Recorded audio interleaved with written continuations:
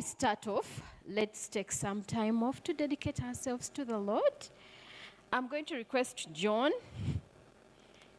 to give us an opening prayer.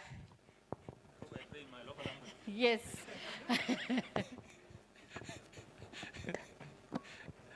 Okay, let's humble ourselves and pray. Lord, we thank you for the gift of life. Thank you for bringing us all here safely. Lord, we surrender all our discussions today in your hands. May you lead us, may you guide us. May everything that we do be to the glory of your name. I ask this in the name of our Lord Jesus Christ. Amen. Thank you so much, John. And now, this is the time we get to know each other, right? And I'm always excited to network. You know that story is important. So, hey, how it's going to go? You get your microphone, you tell me your name, the organization you're representing, even if you're representing yourself as an individual. Then for the fun part of it, if you really, really do not mind, this is optional. There is a question I have in mind. You know, it's end of year, we are setting goals, we are setting our goals for the new year. We are assessing our goals for the last year, whether we achieved. But I just want to know, if you were to travel, which country would you want to go to? Okay? Just think about it. If you were to travel this holiday, yeah, we are coming to Christmas holiday, it's a festive season. Which country would you want to travel to? Okay? But that's optional. Please don't feel pressured to answer it. But you're most welcome. Let's start off from this table. Oh, we start off from the back. I'm told let me start off from the back this time. Yesterday we started off from the front. So from the back going upwards. The vote has fallen on this year. Hey. Good morning, ladies and gentlemen.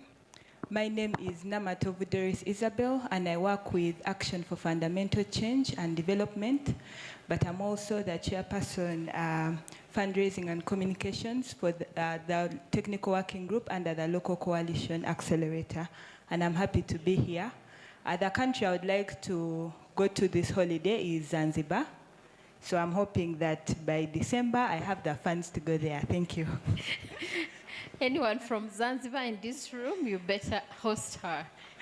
Good morning, ladies and gentlemen. I'm Chamhendo Mailin. I work with Tunaweza Foundation as a counselor, and I'm the vice chairperson of Spinal Injuries Association Uganda. I'm also the chairperson of Spinal Injuries Sports Group that does wheelchair basketball. The country I'd love to go to would be South Africa. Thank you. I hope you're not chasing the mining and the minerals. Good morning, colleagues. My name is Constance Nyamikola, and I'm here on behalf of ARINET Africa, and I am the CEO of Toro Youth Initiative for Professional Development. The country I would love to visit this holiday, USA. Thank you. You know it's winter there, right? Good morning, everyone. I'm Nalwega Mariam representing REAL. The country I would like to go to is South Africa. Thank you. Thank you. Okay, the number is growing. I see many of you straining your necks. Please note that at the front we have 2 screens from which you can watch live whatever is going on in this room, so you do not have to strain your neck to see at the back. Just follow up. We are also online. We are live streaming.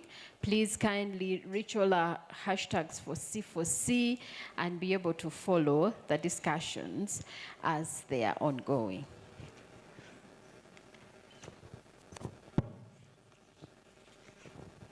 Okay, good morning, everyone. My name is Robert Ongimakol. I'm here on behalf of Mascops Uganda, representing the country director. The country I would love to visit is Turkey, because I want to do personal shopping. Thank you. Very interesting.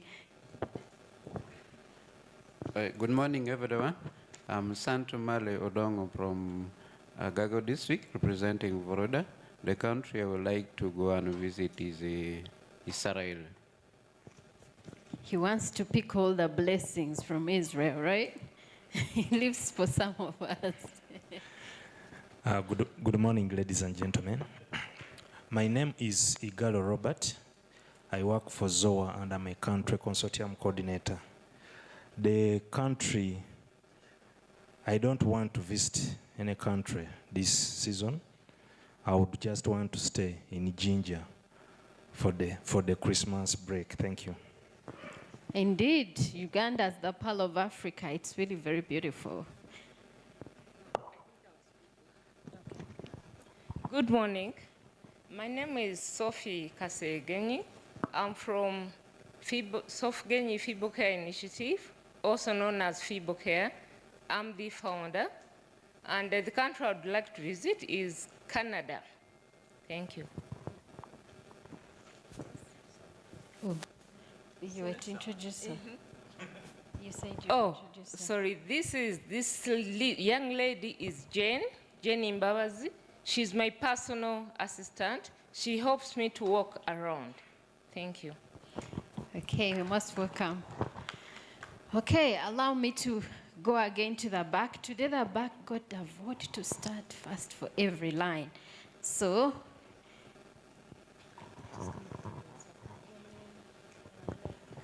hello, good morning. My name is Angela Nyadoy.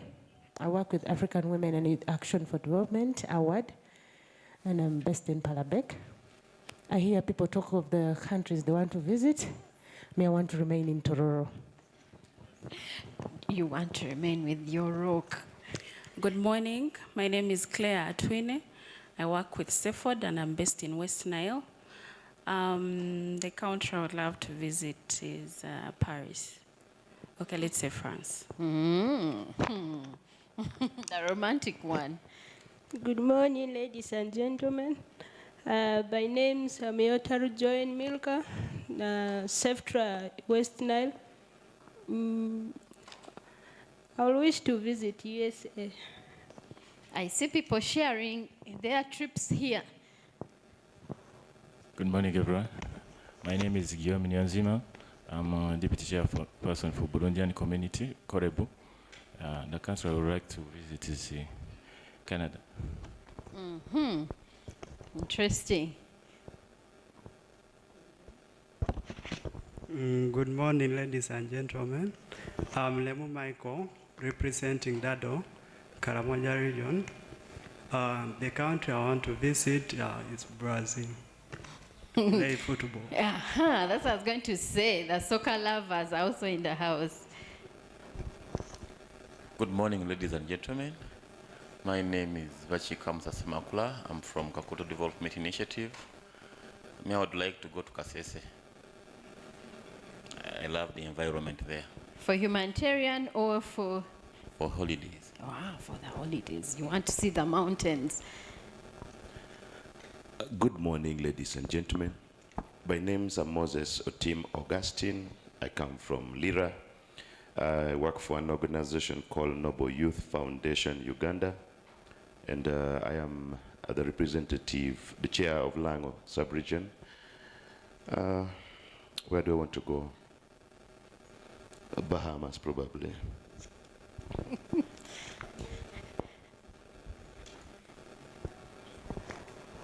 Good morning, ladies and gentlemen. I'm Apaika Gateway coming from West Nile, working with PASHEL, that is Propel Accurate Community Empowerment Initiative. The country I'm likely to visit is Canada. We are soon forming another club out of this club. Yeah, good morning. My name is Feni Twibe. I work for West Nile Regional Civil Society Network, WestNet. I'm the chairperson of West Nile Humanitarian Platform. Where would I think I'll not go anywhere. I want to invite all of you to Arua City. Thank you very much. Yes, Arua is really very beautiful. We are happy to join you. Good morning, ladies and gentlemen. I'm Onzia Teopista. I work with Sepad West Nile as the executive director, and I would like to visit Nigeria this holiday. Thank you. Oh, God. Good morning. I'm by the name Sharon Apio. I work for Hope Again School. I would love to visit South Africa. Thank you. Morning. By the name's Lakot Fiona, a representative from Kitgum area. Thank you. Good morning, everyone. By names, I'm called Abaru Peace, and I work for Peace for Women West Nile. The country I would like to visit is England. Morning, everyone. Harao Koleta is my name, from Agago, a representative of Northern Uganda Widows and Orphans Support Organization. I don't intend to visit any country this holiday. I would love to remain in Lira. Enjoy Uganda. Yes, good morning, everyone. I'm by the name Sanena Pauline Lochken. I come here to represent Meeting Point Kitgum. I wouldn't love to go anywhere. I've stayed for 10 years without visiting my village, so this holiday I will be there. Thank you. Home is best, I'm told. Good morning, ladies and gentlemen here. My name is Oliel Olanya Christine. I come from northern part of the country. I am the program director for Keru Women's Action Program. Keru stands for strength. Yeah. The country I would love to visit is, I think, Australia. Very interesting. They call it the world under. Good morning, everyone. My name is Louisa Namahela, the Executive Director for NOCAPAT, that is Noble Community Agency for Peace and Development in Lira. Not this holiday, but if I would take a chance, I would want to visit Canada.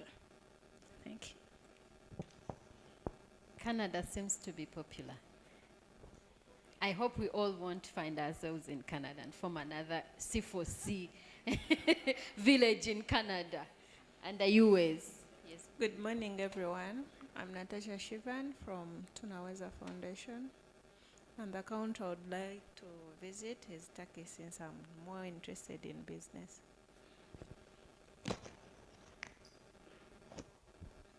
Good morning, ladies and gentlemen. I'm David Kilonzo, the Chief Executive Officer for YOSTO, Youth for Sustainable Transformation Organization, based in Kyangwali. And we are IP for for Allied Uganda program, implementing GBV and community-based protection. So the country that I would wish to visit is heaven, but I've failed to get transported. I don't know if I'm very sure you'll find your way to it.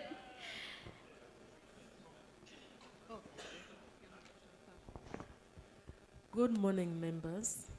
I'm Joyo Harriet. I come from West Nile. I work for PalmCo, that is promoters of market linkages. The country I wish to visit could have been Rwanda, but for this moment, I really have to remain within West Nile. Thank you very much. Very interesting. Good morning, everyone. By the name of Samuel Baraka. I'm a senior community mobilizer for any organization that need. I've been working for Kafomi, and also I'm working now at Rail. So the country I would like to go, it is USA. That is my country. I love it so much. You're welcome. You're also welcome to Uganda. Hello, my name is Nabatans Maria, and I work for Real Uganda. The country I would like to visit is Canada. The reason as to why I love Canada is because there are very, very, very few people there. So I like a country where there are few people. I don't want congestion. I hope you don't end up displaced in Canada with a housing crisis there. Good morning, everyone. My name is Amule Mansu. I work for Riyadh Foundation Uganda. Honestly, I have to say that I've been in Uganda for more than 6 years now, and I would rather say I have to go back to South Sudan and at least pay a visit Good morning, everyone. My name is Constanzia Juliana. I work for a refugee women organization. I would like to visit Geneva. You might be going there next month. Good morning, everyone. Yeah, my name is John Jaldak. I'm the Executive Director of Youth Social Advocacy Team, YSAT. I would like to visit Ethiopia. When you are in Ethiopia and you're a South Sudanese, you're at home, especially if you are from Eastern South Sudan like me. And you you just can like speak home. Juba Arabic. Exactly. Yeah. Both actually. So I would love to go there because I will feel at home. Thank you. Great. Good morning, colleagues. I'm called Emmanuel Joseph Motuna. I am the Executive Director of Youth Empowerment Act, a refugee-led organization that is operating in the Mvepe Refugee Settlement, Terego Republic. If I am to visit any country this year, you know, I've been tired of moving. Just recently, I was in the country called Nebi, and also Pakwach, which is also a country. I also passed via Karuma. So this time, I'm going to the Democratic Republic of Arua for my Christmas. Thank you. Okay. Thank you, ladies and gentlemen. I am Jimmy Felix Okulu from Apache. I work for Nation Youth Empowerment, Executive Director. And this holiday, I think I need to go to Netherlands. Thank you. Hello, I'm Barnabas Samuel. I'm the Development Programs Manager for Community Development Center. I'm here representing the West Nile Refugee-Led Organizations Network in Arua. The country I wish to visit is Panama. It's a country with laws that protects people when they're there. Just like the way I'm in Uganda, I want to be in a country that my rights will be protected. Thank you. Good morning, everyone. My name I'm called Semel Watekons. I work for ICANN South Sudan, a refugee-led organization operating in Yumbe district, that is Bidibidi Refugee Settlement. For these holidays, I think if I were to visit a country, I would love to visit England, because I am really interested to see and witness what is happening there. Thank you so much. Yes, good morning, colleagues. My name is Obuni Richard. I work for an organization called OVC Alliance Forum. OVC is Orphans and Vulnerable Children. We are active in Ajumani and in Arua districts. Come this Christmas holiday, I plan to visit my friends in Juba, South Sudan, with also an additional aim of going to see the current humanitarian situation there. Thank you. Safe travels. For him, it's already set. The rest of us are dreaming to travel. Yes, good morning, ladies and gentlemen. I am known by names of Balim Douglas Francis. I work for Radio 10, based in Agago district, as the station manager. The country I would wish to travel to, though I may not travel, is Argentina. But for these holidays, I welcome all of you to USA, that is United States of Agago. Thank you. Yes, good morning, everyone. Call me Geoffrey Ochan.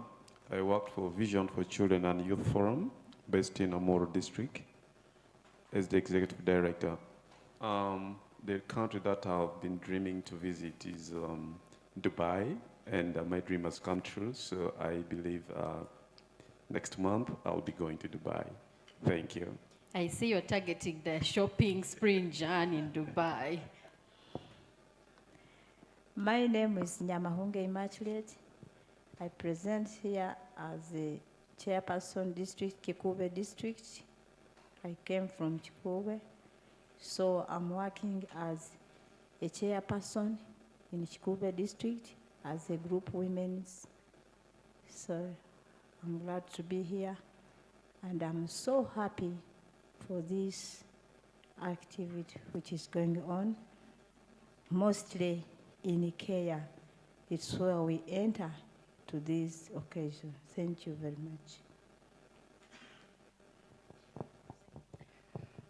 Good morning, everyone.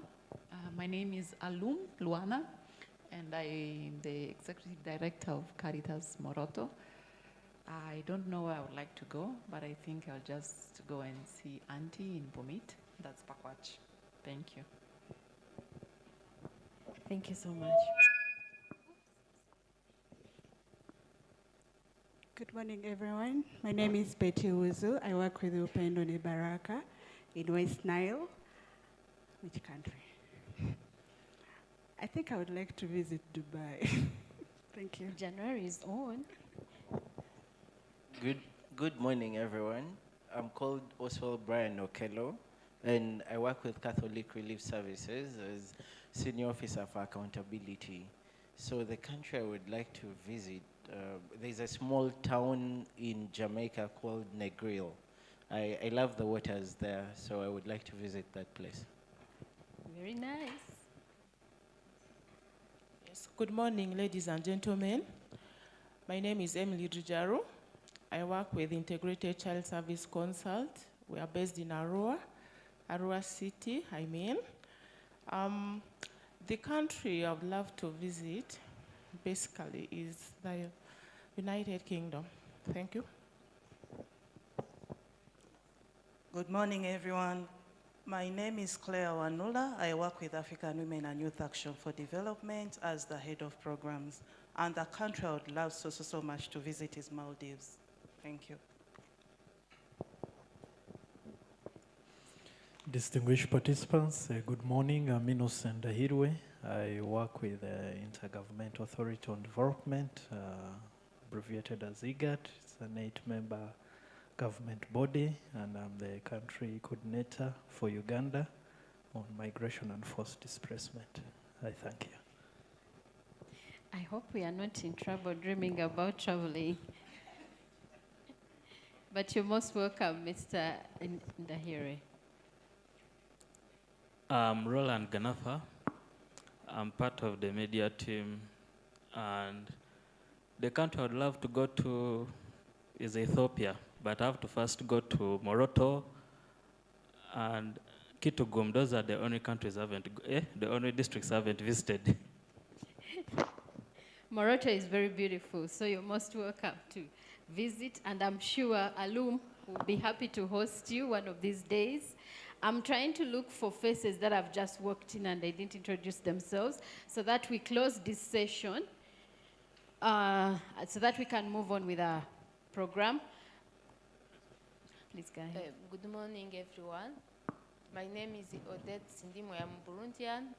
My present is a Bridge of Solidarity. The country which I want to visit is Oceania, Australia. Very interesting choices. For those of you who are coming in, please, the seats are at the front. Don't be stuck at the back. It looks like everyone started from the back, so the front chairs are actually open for your seating. Feel free to take up any area where you feel comfortable and make it your home for the rest of the day. So allow me now to get to the table where I'm seated so that they can introduce themselves. It was deliberate that they become the last so that we can hear from them as we'll be hearing from them during the day. I'll start with Kea. Good morning, ladies and gentlemen. I'm called Noreen Nampeo. I work with Care International. I'm happy to be here and happy to see you all. Thank you.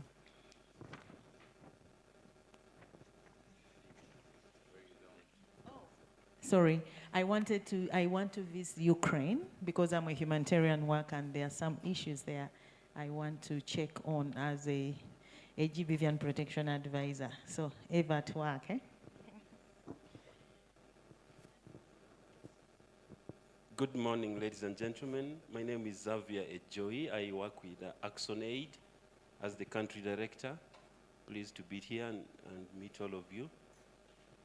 The country I would like to visit is Seychelles, especially an island called La Digue, where they don't allow vehicles. You just go there and hire a bicycle or an ox cart to go to your residence. Thank you. Good morning. I'm Jason Hepps, the Deputy Representative for the UN High Commissioner for Refugees here in Uganda. Nice to meet you all.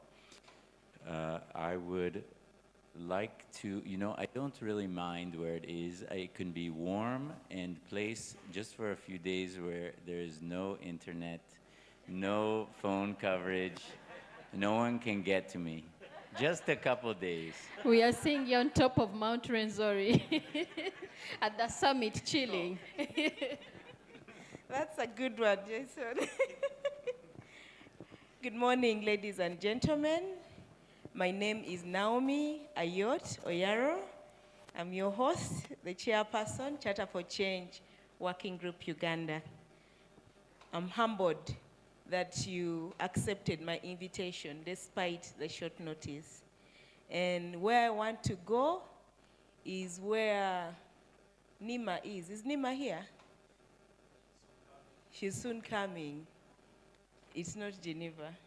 It is Changwali, the country of Changwali. I'll soon be there. Good morning, friends. Good morning, friends. Me, I'm full of energy, so forgive me.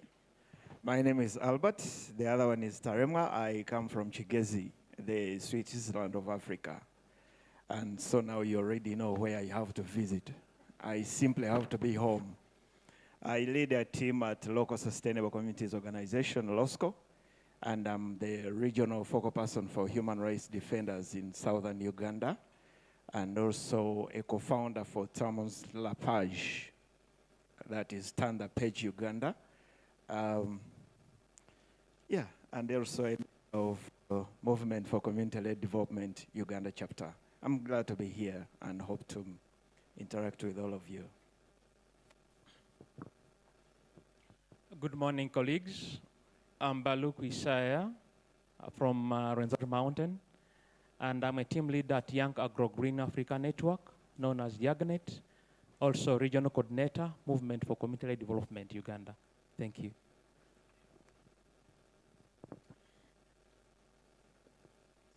Yeah. Good morning, everybody. My name is Sheila Apiny, and I work as the regional program coordinator for ActionAid West Nile and Acholi sub-regions. I'm also the resilience champion at ActionAid International Uganda. I also represent ActionAid International Uganda at the disaster risk reduction at global level. I'm also an agroecologist. I love agroecology. I'm so passionate about humanitarian work and a champion when it comes to the localization agenda. Oh, too many titles. The country, let me stay in the Republic of West Nile. We have a lot of issues. Water is too much, so let's first handle the issues at home. Thank you.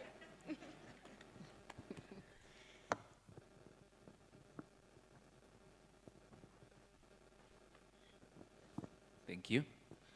I'm called Mesije Selvano. I'm the country representative of the Warande Advisory Center, an intermediary based in Nairobi. I think for now I want to stay here. Yes. Yes. Home is best. Thank you. My name is called Atarobar Festo, the Executive Director for Refugee Active Peace Building Initiative, which is based in Rhino Camp. We are focusing on peace building and also advocating for reproductive health for our vulnerable community. Thank you. So the country that I want to go is Rwanda. Thank you.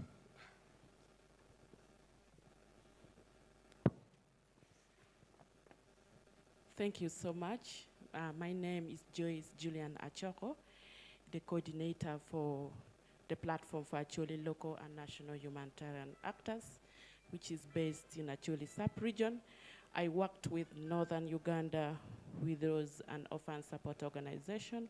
We are addressing the issues that children, widows, that their husband died during the war are facing, and the youth in northern part of the country. The country that I would love to be in is Uganda. Thank you so much.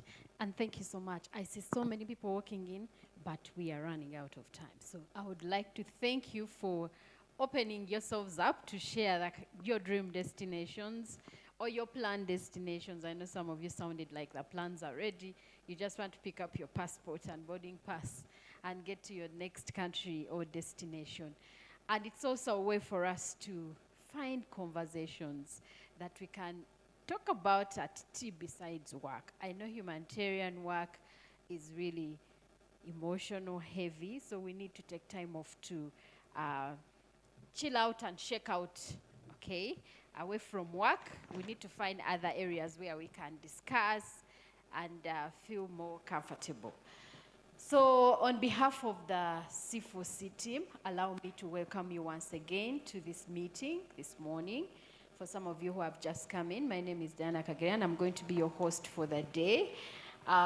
Please feel free to reach out to me for any information that you would want to pass on to the team or the committee. If there is any feedback that you want to give us during the course of this meeting, please feel free to reach out to me. I'll be happy to support you. We have an agenda, and right now we are headed to have our welcome remarks from our hosts. That is the C4C team, led by Ms. Naomi Ayot, and she'll be giving us remarks briefly on to welcome us here and make us feel comfortable and set the agenda. And then we will have a brief report from our rapporteur of what transpired yesterday. For the team that were not here, we had a summit yesterday in this very room, so we'd like to have a brief of what transpired so that everyone can be brought on board. And then we'll have our welcoming remarks, our opening remarks from the representative from UNHCR. So please, at this juncture, allow me to invite Naomi to give us our welcome remarks.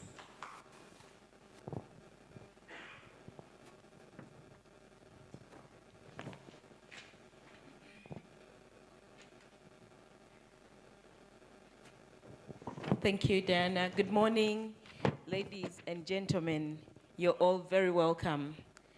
Our dear signatories in the House, the technical working group, the representatives of humanitarian INGO network, the allies to Charter4Change Working Group, and the endorsers, who are the special guests on this day. You're all very welcome.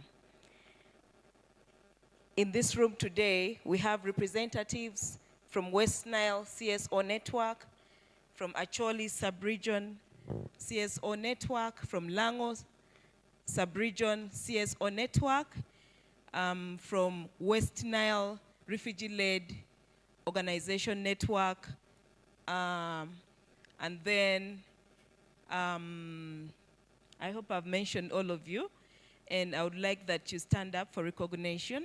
I've not done this work alone. Acholi, please stand up. Lango, please stand up.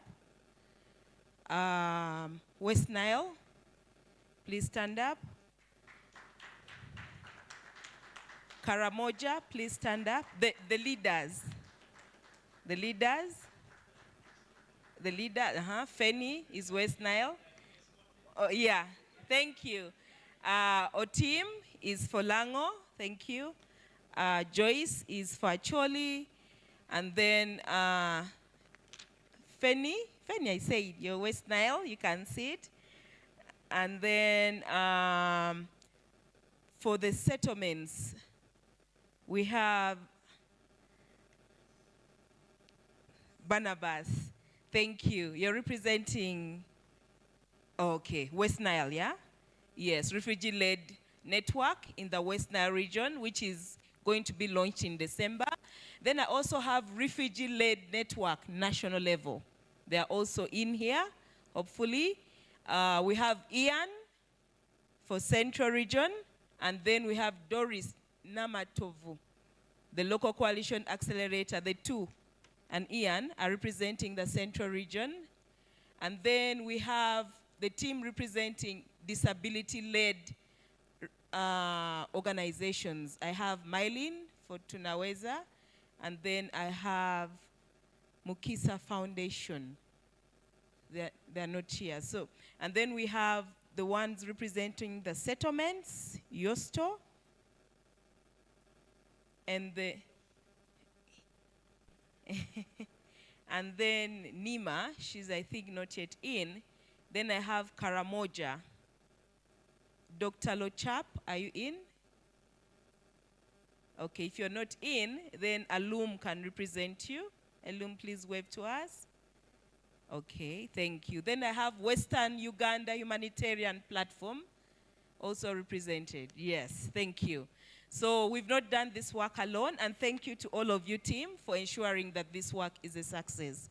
My work here is very simple, is to welcome you. And in the process, because I know that some of the guests will be leaving very shortly, I'll speak quickly about Charter for Change, since today is our annual dialogue. And I'll request the team to present, to flag up my presentation.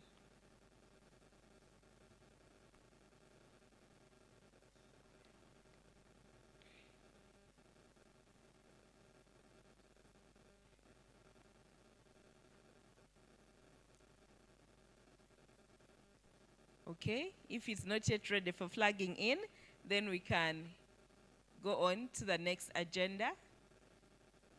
Is it possible for it to be flagged up?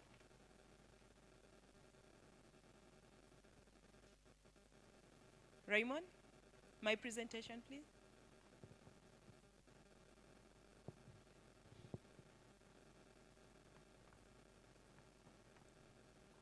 And in the process, I would also wish to thank the steering group of the Humanitarian INGO Network for making this day possible. As local and national actors, we have a little challenge in terms of budgets, but it was really my love that we do the annual dialogue before we get into December, and especially as we also flag the 16 days of activism against all forms of violence of children. So it is an opportunity to talk about the background of Charter for Change, and it comes from the Grand Bargain, which was an agreement between more than 30 of the biggest donors and aid providers, which aims to get more means into the hands of people in need. The Grand Bargain was first proposed by the former UN Secretary General's high-level panel on humanitarian financing in its report, Too Important to Fail, addressing the humanitarian financing gap. As one of the solutions to address the humanitarian financing gap, the Grand Bargain includes a series of changes in the working practices of donors and aid organizations that would deliver an extra $1 billion over 5 years for people in need of humanitarian aid. These changes include gearing up cash programming, greater funding for national and local responders, and cutting bureaucracy through harmonized reporting standards. The Grand Bargain promotes about 9 commitments, and the commitments are greater transparency from the donor community, increasing support and funding tools to frontline responders, increasing use and coordination of cash-based programming, reduce duplication and management of costs, improve joint needs assessments, participation revolution of the local actors, increasing collaborative multi-year planning and funding, reducing earmarking of donor contributions, and then harmonized and simplified reporting requirements. All these commitments were towards making it workable for local and national actors to get on board. Now, that sphere or architecture is basically for the signatories. And that's why I really thank the signatories who are in this house. It means you have a passion and commitment towards the localization agenda. Thank you so much for honoring my invite. Despite the short notice, it was due to challenges beyond my control. Now, because the architecture of the Grand Bargain is not for local actors, then the Charter for Change comes in.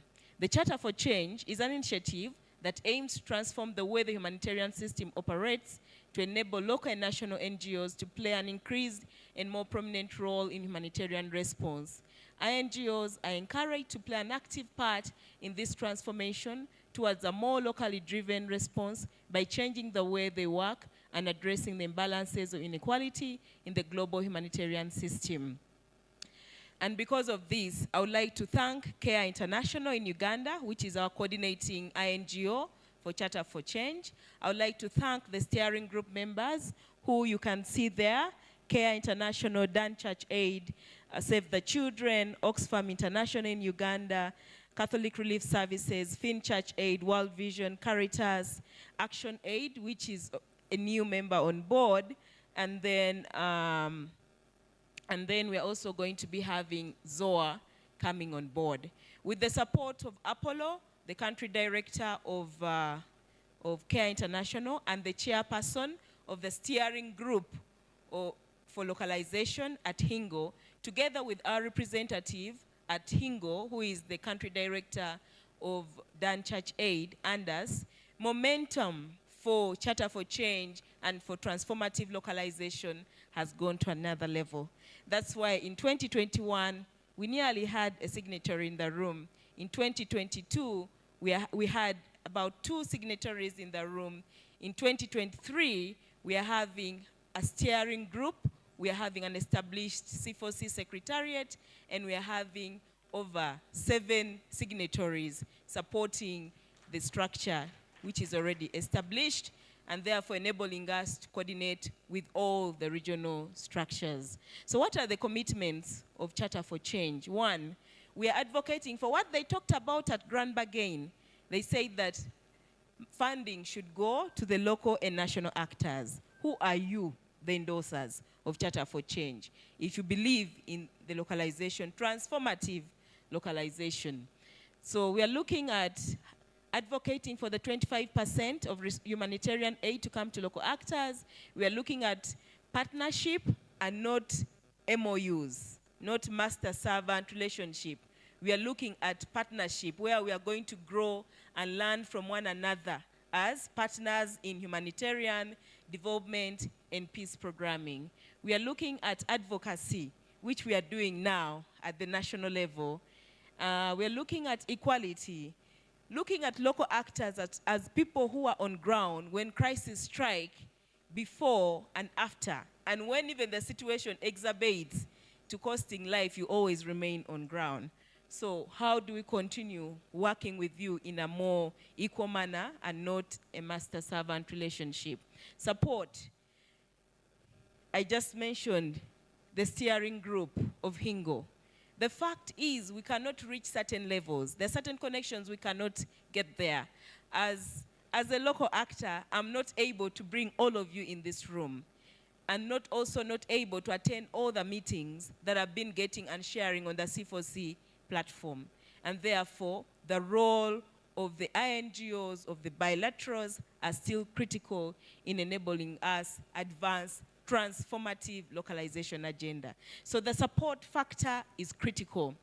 And then finally, promotion. When you work with local actors, recognize their efforts in their reports, in those beautiful reports which end up at UNHCR, which end up at the global levels. Please recognize that some CBO, some YOSTO down there in the settlements did it, so that the donors can know that, oh, there are other contributors right there on ground who have made this work possible. The same with visibility. How do you support the local actors to have visibility in the rooms where they are unable to be?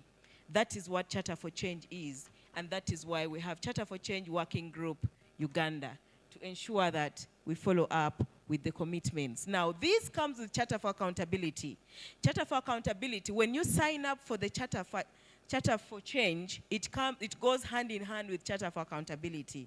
That's why we are encouraging local actors to endorse Charter for Change, such that Charter for Accountability holds you as a local actor accountable. Are you fit for the purpose? Even if you're saying that you want 25% of resources to come to you, are you fit for the purpose? Are you able to manage those resources? Can they trust us?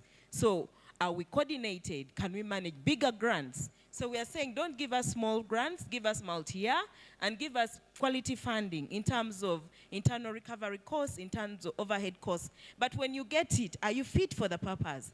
As CARE, for example, is at 50% of resources going to local actors.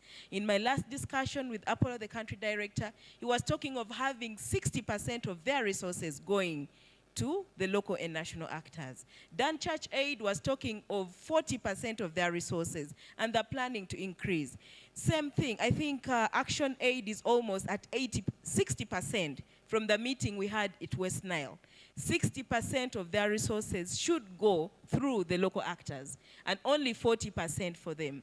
They have cut down staff to make sure that money goes down to local actors. Now, as all these great plans are taking place, what are we doing as local actors? Are we coordinated? Are we collaborating? Are we cleaning our systems internally? If you get the multi-year grants, are you doing external audits? Are you transparent? Do you have systems? Do you have procedures? Are you following them? Such that our advocacy becomes useful. Next, please. The need. I've talked about the need. There have been so many big meetings. And now we are bringing these meetings to the national level. These are very big meetings up there that probably I can attend if supported by a Hingo, because I'm brutally honest that I'll not be able to attend. I cannot afford a 3,000 ticket to attend some of these big meetings. But are we able to get that data and bring it down to you? Can I work with someone in CARE, in Action Aid, in CRS? Can we get the tools they have to enable us to do the work that we need to do down on ground? So all those have been there, and they're the ones which are promoting the localization agenda. The Paris Declaration in 2005, the Accra Agenda for Action, the Bansen Partnership, the Grand Bargain, which I've not talked about. But if we are to measure the success at global level, resources coming out to local actors is at 3%. In Uganda, the latest report was 8%. I'm sure if we did another assessment this year, it would look better. So many meetings have been held from global to the lower level. Our discussion today is, how do we move from rhetoric to action? How do we get more signatories on board so that we coordinate in advancing a transformative localization agenda? How do we make other signatories speak like CARE, speak like Action Aid, speak like CRS, speak like Oxfam, speak like all those 7 signatories that have supported us to be here and are supporting us to advance the localization agenda in the spaces where we are not? How do we do it if Hingo is giving us that space? How then do we enable locally led humanitarian development and peace nexus programming? Next. Why we still need to partner this symbiotic relationship? Localization agenda does not mean that the international non-government organizations should go away. No, we still need them. How do we need them? We need knowledge. We need to share issues, nuances, and cultures, the proximity they have to the big pots, the expertise which they have. For instance, you all have a map on your table. As the C4C Secretariat, we don't have the geospatial mapping technology. But we worked with a Hingo member, a steering group member, and that is Catholic Relief Services, to enable that we do the mapping, and the results will be shared shortly. I don't want to waste time there. So those are the expertise. We still don't have them. But if we work, we have that symbiotic relationship, we can do big things. If we have such symbiotic relationships, then we can have what we had with Action Aid in West Nile region. We can have what we had with CRS in Acholi sub-region and the holistic organizational capacity assessment that is ongoing in those regions. They have the networks. Many of local actors are going to the Global Refugee Forum. Are you sponsoring yourself? Who has supported you to put together what you need to take there? So this is the relationship that we are talking about. How did you get the knowledge? Who is preparing us for the COP28 agenda? Resources. One of the reasons why we are here is because I finally garnered the resources very late. Because as a local actor, I could not get it all at once. But then with the 7 signatories, once I got the confirmation, I ran straight to organizing this. So we still need them, and we shall continue leading them. The roles will change. The roles we may be adjusted, but we need that symbiotic relationship. Let's go on. Next, please. So, having said that, as Charter4Change Working Group, who are we? What have we done? How many do we form to date? So, Charter4Change Working Group was formed in November 2019 when it was launched. The group brings together signatories, endorsers, and allies of localization, working together towards promoting local humanitarian leadership. The current word is we should move away from handouts to durable solutions. So we are talking of humanitarian, development, and peace nexus. The purpose of the group is to champion the localization of international aid in Uganda, influence signatories to fulfill their commitments that are already shared, influence donors through a collective voice to fulfill their commitments in the grand bargain, provide space for sharing information and resources on localization of humanitarian aid, monitor national progress on localization, and link them to international discussions through participation in global spaces, supporting endorsers to have better representation with strong coordination mechanisms. The achievements to date, between 2019 and 2021, endorsers rose from 40 to 72. And we are using the platform to provide an intentional space for women in humanitarian development and peace leadership. And also we are working to recognize and promote refugee-led organizations and networks, and then effectiveness in conducting its bi-monthly and annual meetings. Next. So we had 3 signatories then, at that time. To date, what are we talking of as our achievements? I categorize them into 3. The achievements have been broad in terms of local leadership, empowerment, structural, institutional, and systematic capacity strengthening, networking, information and knowledge sharing, including evidence building that transformative localization is possible. So under local leadership, what has happened? We are having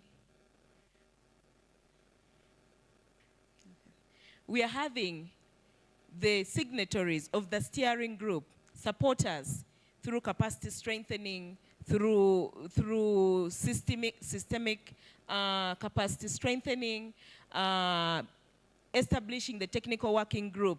So we know that the country directors are very busy. So because of that, when I come to Action Aid, Xavier has given me Sheila, whom I can call at any time. I'm stuck. I'm going for this meeting. What is the latest at the global? How can I connect it to what is existing? Or we have this activity. How can I make it better? When I come to Care International, we have Noreen, who has been here since yesterday and supporting us to make sure these events are very well coordinated. When I come to Catholic Relief Services, I have Beatrice. When we come to World Vision, we have Evelyn. I'm not sure if she's in here. Finchurch Aid, I have Agnete.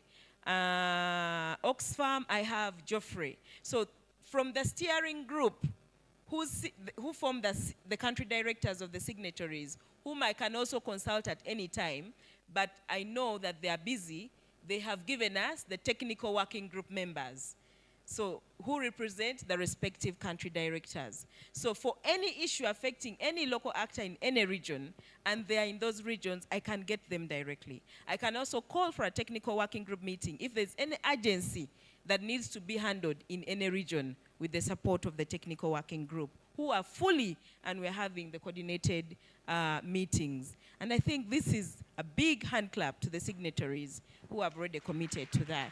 That is what we need. Sometimes we don't need money. You see, when they see local actors, they think we need money all the time. No. We want the research.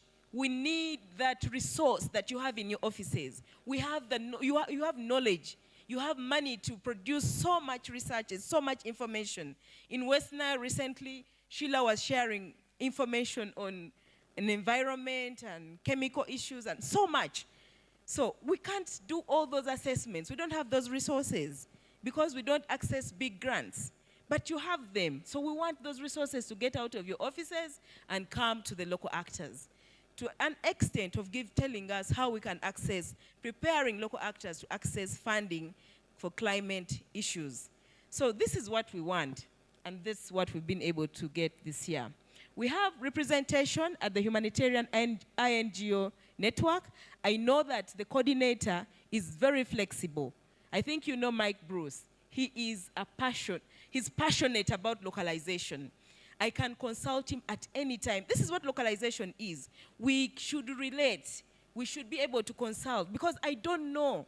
Mike Bruce knows what is happening in the bigger sphere where I cannot reach. But I can consult him. I'm going for this meeting. What do you think about it? What is the latest on ground? And then he can be able to advise me. I know he's late, but he's going to be joining this meeting anytime. I know he's passionate about localization. So these are the things. So we have representation at Hingo by the country director of Dan Church Aid, Anders Basthom, whom I also update on our work at C4C. But also I know that he has networked me to Mike Bruce, the coordinator, who is an ardent supporter of localization and has always also been there to support us. We are going to the level of formalizing the relationship because it has been a volunteer focal person. So now Hingo wants us to formalize representation of C4C in Hingo. This is a space which is not designed for local actors. But they're saying, no, you're welcome. In fact, they have told us to come in and participate in the annual. I think that's a big hand clap. So I expect Mike to be in here, and that's the person I'm talking about. It is front biting. It's a positive one.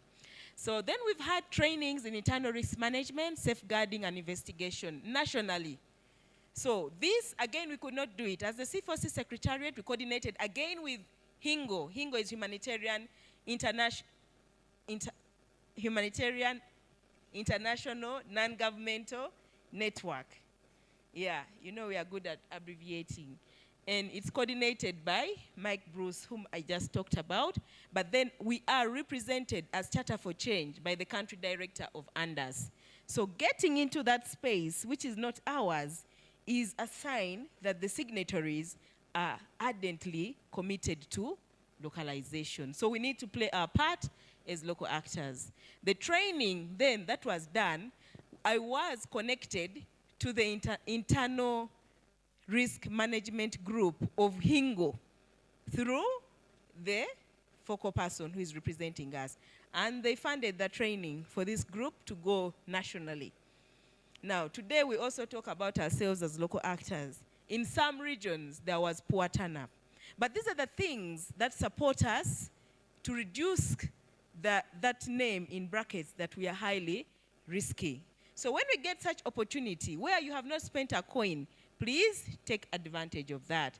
Financial support for participation in regional, international meetings for leadership strengthening and exposure opportunities to advocate for transformative localization agenda. So those have been our achievements this time. And then under structure, the steering group of Hingo that I've talked about, which has a technical working group. And then this year, we have a fully fledged Charter4Change Secretariat that is hosted where my organization is. I won't mention it because today is not about my organization, it's about Charter4Change. Then we have the steering group, which is allocating staff as the technical working group to provide the C4C Secretariat with technical backup and support. Representation, which I already talked about, of C4C Working Group Uganda at Hingo by the CD. the CD of Dan Church Aid. These are structural, institutional, systematic capacity strengthening. We are talking of quality capacity strengthening, moving away from projectized things to telling us that you can do it yourselves, but we can give you the technical support so that you can do it yourselves. Networking, a lot has been done in terms of networking, coordination with refugee-led organization. We're having an increase in number of endorsers of refugee-led organizations. We need to move as a voice. Localization is not just about refugee-led organizations, because RLOs is moving from, before you became an RLO, you moved, there was a change of boundary. And there's a host community that received you and allowed you to establish yourselves. So it's about working together and having the community that is affected, the persons that are affected at the center. Once we grab that, then we shall go a long way. So that's what we've been able to do. I think my time, if you scroll down, we'll be having a whole presentation on the geospatial mapping. This is one of our biggest achievements this year as well. We've been able to map 229 local and national actors on a virtual map. We have that data at the Secretariat. It's the biggest achievement for this year, and we'll be presenting about it. We did it as Charter4Change Working Group Secretariat with the technical support of Catholic Relief Services, which is a technical working group member and is also a steering group member of HINGO for localization and for Charter4Change. Next. That's what we'll be presenting shortly. Next, and those are the steering group members currently. Next. Our asks. As a Secretariat, I'm glad I have a government representative in.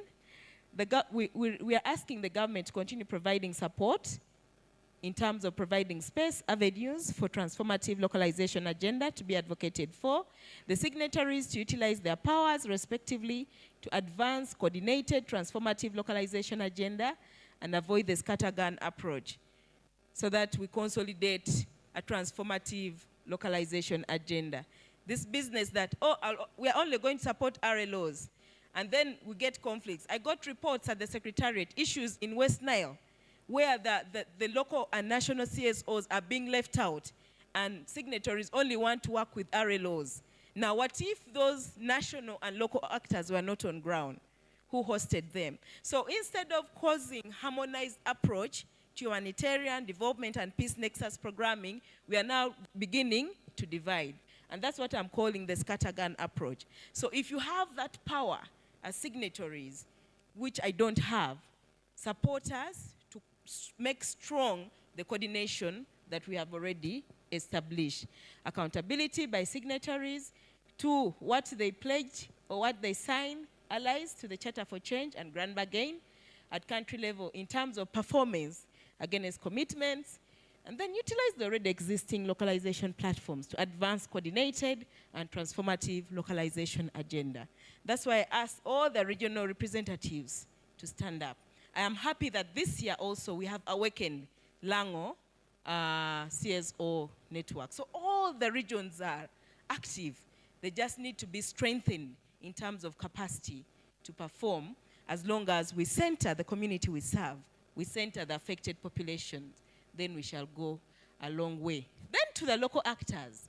I know that we are demanding for the 25% to come to us. We are saying signatories should work with us because they said they played to work with us. But then are we fit for the purpose?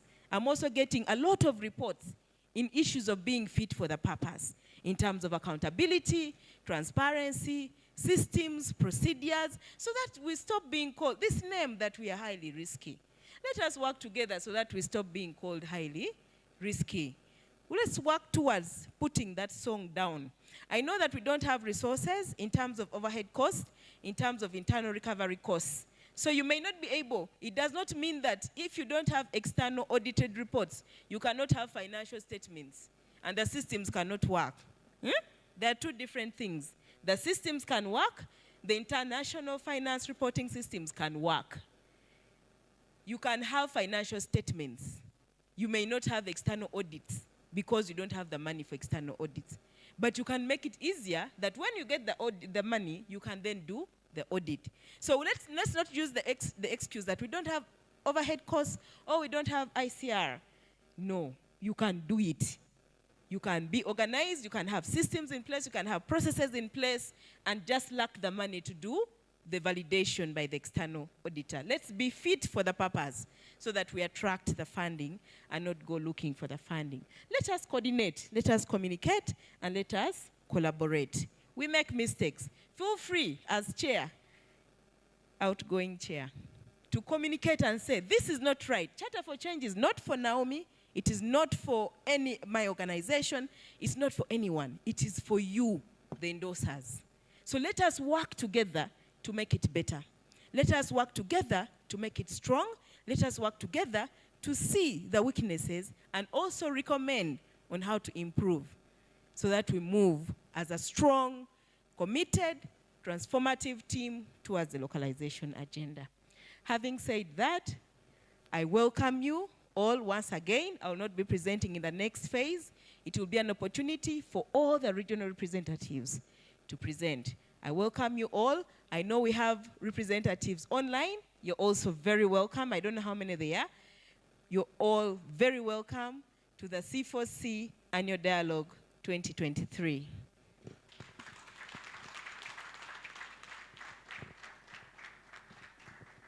Thank you so much, Naomi.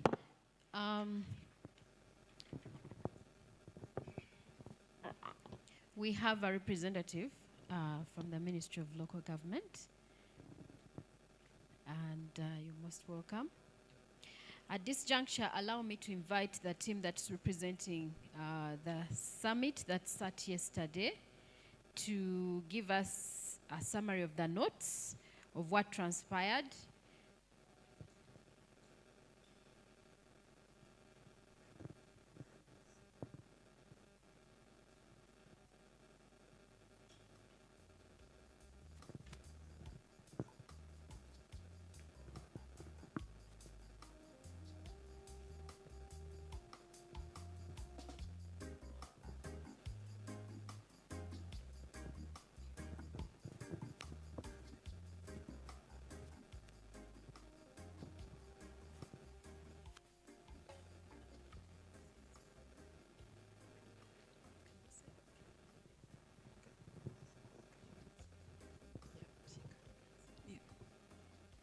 Good morning, ladies and gentlemen.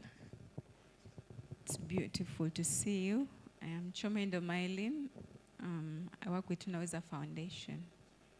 You're welcome. Good morning, team.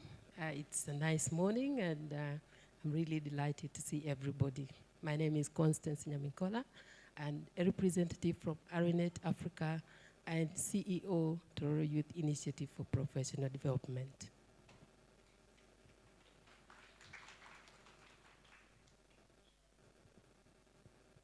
Could you please just flag up for us the presentation?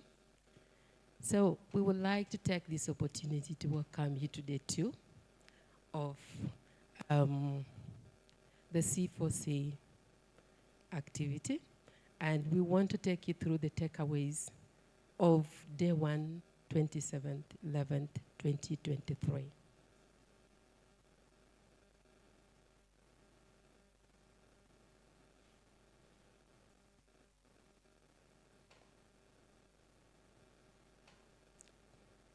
Just a minute. I think that's not. Yeah, as they prepare we are good to go.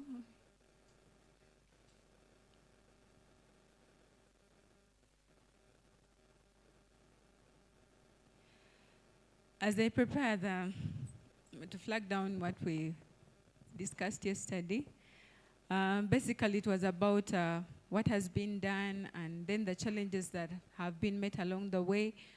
And basically all issues were to do with culture and perceptions and attitudes of how women are handled in society. And we are looking around how to handle these situations and to make women participate fully on humanitarian grounds in leadership so that we can grow as a country. Because one of the development goals says, leave no one behind. And if we are to be realistic and fair enough, if you leave a woman behind, then you're leaving the country behind in terms of development. And among the challenges shared that women go through, women with disabilities go through double trauma in those challenges. First, to accept themselves, then to be a woman, and then be part of the community.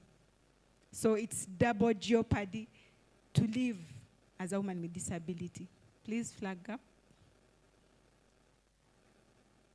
Yeah, just to add on what she said, it was clearly outlined that disability is not inability.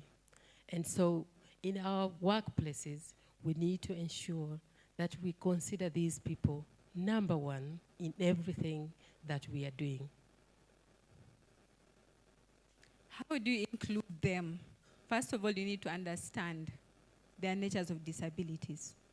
There are different types. What are their needs? What are their requirements? When all these are met, you may not notice the disabilities, but see the best that comes out of them. So we come to say that if we are going to work with people with disabilities in host communities, in every atmosphere that we are working in, we need to ensure inclusivity at the places of work. This comes with being with sign language interpreters. This comes with having notice in all accessible formats. At least technology has advanced.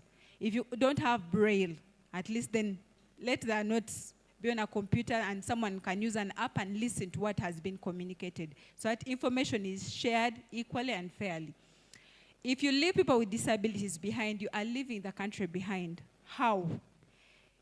They are not equipped to live. Therefore, you've made them dependents. And when they are dependents, they are consuming and not adding value. So it's a whole chain of poverty growing and therefore pulling the country behind.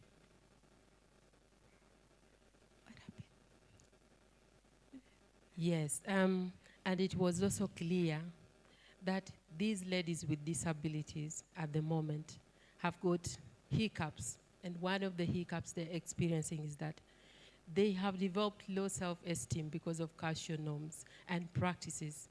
Women are supposed to be in kitchen and not to speak in public. And so this has erupted the whole society. And everyone now is like, okay, so what next? So the people in this room were actually advised to put these people priority in everything. The other challenge they face is lack of education. The education that is there, if we look at the girls and then the girls with disabilities, they are both vulnerable. But the vulnerability that comes with, to the girls with disabilities is the education system does not cover their needs. You will find there is a school fairly accessible, but the washrooms are not clean. The teachers to handle their nature of disability, where they're training, are not in schools. They're not sign language interpreters. There's no Braille. So at the end of the day, the education system is kicking them out and leaving them helpless. Then when they have been able to be educated, when they have been lucky to be educated, when they go to seek for jobs, like every other woman, we are sexually harassed. Someone wants you to sleep with them before you're given a job. Therefore, we're at risk of HIV. And then others look at our disability before the ability. Most people call us the disabled, meaning they're seeing our disability before the person in us. Then we have silent laws and corruption at large. Every other woman is experiencing it. The laws are in place, but they're not being activated. They're not helping us. Even when you have the capacity to rise up and go to the police, someone told me, by the time you walk out of the police station, the person you've sued is following you. That's what is in Uganda. Then we have the political environment that is hostile. I've had a chance to participate in the politics of people with disability because there's a system that was put in place. Not all of us vote. A few people are selected to go to the national to elect our leaders. Guess what comes with it? The few that go to elect are booked when the system is starting, taken to a hotel, paid for, until election day you will not find anyone. So when they reach there, they know who took them, and that's the person they will vote. What comes out of that? We have leaders who have been in positions for long and are not performing. Even when they get to parliament, they are put on other committees that handle issues that don't help people with disabilities, or even women without disabilities. Therefore, we don't have results out of those leaders. Possible solutions to all these hiccups. We suggested that we should lobby for a fairly cheap and accessible education sector at all levels.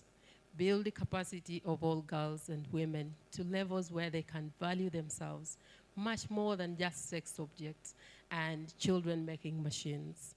Give them skills in relation to their passion so that they have a reason to wake up, work, and develop. And government should prioritize creating job opportunities for women with disabilities, especially those with qualifications, and not for disability issues, but for of their competencies in any other fields. Next slide. Let sign language be taught all service providers. Whether you're in the private sector or public service, please endeavor to have a sign language interpreter at your point of service for inclusion purposes. Then every entity designing intervention programs on humanitarian grounds or whatever you're doing, please ensure you have included people with disabilities and be intentional about it. That when we are tracking, there's data, there's evidence to show that they have been considered and they have been impacted on. Then we need to work more on empowering girls and women at grassroots. Because when time for election comes, they settle for a piece of soap, a kilo of sugar, and because they don't know their worth. So empower them that they can fully participate to the development of their country, making right decisions when they're informed. Then lastly, information passed on to the public should be accessible to all. Accessible to all. There are not boards that are, above my height. I'm looking at the little person reading that information, trying to get what has been communicated. Thank you. And we had the second keynote speaker, who was none other than Honorable Miria Matembe. And from her speech, this was our takeaway. That as a leader's courage, a leader's courage, determination, and resilience does not depend on a person, but the passion.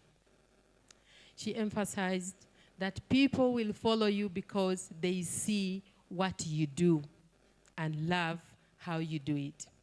That leadership is a calling, and if God has called you, you will always achieve. As long as it's your vision and your God, you will win.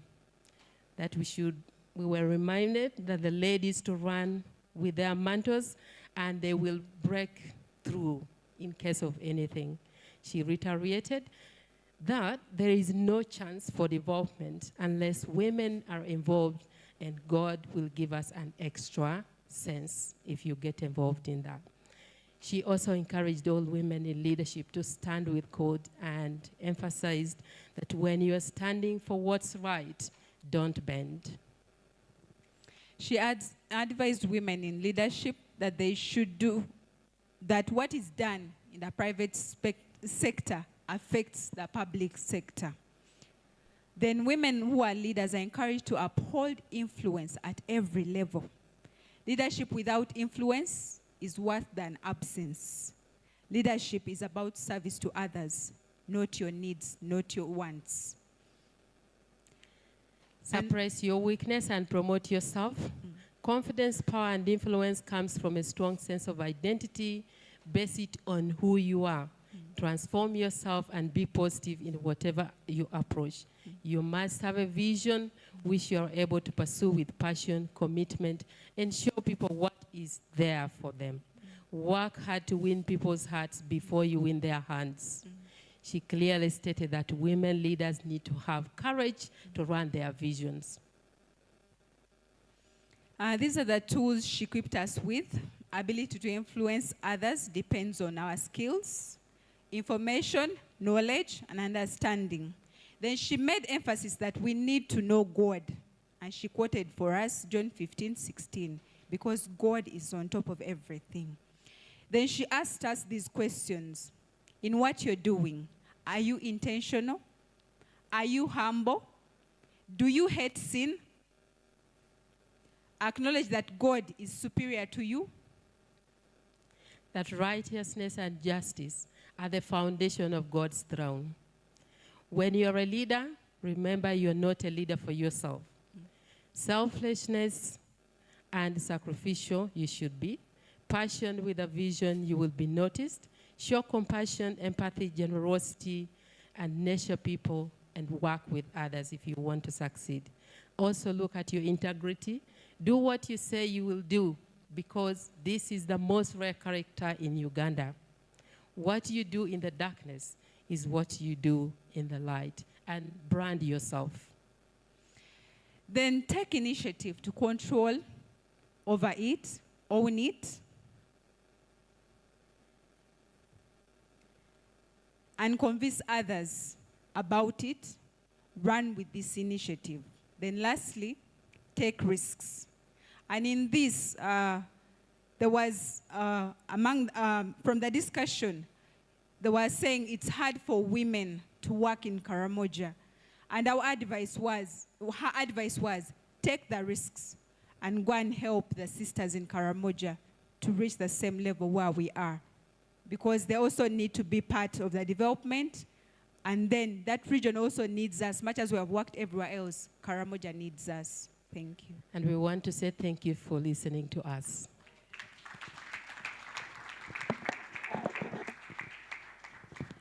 Thank you so much, Mylene and the team. We will now have our opening ceremony. Allow me to invite the following individuals to the podium to take their seats at the high table. We'll start with the Country Director, Action Aid, Uganda, Mr. Xavier Ejoy, kindly take your seat. It's Xavier Ejoy, thank you so much. Allow me to also invite the IGAD Country Director for Uganda, Mr. Ndahire Innocent. And lastly, allow me to invite Mr. Jason Hepps from UNHCR. And I would like to also request Naomi to escort them so that we can have our opening ceremony. The technical team, kindly activate the microphones on the podium.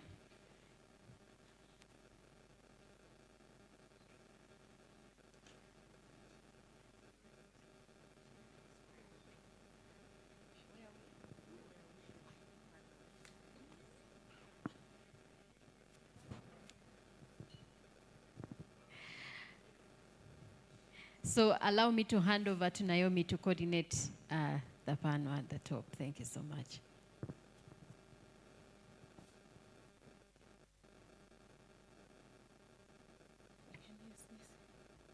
Thank you, Diana. And without wasting time, it's the opening remarks session, and we value the signatories we work with and can afford to give us time to be in a local actors event, the Charter4Change Annual Dialogue. So I'll request that we start with a few remarks from the IGAD country representative. Then we have UNHCR, and then the final opening remarks from the representative of the steering group of HINGO for localization, country director of Action Aid.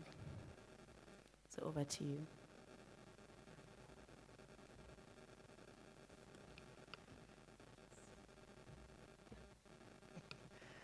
Okay, thank you very much. The chairperson, Charter for Change, UNHCR representative, distinguished government officials from the ministries, departments, and agencies, our very wonderful distinguished partners, invited participants, ladies and gentlemen, a very good morning to you. My name is Innocent Dahirwe. I work for IGAD. IGAD is the Intergovernmental Authority on Development. This is an 8-member government body where Uganda is one of the founding member states, and the headquarters for this intergovernmental body are in Djibouti. I work with IGAD as the national or country coordinator for forced displacement and migration matters, effective this year. I know most of you know me somewhere else. I've been with the Office of the Prime Minister for the last almost 10 years, handling refugee integration and legal matters. So I recently moved to IGAD, and I'm there to still further these wonderful issues on especially refugees and migration. Charter for Change, localization agenda are a topic which is quite dear to me personally, and I think it's largely what brings me here. This morning I really had quite a lot, but when the chair asked me to come, because of the subject, I had to put aside all and come in. And I want to tell you that I'm so happy to see a full room of actors, of partners across the country. And this is what I miss so dearly, because this is what I was used to working with. So as I leave the national operational and implementation work in the refugee and host community setting, what I'm doing at IGAD is to see how we can do this more at cross-border level. And when you talk about localization, I was very happy to hear refugee-led organization, host community organization, you know, that whole inclusive approach to this subject. Because for me at IGAD now, which is a cross-border kind of organization of 8 governments, and Uganda hosting the largest refugee population in the region and also on the continent, I'm very happy to see that with this kind of approach, what we are doing, we are not only empowering our citizens and our refugees in Uganda, but we are actually working towards durable solutions, whereby when you empower, for example, refugees, then these are the very people we are going to work with to change their countries of origin. And this is the approach, this is the framework I implore our partners to look at this kind of approach when we talk about localization. So when, for example, I've had a lot of participation, chairpersons from the northern Uganda, where we have actually the largest refugee settlements. That means these two communities, you're not only contributing to resilience, to self-empowerment, to knowledge, and as well as a young population that tomorrow is going to be quite better, but you're also ensuring that the refugees who are being hosted in this area are not being left behind.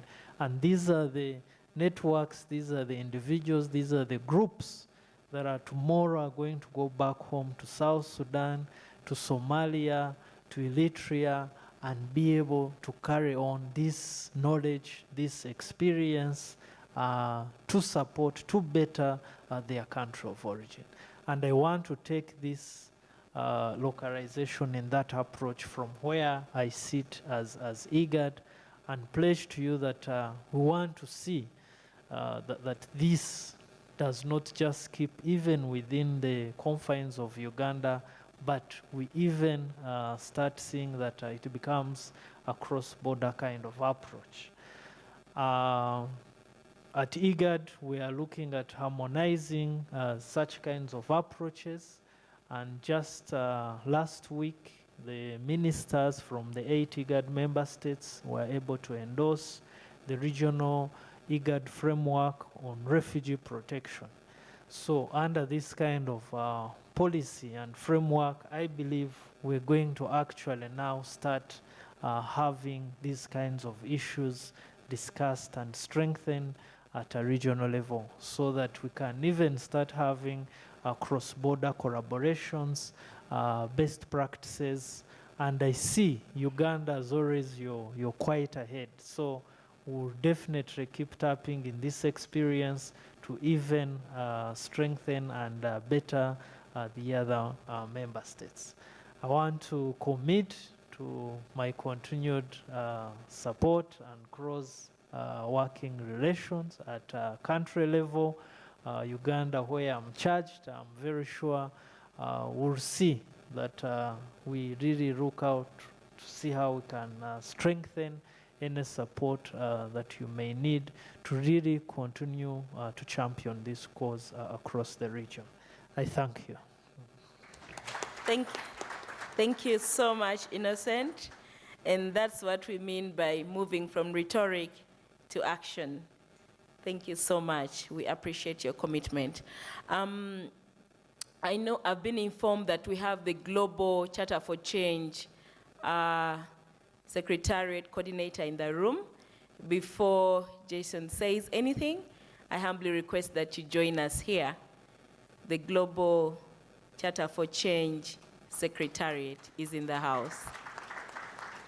Thank you. Thank you, Claire, for making it. I know you had an engagement in Nairobi, but you prioritized Uganda. We are so privileged to have you here. Your steps here.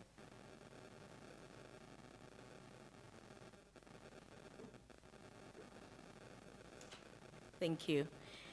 And also, it's a milestone for us as Charter for Change Working Group Uganda.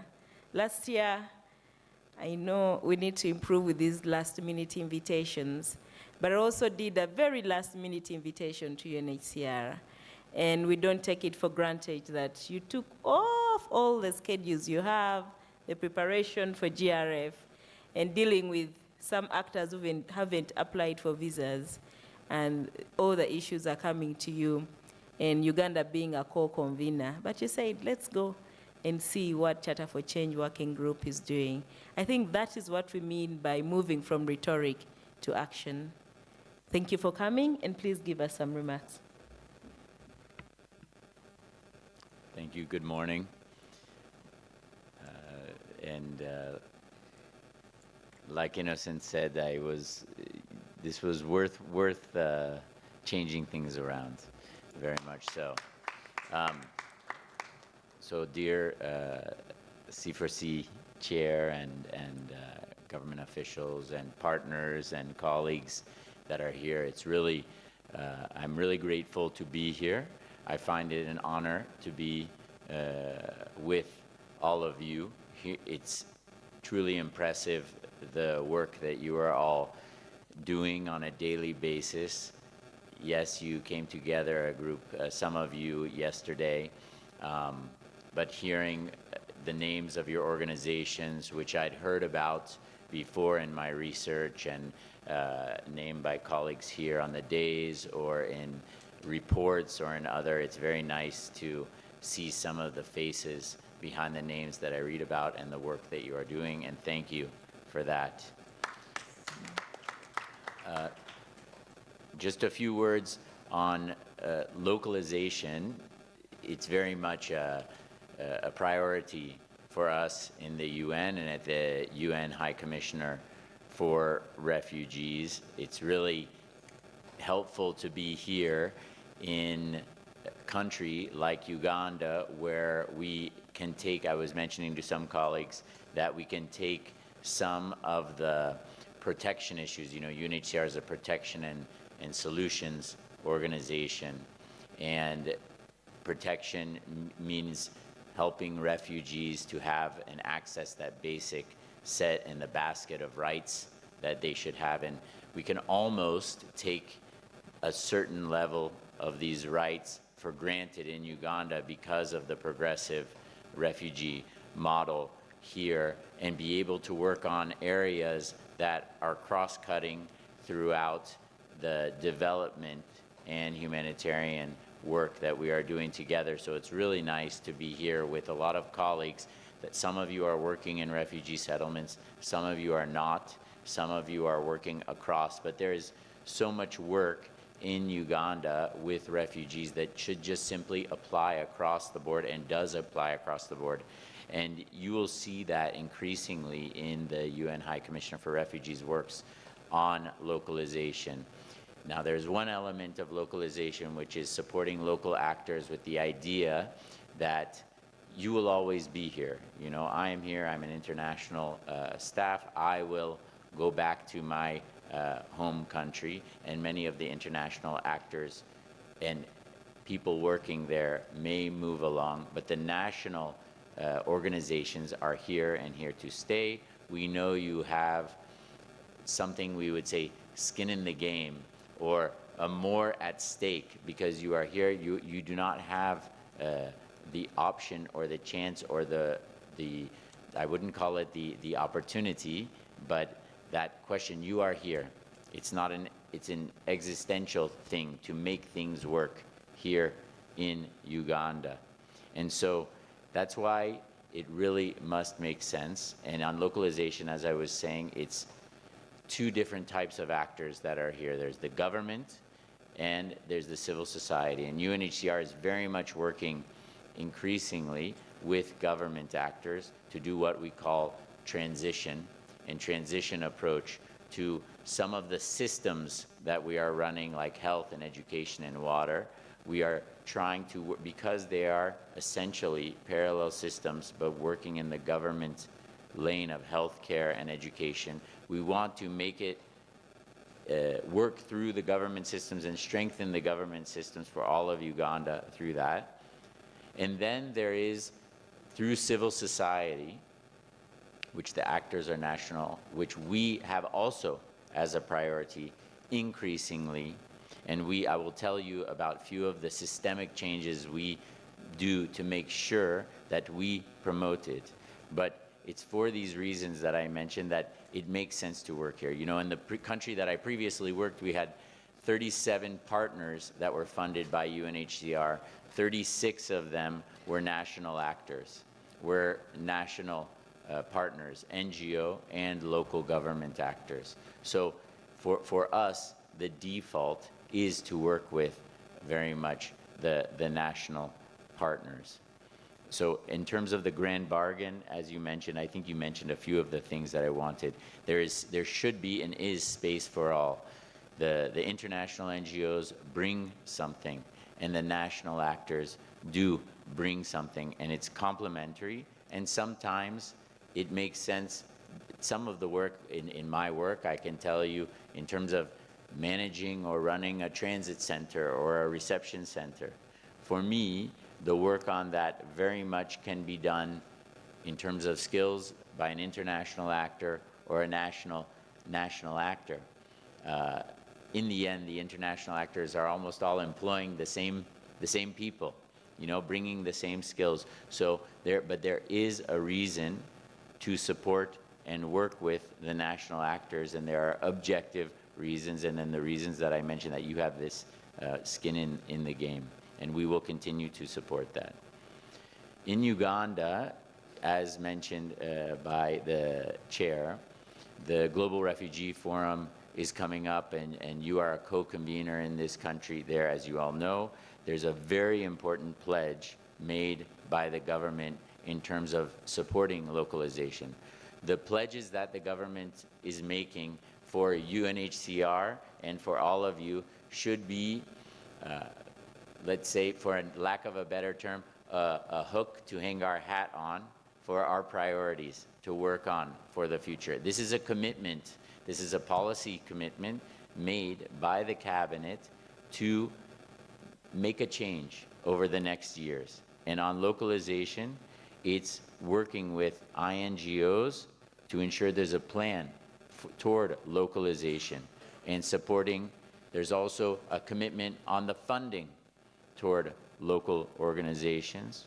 And there's a call for local organizations, as it's mentioned in the past presentation, for improved transparency, accountability, and systems so that we can enable the funding, we can enable these plans. This is really the opportunity for us to put rhetoric to action and matches the theme of this meeting. And we need to take advantage of this pledge and this commitment from the UN High Commissioner for Refugees. We will be working hard on each of these pledges, their realization, and working with the government supporting, but calling on them to fulfill their commitments. And this is really an opportunity for all of us in this room to take advantage of. From the High Commissioner for Refugees, just to mention some of the things we are doing specifically here in Uganda. When I first arrived, I heard a term of twinning with local partners. It's the first time I heard of it. It makes sense, but we would like to see something more, something, and I think you mentioned it, it's going from, I forget what the term was, going from subcontracting to partnership or something like that. We need, if we are going to go into a twinning relationship with our partners, we want to see something more out of it, meaning it's not just going to be just to tick the box.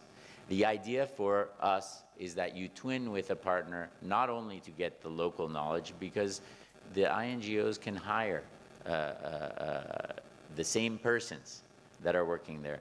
No, it's that the idea is that this work can be replaced by the national partner, and then something was preventing the national partner from winning that grant, from taking that partnership directly, and they're going to build up that capacity and fill that capacity so that in 1 year, 2 years, 3 years, the partnership would continue with that twinned partner. So a real partnership being on the road, if not a direct partnership, which is what we're doing in our partner selection process. We do provide a sort of affirmative action toward national partners in providing, recognizing in an objective manner the added value that we get, and we do that. We do work with refugee-led organizations and community-based organizations, and there's been instruction from the highest level, from our High Commissioner based in Geneva, to increase and systematically engage and have partnership there. And some of the system, the overhead costs that we provide to national and international partners, recognizing the needs that you have to do your work properly and the flexibility that you need to address some of the constraints that you presented. Lastly, some of the things that I suggest and we suggest that you can do, that would be on coordination. Please do continue to engage in the coordination mechanisms directly, actively. It takes time, but it will get you out there, and the coordination mechanisms benefit from you, but also you can benefit from engaging there, so we can direct the donors or other partners to you. Read closely and respect the principles of partnership, particularly those on responsibility and transparency.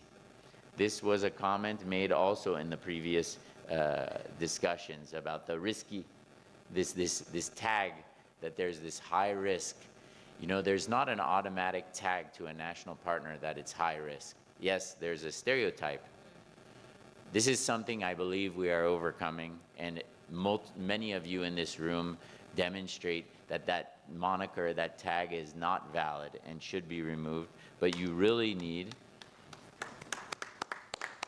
to do your best to and you are at a disadvantage there because of that stereotype. So you need to do that extra step to demonstrate you're working on the systems, you're committed to the systems, identify your weaknesses, all of us have weaknesses, and ask for assistance on those specific areas. I believe on the results-based work, on the complementarity of your work, it's easily demonstrated. It's overcoming some of the challenges, but also overcoming the stereotype that I think is unfairly there in most cases, but we all have to work to it.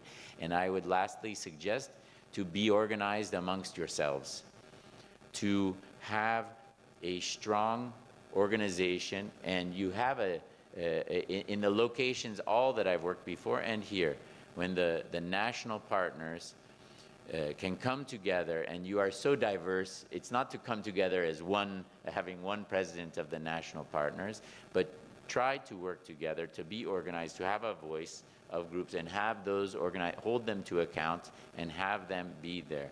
We have a very good relationship with some of the national partner organized and coordinators. And just like the way that we're working here, and we have Mike from the Hingo who is here and representing, and I can go and speak to him and feel I've spoken to all the INGOs. Why? Not because he's going to speak for all of them. Sorry to pick on you, Mike. But I know he will take the responsibility and accountability to communicate or tell me I need you to talk to them. Because, and that he will take that and speak openly in that way, and we need to have that. And it's harder in this room because you look at everyone here and all the organizations, but you can do it and seen it done. I would like to say thank you for all of your work, with refugees, with the hosts, and all the locations where people live far from refugees, working in the human rights area and others. You know, UNHCR is a human rights organization that does humanitarian work because of human rights. And so we are there, we are with you together, and we will be with you. So thank you, and have a nice conference.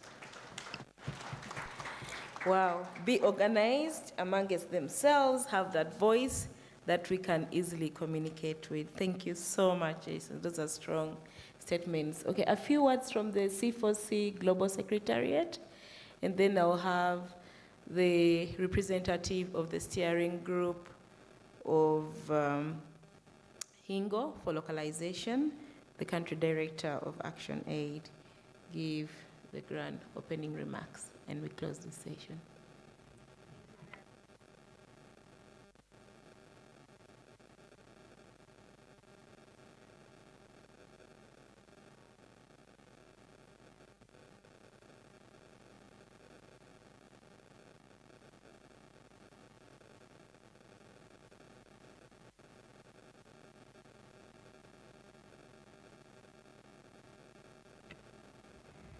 I hope this is clear. Okay. Once again, it's an absolute honor to be here. And I'm so sorry I couldn't make it yesterday, Naomi, so my apologies. But we did hear from the outcomes of yesterday's summit. So we are very much delighted. I'm very much delighted to be here. Once again, my name is Claire Atwine. I work with CEFOD, based in Arua, and CEFOD is the current host of the Charter4Change Secretariat. And whereas this is a first timer for us in Uganda, but Uganda's energy is clear in every room that we enter. First of all, the fact that we host over, right now, the endorsers of the Charter4Change are over 155 organizations. So thank you, Naomi, for the for the wonderful work that you're doing. Naomi has been moving all over this country, if you're very much aware, emphasizing, creating awareness on localization. I think nothing can beat that. not even any other country. And we've seen the number of Charter4Change endorsers increasing this year, and we can say that we are very proud. I would like just to say a few things because I have to jump out for about an hour. We are currently hosting the preparing for the Charter4Change Global Annual Meeting. So please do endeavor to, it will be a virtual event from the 5th to the 7th of December. Now, I'm sorry I'm making the announcement before I jump off, but I would like all of us to do register for the event and participate in the annual meeting, because then it's a global learning event, a reflection for all of us to learn from what is happening in the other country. The rep from IGAD did talk about how the emphasis on cross-border working together and all that. So for all of us, when you look at us as a region, maybe for example, Africa, we have almost cross-cutting issues that need us to be able to solve as a region. Secondly, us hosting the Global Charter4Change Secretariat means that we have an enabling environment as a country. We have enough space for civil society to thrive, and I think we need to thank the government for that. Us being able to be in such a space talking about issues relating to persons of concern, and then we have the diverse in terms of representation. We have, for example, the hunger in Uganda to be able to do better is so much. You've seen us being represented by, for example, John Jaldak on the UNHCR advisory. So it means that Uganda persons are not sleeping. We are very much awake in spaces of decision making. And what I would want us to call us for during this space is do not get tired. The previous speaker did talk about how this is going to take us a long time. When Naomi was making her opening remarks, she did talk about how we had a few signatories by us when we started in 2019 when the group was launched. And now we've moved to whereby we have a secretariat coordinating the affairs of the Charter4Change Working Group in Uganda. I think I would like to also appreciate the signatories that have been on our side and even call for more. The localization initiatives, if you must have realized, are not about the signatories of Charter4Change or the Grand Bargain or who and who. It's about who is interested. So the Charter4Change signatories, the signatories of the Grand Bargain, and the allies of localization, donors who are not part of the localization networks, but then are also supporting initiatives. So we are very much welcoming to every support towards the group, but also emphasizing and calling for all those that can work with us to be able to push the localization agenda ahead. The previous speaker also did talk about mechanisms for coordination. It has taken us time to reach this space, but also to be in spaces where we have not been represented. We have representation in the Hingo, as Naomi was saying, but how else do we make sure that we have representation in the other spaces where we are still very few? You very well know that as long as you are the person least in a room, it means your level of influencing a decision is very small. So how do we make sure? So I'm calling for all partners and donors to be able to support local actors to be present in rooms of decision making. Let us be able, because we know that local actors do not have the resources to be in such spaces. So I'm calling upon all present in this room, the donors and the stakeholders, can we ensure that we open up more of the spaces to allow more local actors present within the room and affect decision making? And with all this, I would like to say that I look forward to all the rest of the discussions of the day, and allow me to stop here. Thank you. Thank you, Claire. And finally, the grand opening remarks from the steering group representative. Bring us more signatories. Thank you so much. I would like to thank you, Naomi, chairperson of the Charter4Change, the representative of the UNHCR, as well as the the representative from IGAD, and the Global Charter for Change Secretariat. As I said, my name is Xavier Joy. I work with ActionAid International Uganda as the country director. Allow me just to make a few remarks, not matching the expectations that Naomi may have raised. First, I would like to take this moment to thank you all in this room, both endorsers and signatories of the Charter for Change. We welcome you to this space. I've sat here and listened to the voices so far. I've also observed the energy and the commitments, and I am really excited and proud of what is unfolding, the leadership that is provided to this team. It is something that we do not take for granted. As ActionAid International Uganda and as the ActionAid Federation, we are passionate about transformative localization agenda in this country and globally. It is something that is not just a passion that we pursue, but it's also something that is in our DNA as an organization. It's our programming approach. And so we are really proud to be part of the Charter for Change Working Group and committed to working with the Charter for Change for a coordinated approach to advancing the localization agenda. It means a lot to everything that we do, the outcomes that we are pursuing. Your presence here is a justification that we are ready to take localization and total commitment to the next level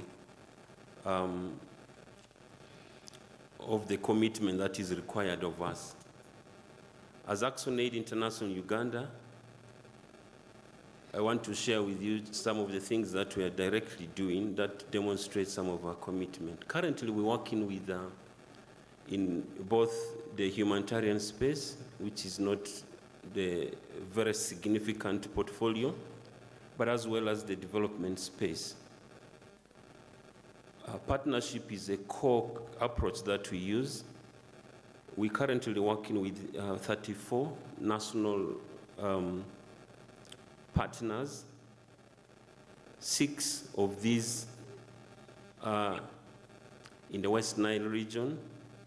3 of them are in the refugee settlements, including a community-based organization. We also work in Eastern Uganda. We have 12 partners there that we are supporting. Partnership for us is not just a conduit for transfer of resources and funding. It's about a shared mission, a mission to end poverty, a mission to make lives better for people who are living in poverty, but people who are also facing injustice. And so this is a core approach that we use. We go beyond, as I said, transfer of funding to issues of sharing our vision, sharing our programming approaches, but also ensuring that we are strengthening capacities. ActionAid, as part of its networks, has a partnership with a capacity building institution based in Arusha in Tanzania, called the MSTCDC. Some of you may have known and maybe worked with them in your own rights. But as part of our partnership or cooperation, we partner to strengthen the capacities of the organizations that we work with, the young people's organizations, the women's organizations, the local organizations, capacities in measuring results, capacities in governance, capacities in financial management. It is something that we intentionally do. And so this is something that we are very proud of. I know that commitments have been listed here that we signed up to. We always have to look to ourselves and address ourselves as signatories, at least, but it is really for all of us on how we are living to these commitments that we make ourselves. And this is something that is demonstrating really that we are putting our money where our mouth is. And I want to highlight to you just some of these things that we are able to do. I know Naomi talked about direct funding, and I discounted that for us partnership is not about necessarily direct funding, but it is part of it. We made a decision, and we are following it. It's not an easy decision to live by. So holding us accountable is an important dimension for that. So let's hold each other accountable. Our partners that we work with, we have purposed that 65% of our program funding goes through partners, 65%. I know there is a threshold of 25%, but we've set for ourselves an ambitious target, and we are working towards that. So for some of our grants, we have achieved that, but I can confidently say that this has worked for us. How does it work? How it works is really centered around 3 programming approaches that we use. Number 1, the rights-based approach, or what is called as the human rights-based approach, or otherwise called the HRBA. This is embedded in the human rights-based approach. Human rights-based approach looks at the agency of people, especially people living in poverty, or citizens, in realizing the development outcome that they want to pursue. So it ceases to be about ActionAid, our brand that we love, or our programs. It is now about the people that we work with. So our work is around empowering the people, ensuring that we're able to collate their agency in advancing the development outcomes that they're looking for. And so that's something that we put at the center of it. And doing so, and then makes it easier to put resources to that, because the theory of change or the development approach is not about us, our people, our staff, our systems. It is about the people taking the leadership in changing the situations in which they live. And so that is something that makes it easier to fulfill the commitment, even around resource commitments going to local organizations, because it now centers about empowering people, providing leadership into the development process that they are in. I've talked about partnerships, which is core for us, transparency in working with communities, in working with refugees, in working with organizations, in working with local governments especially, something that is really key.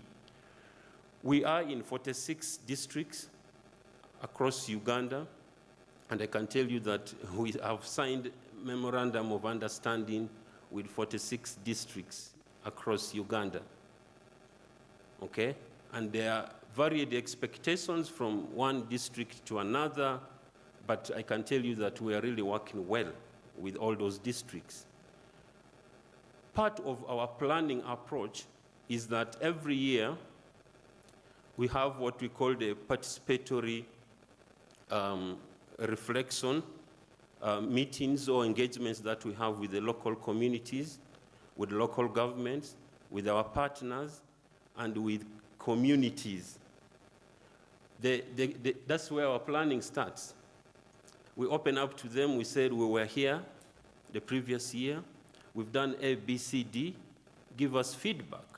And it's in a meeting like this plenary, but it's also broken down in groups where the women, the children, the youth, and the local government, the civil society, they give us that feedback. It falls back to the national level, where we consolidate every view and feedback that has come. Our planning is draining, but very fulfilling. It is a demonstration of transparency for us, because we get to put our budgets up there and the communities speak to it. It is something, as I said, that it gives us the courage. For those of you who know, Action Aid talks a lot about corruption issues in this country. That is what gives us the legitimacy to talk about corruption. Because if we do not do what we are doing, guess what? They'll look at us in the eye and say, you are not telling the whole truth. And so when we are doing these things, it is also part of our approach that we're using in changing things. But ultimately, the real gist there is that if we want to do transformation that really is moving communities from one end to another, whether those are refugees, whether those are citizens, and then it means that we need to address ourselves to put in the local individuals, the local groups, the local organizations at the front. And we remain a catalyst for enabling those local groups to achieve that agenda. It is a shift that is not an easy one, I want to confess, but unless we are not serious about achieving the agenda that we want to, if we are, and then it is worth the risk, it is worth the pain, and it is worth every penny that we commit to advancing the Charter for Change agenda. So I thought I needed to bring it from that perspective. I know that there are 8 commitments. I'm not going to speak to each one of them. I could, from my own experience, speak to that. I know that every signatory for the Charter for Change in Uganda has a really rich experience that they can share and commitments that they have fulfilled, and going beyond that. And I just sit here on behalf of the signatories to say that we are committed to this. This is not lip service. This is a recognition that for us to be meaningful in this country, in the spaces that we're working in, we are committed to advancing shared responsibility, and we're able to share the passion that we have, the common mission that we have in achieving that. It is not a competition. We're not here for a show. It is costly if we just were acting for a show. It is something that, as I said, we realize that as the signatories, and I cannot speak for all signatories, but I know that whether it is World Vision, whether it is CARE, Oxfam, Danish Church Aid, Action Aid, we are committed to advancing the Charter for Change. We have peculiarities as organizations, institutionally, programmatically, but one thing we share for sure is that for us to be impactful in what we are doing, this Charter for Change agenda, we need to turn rhetoric to reality. And each day, we are making that step in turning rhetoric into reality. I want to end by speaking to some asks that Naomi put in her presentation. She talked about advancing a coordinated, transformative localization agenda. We are fully behind coordination in pursuing this agenda. As you rightly observed, Sheila is our regional program coordinator sitting in Nebi, but I have fully empowered her that in the spaces where you are, that she should be all over you, and that you ask her the hard questions, She may not answer them. I may not also answer them, but we want to know what you are thinking. It's also part of our demonstration of accountability. So we're fully committed to that space of coordination, and where we can, we are able to provide whatever modest contribution that we can to that space. True to our programming approach, we want you to be the lead, not us, but we are happy to stand with you and catalyze the actions that are needed in that regard. But I am also aware, because I'm in other spaces as well, I'm sure that colleagues, signatories are into that space as well. For example, I know that my counterpart in CARE, Apollo, we're in very good relations with him. I know that he is committed as well as CARE and other signatories to coordination. You asked about accountability for Charter for Change, performance against commitments. I think that is a very reasonable ask. I started talking about it here. In the interest of time, I would not go through it, but I could talk through the direct funding commitment that we make. I think we need to maybe do better and demonstrate how that is really, in real terms, working out, about partnerships, about transparency, about recruitments, that we are not endangering local actors or staff, taking them away from local actors, about our commitment to advocacy. How are we among ourselves, but also with government of Uganda, with other actors such as IGAD, with the UN system in this country, which is a big, has a very big horse in the race, I must say. How are we advocating for systems that are able to support in full the Charter for Change and Localization agenda in Uganda? Donors need to start to speak the same language and turn their own rhetorics into reality. This is something that, for us as Action Aid, we are unapologetic about. We will say it as is, and if we need to have coordination around advocacy with specific outcomes that are needed, we will be very happy to join in that. I think we need to look 360 degrees around a Charter for Change and Localization.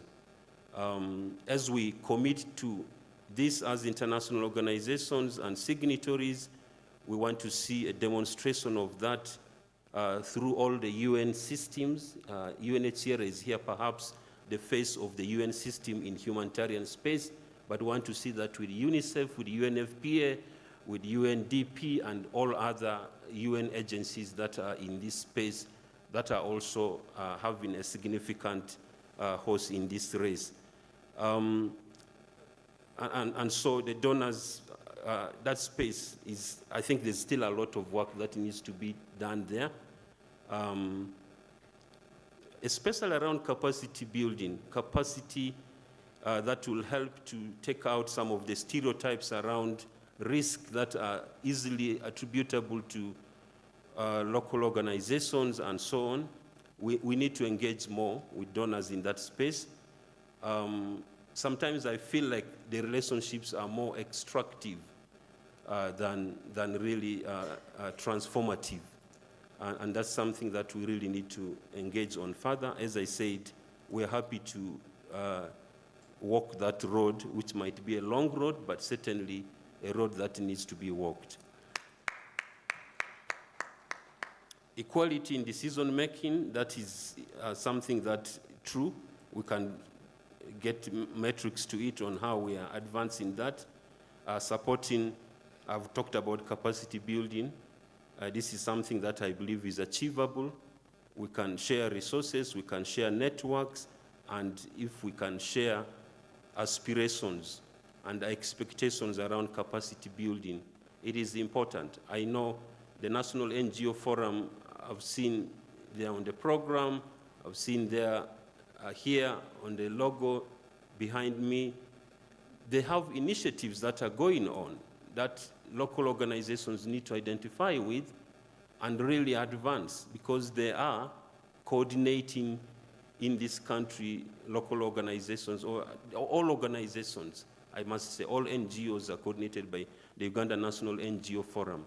So please, as an organization working in this country, find space and talk to Dr. Moses Isoba, who is leading the NGO Forum, and he has ideas and initiatives that can help us collectively to rethink capacity building. What does it mean? Does it mean staff? Does it mean systems? What does it really mean? And how, where are we? Let's have a very honest conversation, not because it is now the new catchphrase under Charter for Change, or that donors are asking for it. How can you operate a healthy organization? An organization that is institutionally healthy, that is staff-wise healthy, financially healthy, and sustainable. What does that mean? What does it require of the promoters of that particular organization? Let's have that conversation. Let's not wait for people to find fault in us to say that there's a risk there. I think it's something that, I don't know, it's something in our culture that we need to deal with. We need to open up. If we are weak, let's say we are weak and see how we can become strong. But if we cover it and say that we are strong when we are actually weak, and then you are making yourself vulnerable for risk. So this is something that we really need to have candid conversations about as a best practice, and not just because somebody is asking for it. The donor asked for it. Recently, one of the donors asked for a certificate of quality assurance mechanism as one of the requirements for applying for a grant. I was very amused that that donor would ask for that, because the quality assurance mechanism has been an initiative championed by the Uganda National NGO Forum and DENIVA that Action Aid subscribed to and actually fully supports. It's a kind of an organizational assessment process that you go through, and we subscribe to it. We subscribe for the advanced QAM certification. So you get people come into your office, they're asking for all sorts of documents from your legal establishment, you know, your governance structure and processes, your board meetings, they're asking for minutes, they're asking for internal audit reports, and so on and so forth. So you go through a rigorous process. You need to certify that. So we, as an organization, we do these things. We would easily say that this is, we don't want to do this. We can get away with it. It has no implication for us. But as Action Aid, we subscribe to the quality assurance mechanism that we are audited by this entity that has been created to look at our systems, to see that the systems are really helping the organization to deliver on its mandate. And we are happy that we get an advanced certification. We've been doing it since QAM started in this country. So I encourage you, a local organization, a national organization, locate DENIVA, that is the Secretariat for QAM, and go through that exercise. It helps to bring out things that you can see yourself, so that when a donor is asking, you are bringing this with pride, not because they are asking for it, but because you value the systems that will make your organization healthy. So that's something that I thought I needed to highlight to you. We're happy to share our experiences. We don't want to say that we know it all. We struggle in some areas, but we look forward to improving in those areas. And so I think that it's a conversation we need to have together and very honestly. Yeah, so that's it really from me. I want to thank you for this opportunity on behalf of the signatories for Charter for Change. We appreciate this space. We are committed to it. Our support, and however modest it is well-intentioned. It is intended to root the development where it is supposed to be, locally. Thank you.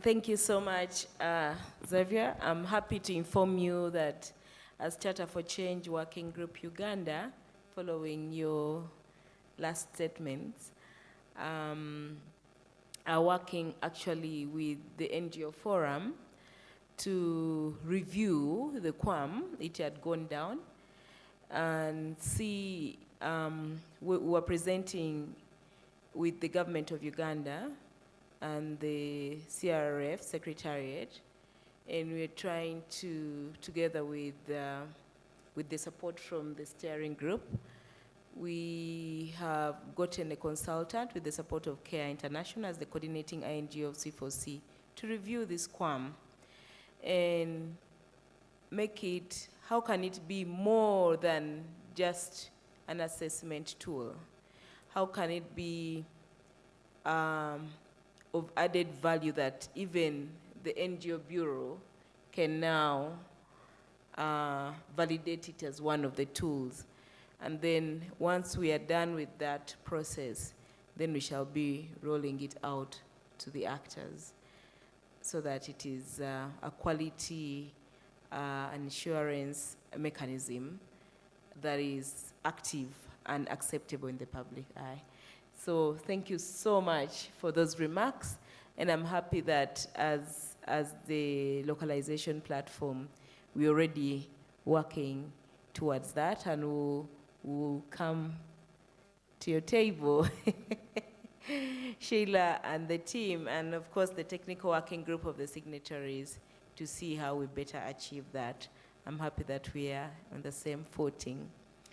I want to hand over to Diana, but before I hand over to Diana, I request for an Asante Sana clap to my team. We are local actors. Asante Sana.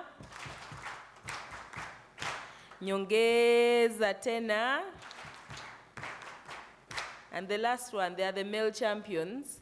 Yesterday, we launched the 16 days of activism on prevention of all forms of violence against women. And Raymond, can you bring that stuff quickly here so that I know Jason is going after here? I don't know if IGAD is here, but these are the men whose power we should use to say that they join us in eliminating all forms of violence against women. We are doing it the other way around. One of the action points achieved from yesterday, we need male champions in this so that we eliminate violence against women. Thank you. Just a quick shot here. So, gentlemen, let's stand up and eliminate all forms. Yeah, somehow you'll get in. It's the men. The men.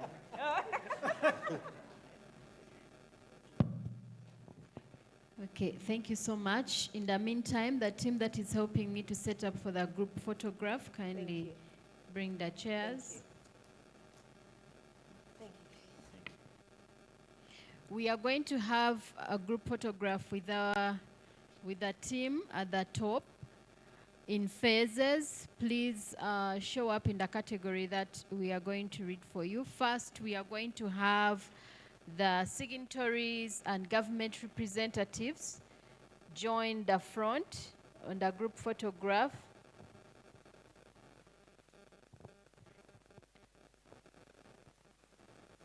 The Hingo's technical team and the signatories, you take the first slot.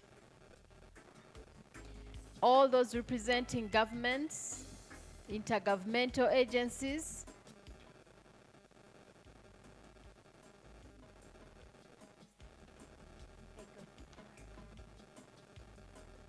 government representatives, intergovernmental agencies.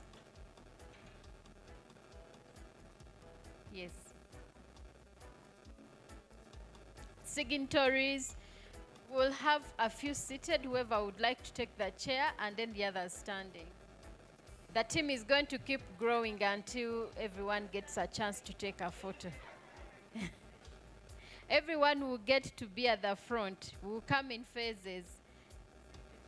Let's have all the signatories, the HINGOs, Technical Working Group, government representatives.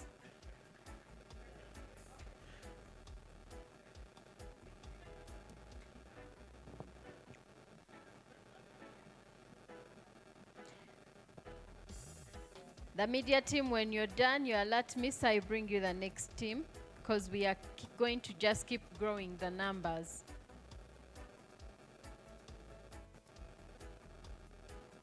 Say cheese, C4C. Okay, let's have the women-led organizations join this team. Please make your way to the front, find space. Women-led organizations. Members, let's be faster. We are standing between ourselves and our break tea. Just keep on building. Find where you comfortably can be seen.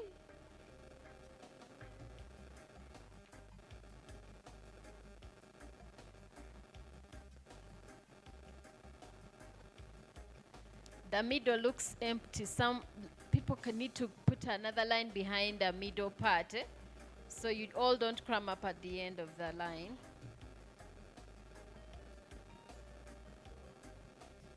Can she get a chair? Give her a chair next to my lane. Yeah.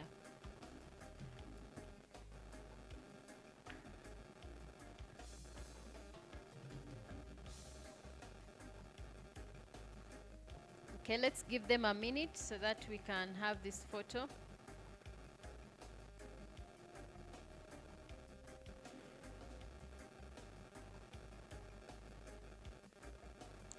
Let's say C4C. The photographer is not yet set. So we'll have to repeat it. C4C. I hear you keep saying until they stop. That's so funny. Thank you so much. Now, I'm going to request the team from there to widen a bit the other side so that the refugee-led organizations can join us. I might need a team to remove that table for the projector. So we create more space. Refugee-led organizations, please come and squeeze in, squitch in. Scooch. Scooch, scooch. Yeah. Let's push up at the back so we don't create a circle, so everyone can fit.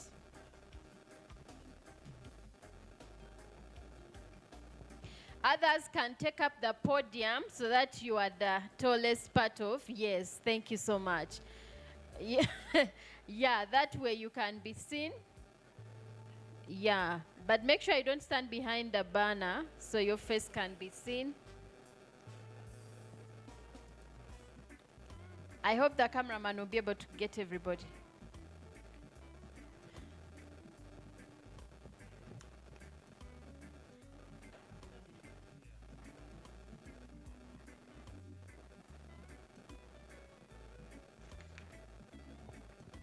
Okay, just keep saying C4C until they take your picture.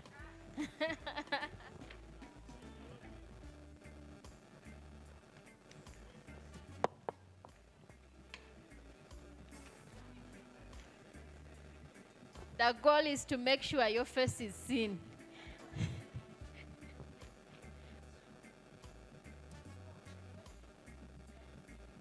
Members, don't look behind. Remember, the pictures are going. You find yourself looking for your face and you're the one looking behind. Okay. Now let's have the rest of the members join.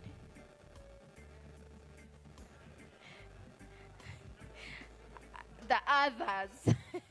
Other organizations, let's join the team. Please don't move your position. We are now having the general one, the overall, and it's going to be our last with everyone in. Everyone has to be accounted for. If you're comfortable with heights, join the team at the podium. There's still more space behind them. There's still more space at the podium. Those who are comfortable with sitting, you can take up the floor in front of the main team. Everyone must be accounted for. The team here, don't forget to look this way. Exactly. Just turn at a 45 so your face is seen. Are we ready? Okay, C4C. Let's have our general picture for our report. It's right outside. We are going to have a working tea. Please pick your cup of tea and come back to your seat so that we can have our next session.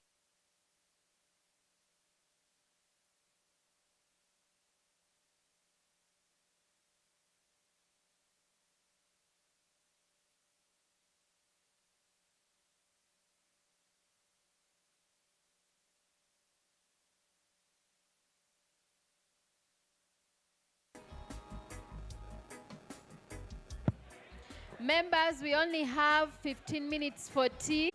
Okay, so as we sit, as we network, keep that in mind.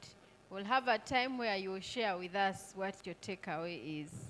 What got your attention and why? It doesn't matter which session it is that you picked that key thing that really got to you.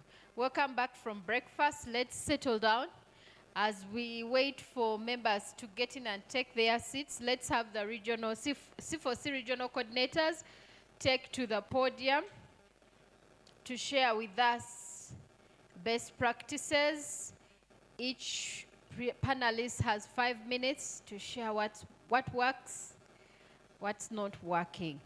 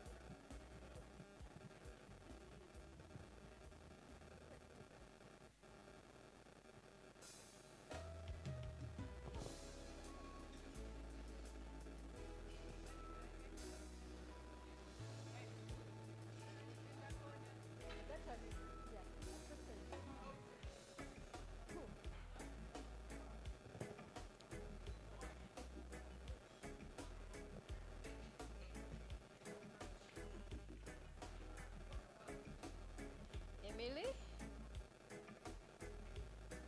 You ready?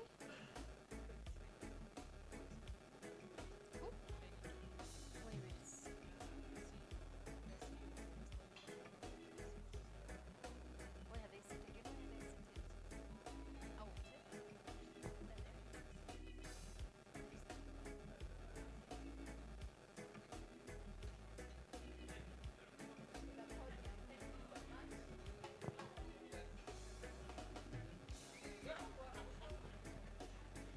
John? John? Where is John? Members, the regional coordinators, you're needed to the podium. Please take your stand.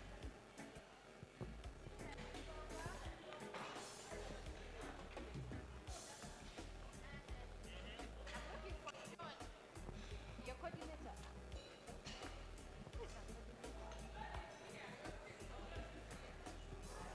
Oh, he put up the jumper. Please wear the jumper. Hey, I was looking for.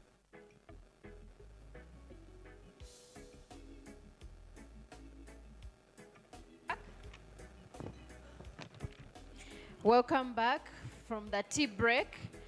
As you're taking tea, I gave the rest of your colleagues an assignment. I asked what got your attention today and why. Think about it, keep that answer on your notebook. We'll get a time where you share with me your take home.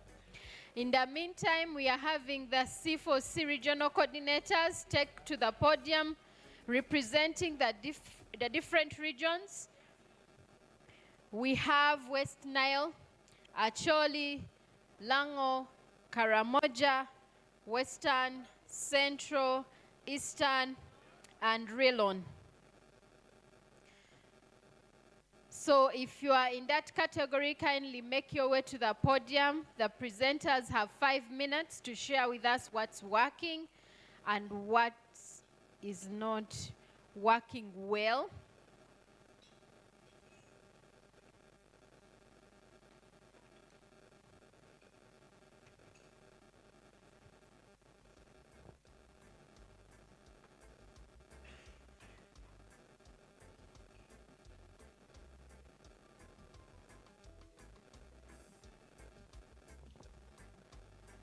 Let's settle down so that our panelists can kickstart our after break session.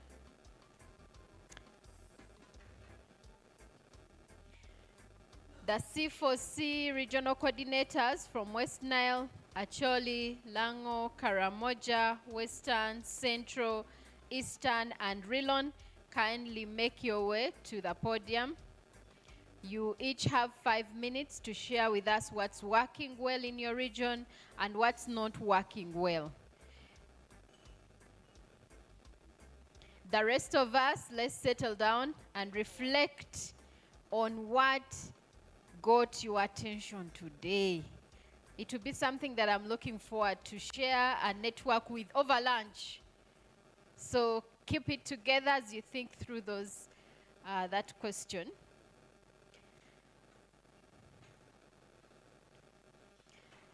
Before you is a panel of regional coordinators from COC. They'll be sharing their lessons learned from their regions that they represent.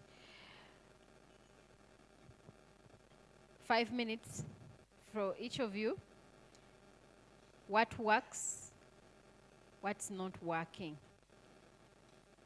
Wherever you're ready, kindly take up the microphone, switch it on, and you can get started. Thank you so much.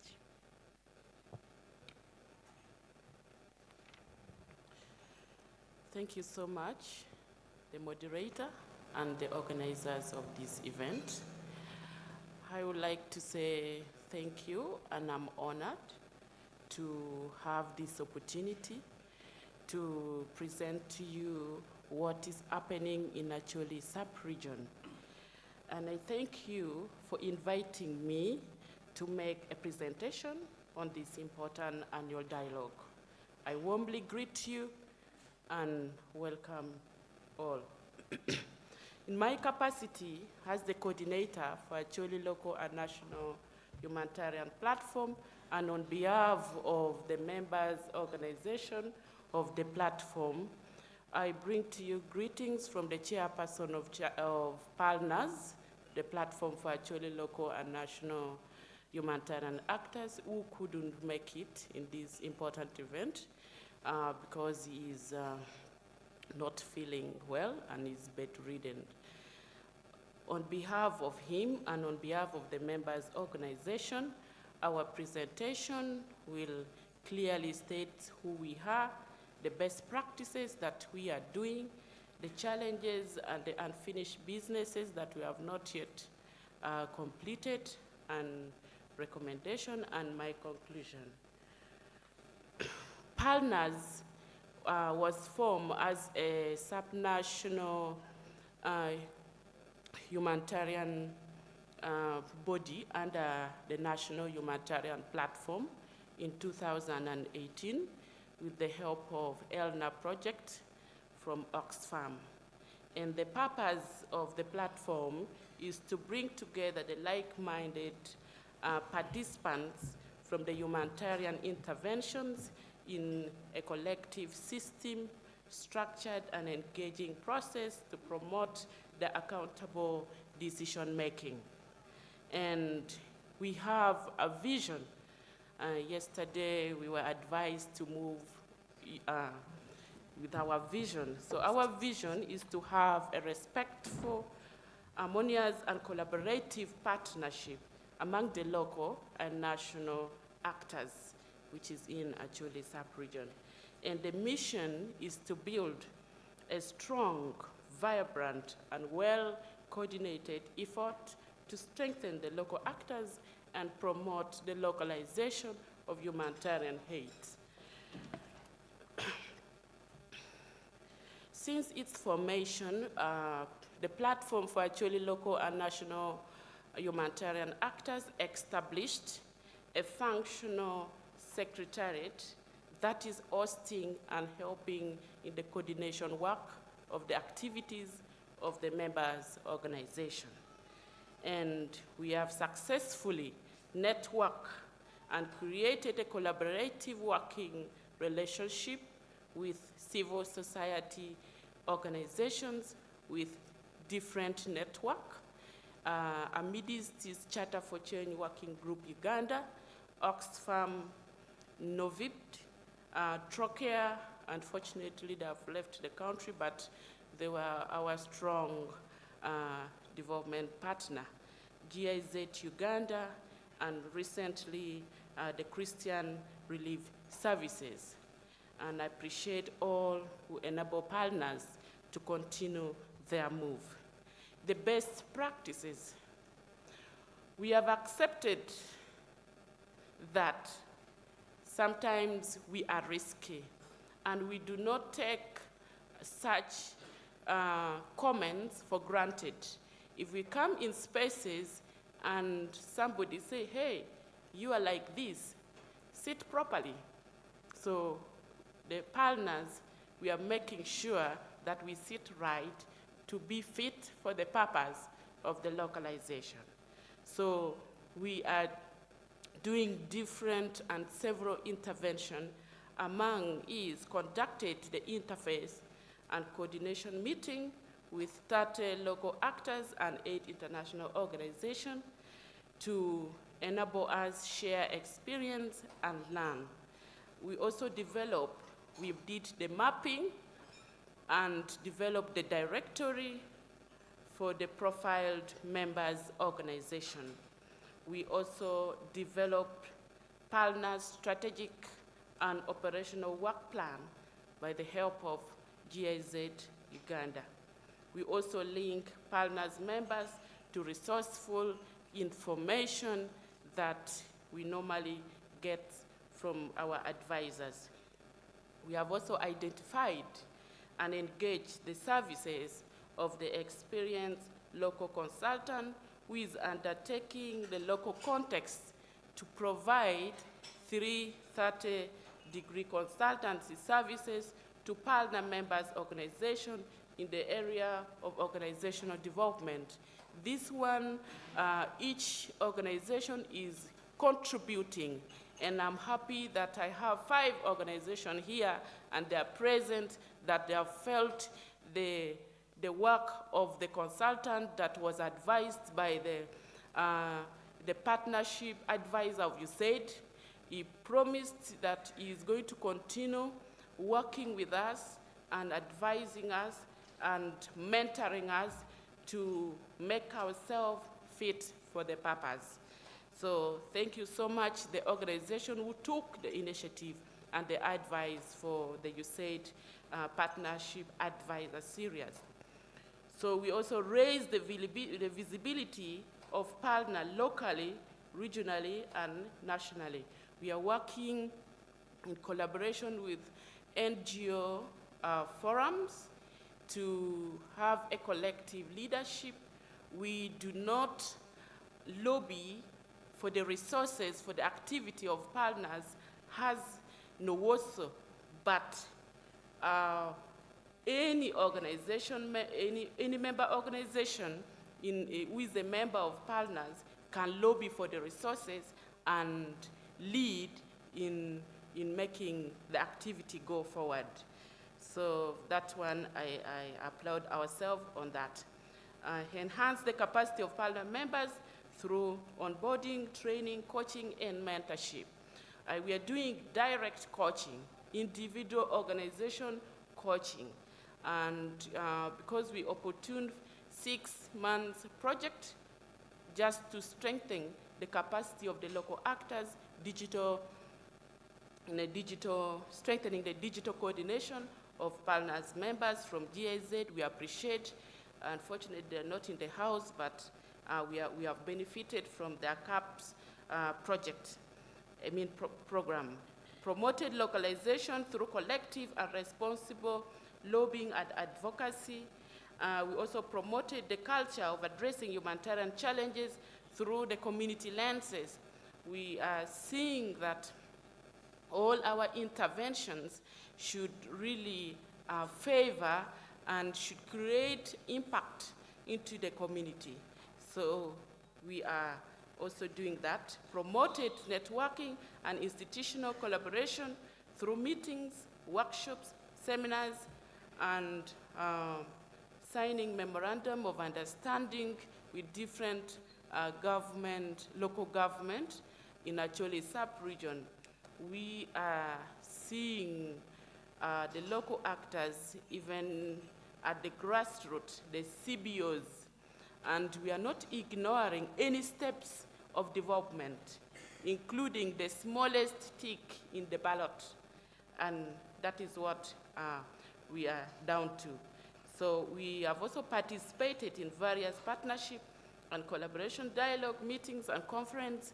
I'd like to appreciate the members' organizations because sometimes we cannot facilitate them, but we make sure that we present ourselves when we receive invitation, whether we have the transport or not.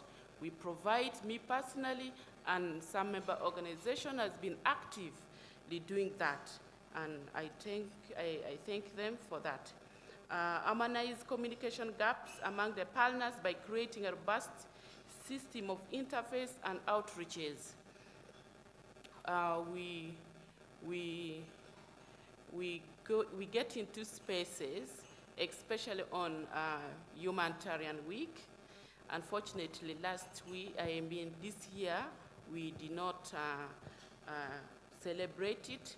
We go to media, outreaches, as partners, coordinating activities together that is affecting the community. And we have just concluded a meeting to get up to the crisis on environmental degradation and conservation. And we are going to do it as partners members in a coordinated manner. Develop capacity building of partners members in the areas of grant management, financial accountability, and reporting. Partner Secretariat currently is using the QuickBook to advance the process of accountability and also to enable us manage our grants properly. 1 minute left. Kindly summarize. We also strengthen the advocacy in the areas of GBV, environmental protection, food security, mental health, psychosocial support, and also promoted the peace building in the community. I ask the moderator, you know, Acholi has been performing a lot. I have to be proud of it. So we have activities. Give me 2 minutes. I also point out some challenges that we are facing. We also have limited community ownership into the programming and leading into interventions. We face challenges that, implementing somebody's program, it's not an easy thing. So we need to get into the process in developing such activities. Limited sustainability strategies that we have not yet developed, then limited long-term committed financing by the international organization to our members' organization. Communication and logistic challenges to enable the host of partners to do their coordination well. And we still have limited recognition, and please call us, and we also join different spaces so that the partners is also recognized. We have hostile environment. Not all the intervention of local humanitarian actors are well received. Sometimes we have cultural clashes that hinder us. So I would like to give my recommendation that C4C should strengthen the regional coordination from all corners of this country, increase long-term funding to the local actors, strengthened, if possible, C4C should design a joint monitoring so that we understand the actors and we do away with the issues that we are risky. So then partnership and collaboration should focus on the areas of the mutual interest of the local and national actors and the international organization. Visibility and communication should be streamlined to showcase impacts, milestones, and insights, and achievements. So women-led organizations should also be encouraged. We mapped, in actually sub-region, you might say that this is a woman-led organization, yet they have placed women there just to be like flowers at the forefront. But in the actual sense, that it is not a women-led organization. To conclude, let's look at this localization to be a transformative action, because if we act for the community. So let's shift our ideas and make it a transformative move, not a decentralization. Then let's give the space, giving the space to the local and national actors to spearhead and play active role in humanitarian intervention does not mean disempowering international actors to the sideline. What we are simply saying is that the international actors should play the ambassadorial roles and advocate for the local and humanitarian actors. Local humanitarian actors' knowledge and cultural context should also be strengthened instead of simply ignoring it. Local humanitarian actors should improve on its compliance and accountability standard of reporting. There should be a mechanism to identify early signs of crisis instead of waiting for crisis to. Thank you so much. I love you. Let's act. We act for the community. Thank you so much. Members, for the rest of that team, we have to agree. Otherwise, if we have to share the space, then we have to respect the time that we've been given so that everyone gets a chance to present. That's the diversity we are looking at. We know we have done so much. We would really want to have everyone share a full report, even if it's 200 pages to the audience, but there's just not enough time. Everyone needs to showcase what they are doing. Now, allow me to invite a representative from Eastern Region to make their presentation. Thank you so much.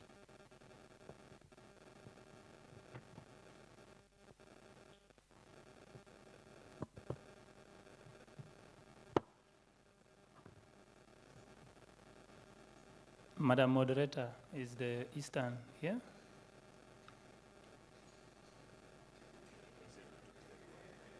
Otherwise, some of us are ready to go. Eastern. Yeah, we have Eastern Region, Lango Region, Disability-led OGREP, Settlement Representative Youth-led Changwali, and then national level Relon later after that. Eastern, we have Ihalala, and then we have Yes. The organization called Yes. And then where is Ihalala? Okay. They are here. So, please proceed. I think Western can start, and as you consult each other on which one to go. Thank you very much. I want to take the opportunity to thank all of you, and I appreciate my sister for giving us a lot of information about what I'm doing in the Acholi sub-region. My name is Feni Twibe. You didn't know me. I sit, I'm a member of the Steering Committee of National Humanitarian Platform. Yes. I'm also, by the grace of God, I sit on the board of Uganda National NGO Forum. You should pick interest to know me. Thank you. Briefly, about West Nile Humanitarian Platform, I think for you to succeed in platforms, how to manage platforms, the members must be in position to allow themselves to be coordinated and also allow themselves to come together. If you observe critically in the room, West Nile could be having the majority number, if you go by statistics. That should show for you that a lot is taking place in West Nile, and we're doing our best to do what we can. And I'm not going to talk much. I want to be a very disciplined person, as I'm always. Let's look at, around 16th of this month, we launched a very special program for our members. Not only members, but all the local actors. We launched Information Support Center. This is the first of its kind in Uganda. I want to say this without any fear of contradiction. Now, what is this platform all about? Here, we thought it wise that if you hear what people are saying here, if you're very critical about the discussion taking place here, the discussion is all about accountability, the discussion was all about capacities, how we can organize our systems, how we can clean our house, do a lot of things. We made an assessment among our members. We said, no, I think we need to act. We don't need to talk about this. So we decided to come up with a program that will see, actually, as of now, we have staff, 2 dedicated for this. We have a staff that has a legal background to deal with the issues of legal compliance for our members across. And that will be demand-driven. If you think you need your system to be checked, if you think you need to register, we have our member organizations, we have our platform members that are CBOs, and they're doing very great work, very wonderful. And yet we needed to support them to register as NGOs. Because by law, if you register as a CBO, you are just going to operate in one sub-county. So we think that needs to be addressed. Our senior compliance officer will be positioned to support that, and so that we allow this member to continue working. But also have members that sometimes don't know, for you to operate, what are the laws that you need in place? Because if you are not going to be compliant with all the laws, your work is going to be hampered with. And those are going to be the things that will be checked for someone to give you funding. In our culture, they say, if you do not wash your mouth, if you don't clean your mouth in the morning, any other meal that will be brought for you will not taste good. That is the thing. You need to clean your house so that whoever comes will get you ready. So for that reason, we also have another position that we created, that is a senior programs officer. This person is someone who has ever worked with the INGOs, who's worked with local organizations, knows how programs run. Again, it is to support our organizations. They will be moving to organizations, but also we are going to have a call center. I'm not talking about rhetoric. These are things that are practical as of now. And we intend to do this with the NGO Bureau. We intend to do it with the Financial Intelligence Authority. We intend to do this with the NSSF, with the URA. Those are regulatory bodies, with local governments. As a matter of fact, when we were launching that program, we managed to pull all the district leaders of West Nile to come and witness. They were all there, their cows, the RDCs, the chairpersons, they were there. So we think if that is done, the work will be much more easier. We are also going to work together with the Quam Secretariat, Denver, because if we can adopt and come up with a standardized policy to assess members, it will be very grateful. And remember, the onus is on the members to be willing to do this, because we are not going to follow. But I know from the interest I see, they will be in position to do it. So that is one thing that we do to support our members. And we also want to urge all of you who have programs that can support our members, please come through the hub so that we organize such, and then we'll do it free of charge, because that is the commitment we have for our members. Now, if you, when we were launching this, we were not so selfish. We managed to invite, Karamoja was there, Ram is right there. We invited them from Karamoja to go to West Nile. We invited Acholi, we invited colleagues from Acholi, Lango, we invited them so that we learn and see how we can do it. Lastly, I think when it comes to the issues of localization, I want to really honestly thank colleagues across, not only in West Nile, but those who have goodwill to share information, to share knowledge, and who think that we can always do it together. This is a stage. You will always do your bit. Someone also do your bit. We will not do it all. But when we do our bit, we do it together, we'll move far. I think that's where I want to stop. Thank you very much.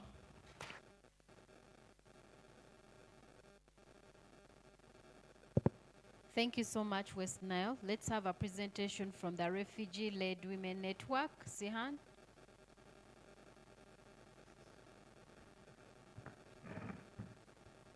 Hello, how are you? It looks so down. Does that mean you're full or? Hello, everyone. My name is Siham. I'm here to present all the Refugee Women Network, all refugees women, all women leaders who lead organizations who work for refugees and impact back refugee communities, all women-led organizations led by Ugandan organizations that impact back their community as well their regions.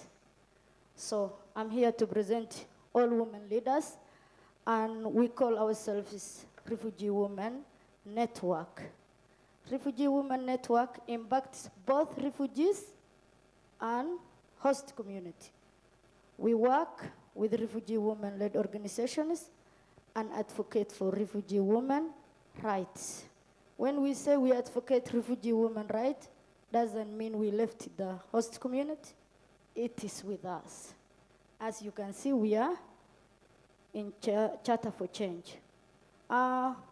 What we do in Refugee Women Network, we ensure those women leaders participate in shaping policies. We build their capacity so that they are able to engage locally, nationally, regionally, and globally to strategically advocate for and promote inclusive refugee rights as well as human rights. What works for Refugee Women Network? So far we mapped refugee settlements as well Kampala. In refugee settlements, we mapped West Nile, we mapped Chakatu, Jangwali, Southwest, and also Central. And as well, we are more continuing on registering refugee-led organizations. If you are a refugee-led woman and you are here, please, and we never met, join us so that we are the part of the movement. This profiled and certified-led women organizations do in different sectors. As refugee women leaders, so far we mapped women leaders who work in sports, women leaders who work in education, women leaders who work in health. One of our health right now organization led is there. If I request Madam Dora, Dr. Dora, she's really, can you stand up, Dr. Dora? She's one of refugee-led organizations that support for refugees free for health. And she's one of the members of the network. We have refugee women-led organizations that work in humanitarian. We have refugee women leaders that respond to climate change. We have common big challenges, but let me light two, one as a stakeholder, one as internal. As a stakeholder, refugee organizations are registered as foreigners, which we need all of us to come and change to register them as refugees. We are not saying register them, register us as citizens. I hope John Dahl is hearing me with his brother. NGO board, we need you to register refugees as refugees, not as citizens, not as foreigners. We are not here to present a country. We are here to present our rights, our refugees, and we are here to advocate with them. That is our big challenge right now for registering us, foreigner. Second one is, when a donor wants to reach us, you might find refugee leaders work in same sector. And in this opportunity, I want to address that. When a donor wants to fund, like, for example, climate action response, we have refugees, majority of them working on craft, tailoring, something like, come and work in every sector, have the ability to achieve an impact in every sector in your organization. We believe as refugee women-led network, having more refugee women leaders transform the lives of communities. Thank you so much. Thank you so much. Brief and very straight to the point. Allow me to invite John, the West Nile Refugee-Led Organization Network, to also share their what works, what needs to be improved. Thank you very much. Raymond, I don't know if the presentation is ready, but as he makes, it's a very short one, and it will be interesting. As they set up, I want to quote Dr. Isoba when he said the train has left the station. It's up to you to remain or jump on the train. At least today we've come to present progress. We've come to present the progress that has been done. And we want to appreciate the chairperson, C4C, for moving to the regions and appreciating our existence. We are members of West Nile Refugee-Led Organizations Network. We are the new network in town. And when you hear West Nile, we are hosting about 8 settlements and also the bigger number of refugee-led organizations. So members came together, and I would like them to raise their hands. They are right there. The team that worked on this, because what I will say is on your behalf and not on my own behalf. We are a loose network of organizations led by displaced people with the vision of an empowered, resilient, inclusive, and inclusive in the West Nile region of Uganda. The definition, organization led by displaced people, is the newly approved UNHCR definition of refugee-led organizations. So the next time you refer to us, that's what it means. If there's any UNHCR person in the room, please correct us for purposes, but that is the approved definition of what a refugee-led organization is. Our vision is very clear. It's an empowered, resilient, and inclusive, and well-coordinated network in the West Nile region, and we want to be a voice that provides space and capacity to our members. Next.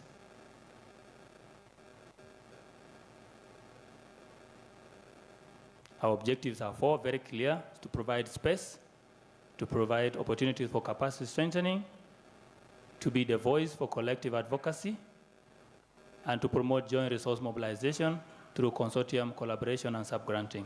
Next. If I go fast, it is the time given. So where are we right now?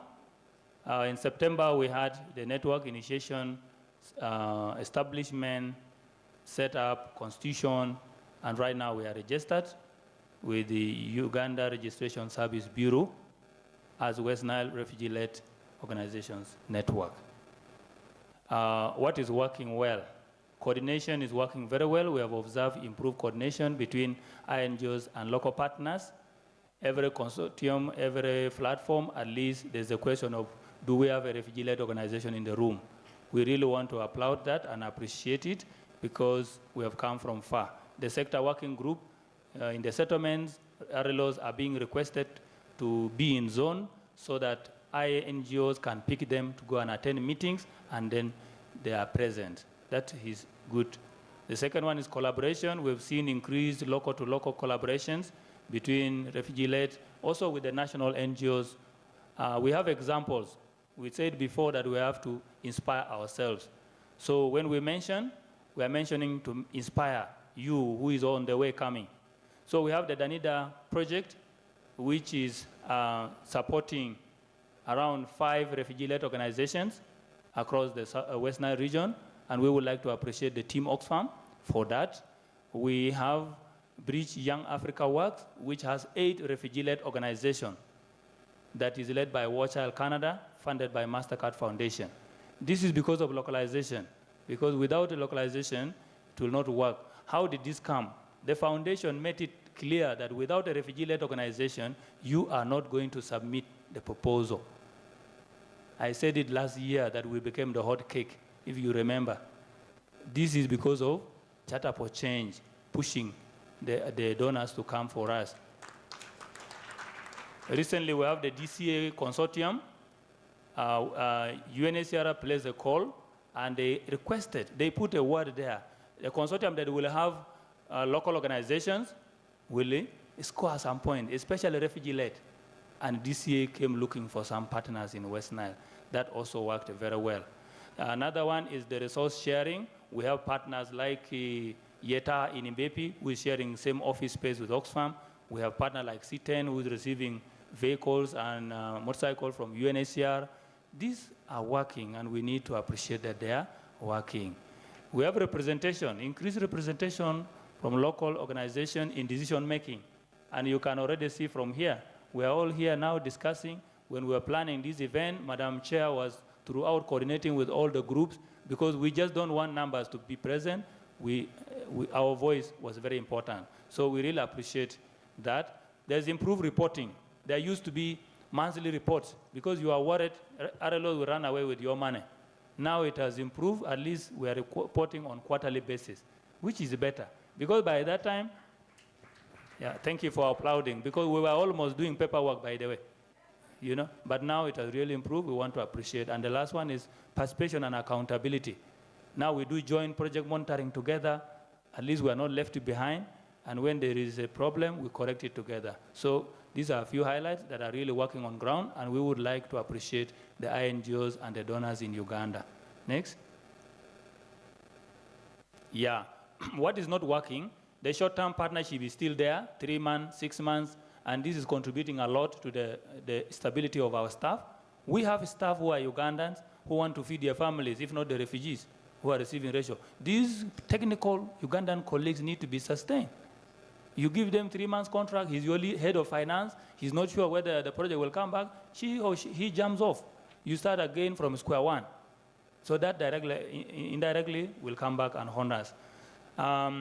Inadequate resources, still, donors are still preferring INGOs. We understand. That is still a challenge. There's negative attitude towards refugee-led organizations. All communication come to EDs. Did you notice this? All our inboxes are full. You're asking finance report, ED. Where's the report? You're asking for a narrative project report. You're asking the ED. When will the ED focus on engaging donors somewhere else? Every time you are in Nairobi, you receive an email.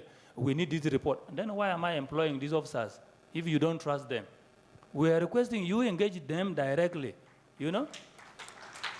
If you are your finance, engage our finance. If they make a mistake, you guide so that the next report comes nicely. Now you come and talk to me, I'm not a finance. What will I do? So you want me to go and mess up the organization. Then you say, QC. Yeah? So you have line by line communications. Yeah, there is a problem also with us, the local organization, that we are depending too much on donor funds. This is still a challenge, it's not working well. And we are not diversifying our source of funding. Overhead cost is still a problem. There are some partners in this room, I want to appreciate you. I will not mention names, but you have started well and good. But tell the colleagues that are coming that they are not doing it the right way. Now there's a new system that they say this overhead is 7% or 10% of direct cost. Who says that? It is total. It's supposed to be 7 or 10% of the total. We know also, we are reading. Please, So I'm encouraging the team in the room, CARE and Oxfam, you are doing very well. You tell the others who are coming that the RLOs knows what they are doing. Otherwise, it will be embarrassing us that it is a percentage of direct cost. Who?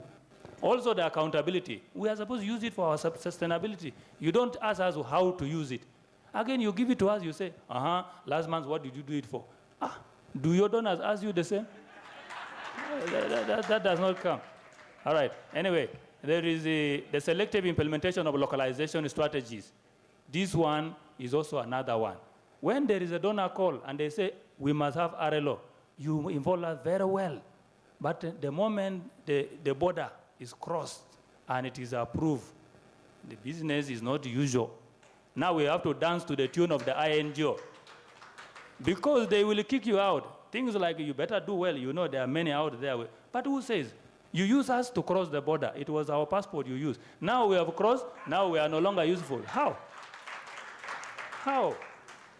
I think these are some of the things that, and I would like CARE and Oxfam and DCA, you inspire others because you are already leading in some of these small things. Next, we have beautiful recommendations. I know my time is up.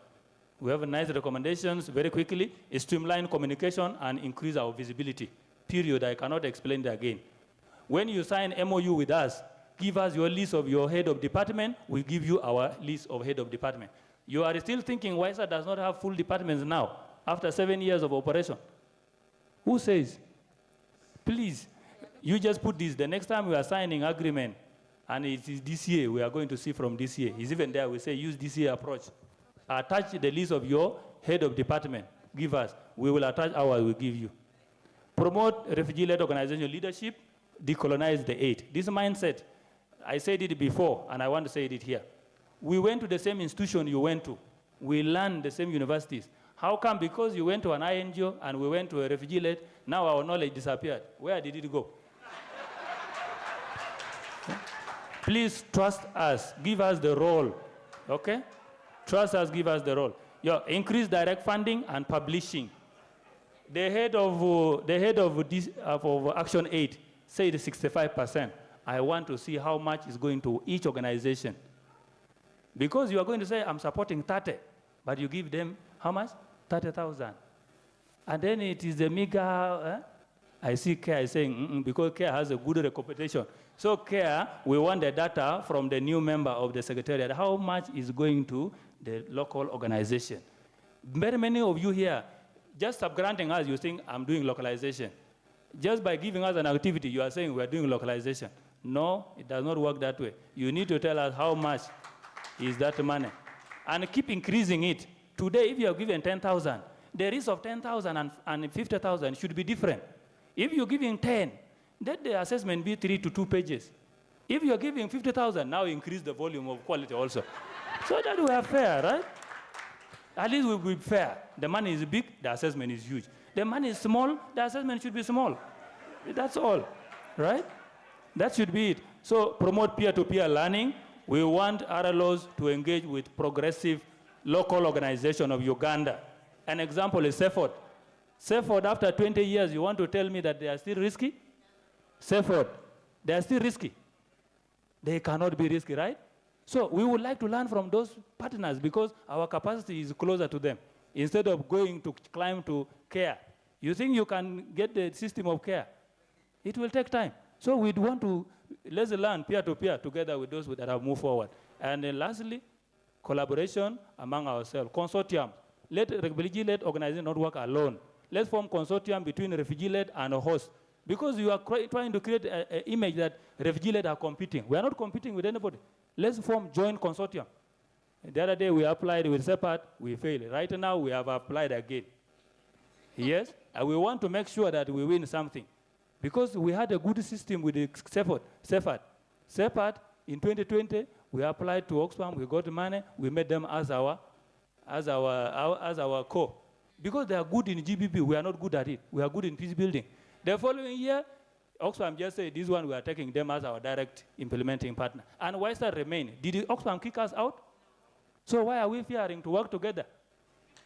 Let's work together. So thank you very much. On behalf of the West Nile Refugee-Led Network, I would like to stop here. Thank you, John. Allow me, you know that I'm doing gender balance, so allow me to invite Doris to present on the Central Region. Members, let me remind you, you have 5 minutes. Please don't be political like John, that I was even afraid to stop him. I was even afraid to pick up the mic and say, your time is up. Thank you so much. Thank you so much, Madam Moderator. My name is Namatovu Doris Isabel, and I'm here on behalf of the Local Coalition Accelerator. It's really hard to speak after a speaker like John, but I hope I can match up to him and also utilize the 5 minutes. So today I'm here to introduce to you, for those that don't know, or to give you more information about the Local Coalition Accelerator approach to work. So the Local Coalition Accelerator is a coalition of 14 national and local organizations that came together as a result of trying to respond to the COVID-19 crisis. We are a multi-sector coalition of organizations working with refugees, women, youth, and children, and then persons living with disabilities. The way we came together was intentional because we felt like in most cases we work in silos as one of the challenges that came out. So when we were forming our coalition, we were intentional on how we came together. We have refugee-led organizations as part of our coalition. We have persons living with disability organizations as part of our coalition. We have youth-led organizations as part of our coalition. So basically, that's how we came together to respond to the humanitarian crisis that was happening then, which was the COVID-19 crisis. And that was in 2020. So why the local coalition approach? The reason as to why we feel like this approach is good and is working, or by the way, we are majorly centered in the Central. I've realized that many organizations in the room are either from Lango, Arua, West Nile, and so on, but we have few organizations in the Central, so which calls for us organizations working within the Central region to embrace localization. I don't know if that's the issue or what, but I think I'll speak for those in the Central. So why the local coalition accelerator approach? As organizations working in Greater Kampala, which is the Central region, we felt like we needed to spearhead the efforts towards pushing the localization agenda, and that's why as like-minded organizations, we came together and formed the Local Coalition Accelerator Uganda. We felt like we also needed to get the direct funding as local organizations who understand the communities in which we work in, and also show maybe the INGOs and the bilaterals that even as local organizations, we can fully utilize the funds given to us following the different procedures that they have put in place as accountability mechanisms and things like that. So that is why the local coalition approach, local coalition accelerator approach. Our approach to work is also is community-centered, and this is through adaptive planning. So we do not sit somewhere in a room and start thinking for the community, but rather when we go into the community, we realize the gaps or the needs of the community and plan a project with them, which we usually refer to as the joint action planning. So we engage the community to address directly the problems that they may be facing, because we see that many organizations, I sit back, think for the community, and I'm like, maybe the issue they have in the community is food, and yet actually what the issue they have in the community could be water. So that is collaborations, especially with the different stakeholders, from the community level to government level. We realize that these are key stakeholders within the community. Yes, we may be supporting the community, but there are also other actors within there that we need to work with to ensure that we maximize the impact that we have on the communities that we serve. And that is why we've gone ahead to sign memorandums of understanding with the Kampala Capital City Authority, that's KCCA. Since right now we are majorly based in Kampala and Greater Kampala, and then also signed an MOU with the Office of the Prime Minister, since we are now working with urban refugees. So this has greatly helped our work and given our work direction to enable us maximize the impact that we are looking for. Yes, so basically that's our approach to work, and I think it has worked for us because we have been able to cascade the approach, or other countries have been able to take on the approach, and that's countries like Bangladesh, countries like Nigeria and Kenya, because the approach has worked since it started in 2020, and we've been able to implement, I think, 3 projects. The 2 were basically in regards to the response to the COVID-19 crisis, and then one that we are also still responding to the effects that the COVID-19 has had in the communities that we serve. So that is why those who believed in us, and that's the Share Trust and the Hilton Foundation, have supported us to be able to build this coalition and put it out there and show other INGOs and bilaterals that localization and believing in local actors actually works and maximize and will give you the impact that you would want to have on the communities that we serve. Then with challenges, in regards to challenges, of course, most of my colleagues have spoken about these challenges. One of the greatest challenges is funding. Because we as the local actors, we want to work, we want to serve our communities, but then there's the issue of funding. Even the little that we have, you reach the community, maybe you're targeting 200 people, you reach in the community, 500 are in need, and then you're like, what can I do? So I would also like to encourage the NGOs, the bilaterals, to maybe come with us on the ground and be able to work with us and see that there's really need to maybe increase the funding and support to the local actors, since they are the ones that understand the needs of the communities, they are the ones that work within those communities. Then another challenge that we've had is restricted funding. As an approach for us as a local coalition accelerator is adaptive planning. So once funds are restricted, it does not give us that leeway or that flexibility to be able to ably respond to the needs of the community since the funding is restricted. For example, if I write a proposal to respond, for example, to give out food, and then I reach in the community and the immediate need is not food, but rather health care because people are dying, and then the funder is like, no, I gave you money for food. Who will eat the food if people are sick and they are dying? So those are some of the challenges as local actors that we face.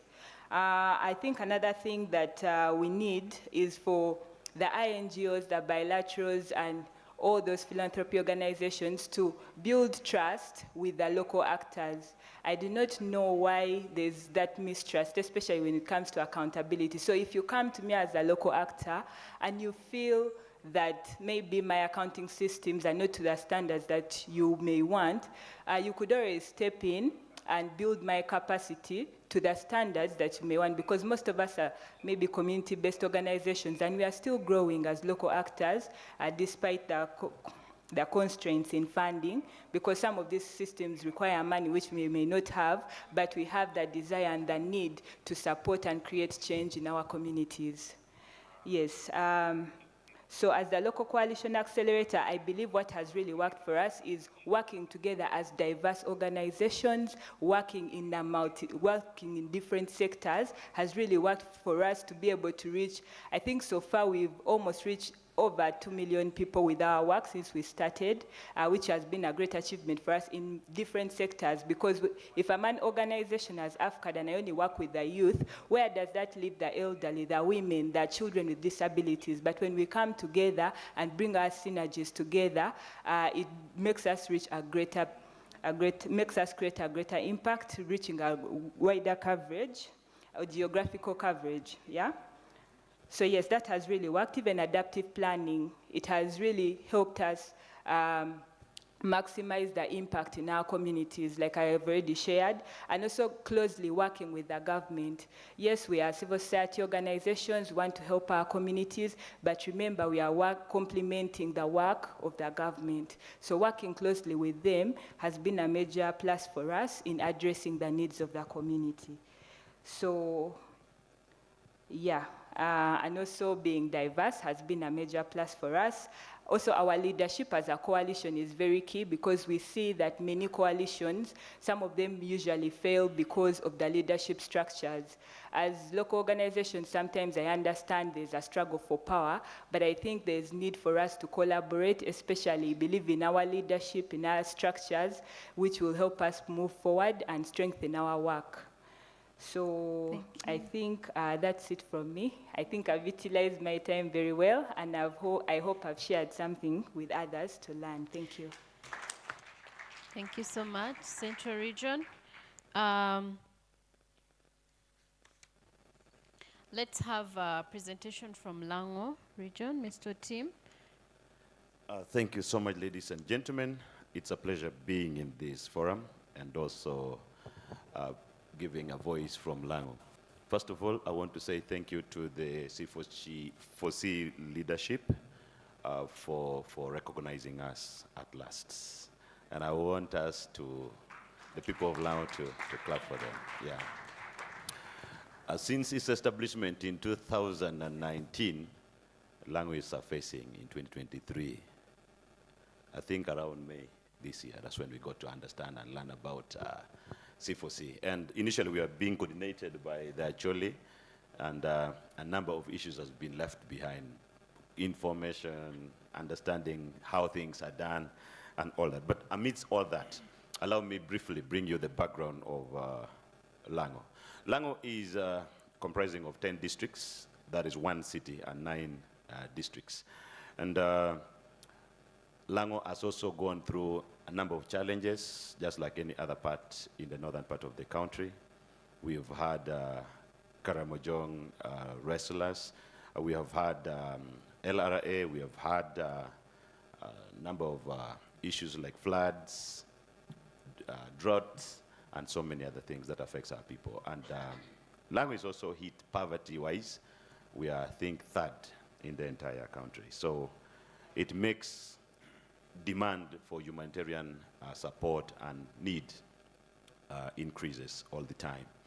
And currently, international organizations have left, most of them have left Lango sub-region, and it leaves much burden to the local NGOs and CBOs and other actors to take responsibilities of these burdens. With that said, allow me tackle a few things. We still have limited funding as the local actors who are on the ground. It is really very hard that we know that there is shrinking resources at the moment, and every time you write a proposal, no matter how good your grammar could be, it's actually being termed in Lango that it is who you know, not what you know, that gives you the opportunity to get those funding. So probably that needs to be rethink. We have a lack of space for women-led organizations. Very few women are into the leadership, and a number of them are being sidelined. If they are there, then probably they are working under men in various organizations. You find them under either DPTs or taking lower ranks and positions. So we're trying to advocate for this. We also have men resentment. Most of the men are thinking that women were over-empowered during the civil society engagements. They look at women as being given a lot of, their rights issues, and they feel women are more empowered. So there's a way there is that mindset among the men. But of course, we're trying to subsidize that. And also, we're trying to see that as organizations working together under the leadership of Laxon is Lango Civil Society Organization Network, the NGOs, and I'm so happy that when we were trying to get ourselves as Charter4Change Lango chapter, we incorporated the leadership of the national NGO leadership of, Lango. And I am glad to introduce the chairman, the executive director of LIRA, that is Lango Civil Society Network. Mr. Dickens Ogwal is right there. And he's coordinating is coordinating the chapter for Lango sub-region. So it is through him that we are able to create a database of 163 local actors who are really doing a great job. Individually, organizations are trying to raise resources so that they can work on their own. And what is working for us is that, one, we are calling ourselves on a quarterly district engagements through district coordination meetings. We tend to meet together all the time. And we also have clustered these organizations according to their thematic areas. Under health, education, livelihood, climate change, we meet quarterly and discuss issues that affects our people. And another thing that we are trying to work on is that we are having capacity building on issues of compliance that was talked about here. At the moment, NGO, national NGO bodies is engaging local actors there to deal with issues of compliance. Danida is also doing a number of compliance training online, and we are having this also on a quarterly basis so that many people are not left out. We know the impact of COVID-19 has led so many organizations to be closed. Allow me go straight to our recommendation. As Lounge chapter, we are saying, could we have an autonomy and be set apart? We stand on our own so that we receive direct communication. And this forum that has been created, I am so grateful that from today and forth, we could be getting direct information, communication, so we can get engaged and also get networked like other people in other regions are doing. This would help us to coordinate and work together. I think because we are still the last born of the C4C, I don't want to take the 5 minutes. Let me give it to other people so that we can be able to share and learn more. Thank you so much. I didn't introduce myself at first. My name is Moses Otim Augustine. I work for an organization called Noble Youth Foundation, Uganda, and I'm the chairperson, Lao chapter. Thank you. Thank you, Moses. Last on this panel, because we still have more regions to cover, we are going to hear from Alum from Karamoja. Yes, good afternoon, everyone, and thank you once more to invite us. It's my first time to sit in this panel, but I know that the platform has been alive in Karamoja, and it was Doctor who was supporting us. I would like to just be brief and then maybe share what happens in Karamoja and what happens in the platform at the moment. So in Karamoja, we have any kind of challenge. We have insecurity. Sorry for disturbing you guys that side. It's still happening, and it's still happening at the moment. We are just in the region. We have cross-border issues as well because of insecurity, gender-based violence, land. Land is a big challenge for us because they're grabbing land anywhere in Karamoja. It happened to myself as well. And of course, we have the challenges with food security, and the biggest one is education, as I was telling some of my sisters yesterday. This platform has been has come back to life because we are happy. We've been rewarded with the program from Oxfam. So we are trying to bring back what was happening already in the platform in the past. So this is an indirect communication, and the challenge is that as partners, as local organizations, sometimes, or most of the time at the moment, we need our partners to be, pushing us and supporting us. Somehow, if they're not there reminding us that the platform is there, it ends up dying. So this is a challenge that maybe together we need to understand how we can try to fix that. Another challenge that we have is, of course, funds. I don't know how many of you realize the distances in Karamoja. From Abim to Amudat, you need to spend the same time from Kampala to get to Mbarara probably. So we look at Karamoja region as one region, but the distances is also what makes difficult coordination and partnering with local partners. The way the diocese is divided dividing the northern part and the southern helps a bit, but still, when we need to go to the field and I need to monitor in our own programs, I need to drive for maybe 3 hours and then monitor, get there for the visit and come back. It's a full day for one simple thing. So distance is our issues. Something that I've not had, so I don't know if it happens in the other regions, but what happens in Karamoja is that we also have some ghost local organizations.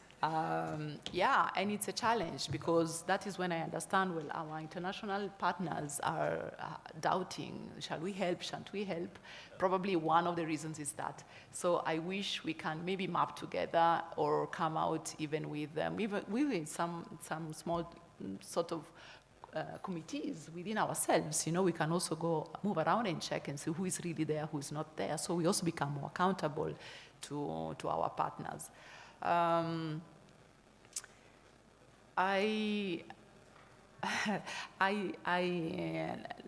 organization for which I work, but I think it happens even for other organizations in Karamoja, we try to work as, like, we try to employ Karimojan only, where it is possible.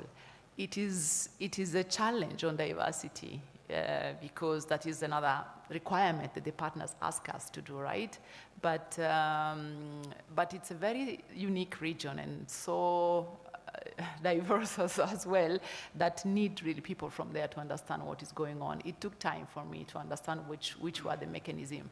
So sometimes our international partners look at the picture that they're seeing of the local organization and it doesn't fit in what they think is best. But I really like to encourage them, especially at those high level, when you deal with other high level donors and partners, please communicate to them. Tell them that I know they have something in mind, but when they come to Uganda, when they come to Karamoja, the situation is different, mechanisms are different, the kind of work we do, we want to do it in a different way. So I wish that in this case Oxfam, because Oxfam is the one that is trying to push us into this platform, will still, let's try to work together, but in a way that we keep our diversity. But of course there are things that work, and what works, I think that it is not difficult to express ourselves to other local partners, because at the end of the day we have the same challenges. We need to face the same partners who are requesting us to have amazing accounting system, and it's understandable because they give us good money. So we also have to make sure that we know from when they give us the funds, they exactly know what happens to each single shilling. But sometimes it makes it difficult for the local partners. And I'm trying to give a picture of the other kind of partners that we have in Karamoja. It's difficult for all of us to have the same strategic plans and then structures, and those are very high demanding tools that you are requesting to the local partners, and it distracts us from the work sometimes, because we lose focus on what is happening in the field and what we really need to do, and we're more stressed on trying to reorganize the organization. I have seen in Karamoja some local, very small organizations that really have a great impact. Maybe they don't have an accounting system, maybe they don't have auditors every year, but I've seen some of them performing better than big organization given bigger money. And to conclude, maybe I would like to request that I also think that local organizations and international also have the same challenges. It's a pity sometimes when I was trying to understand what Johnson was saying. When most of the time I see international organizations coming and pointing at us, this is not okay, that's supposed to be done. And they also lose focus. they also have the same challenges in their homes. So can we, I don't know, maybe just try to work together and open up to a different way of coming out with the platform and with implementing together programs. Otherwise, I wanted to thank you, and also want to thank the director for Riam is here, and they have been doing great work to try to coordinate the organizations that are in Karamoja. It's not easy because of the distances, because you need to make sure that you have allowances to bring them together. But I would like to thank them because they're the ones who have been trying to do this even maybe before the big partners were coming in. So there is always some small happening at the local level. Maybe sometimes it's just a matter to pick what is already there and then either build it up or continue on that way. Otherwise, thank you so much. I'm going to request that you give another round of applause to our panelists. Thank you so much. And with that, we actually deserve a self-care moment. I'm going to request all of us to stand. Those who can stand, please stand up. We're going to stretch as we wait for our panelists to take their seats so they can join us. So you're going to stand up, stretch your arms out.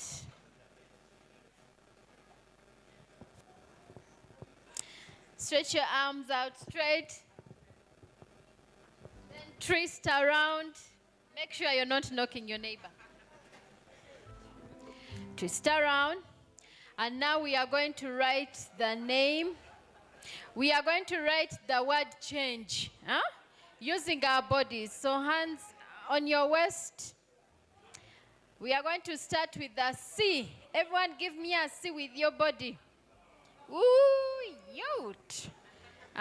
We are going to write the H. Let's go. Not capital, small. So let's go with the stick. Forward, back. Then let's twist the edge. Now we are going to write A. Let's go. Small A. Whoops. And then the line. Choops.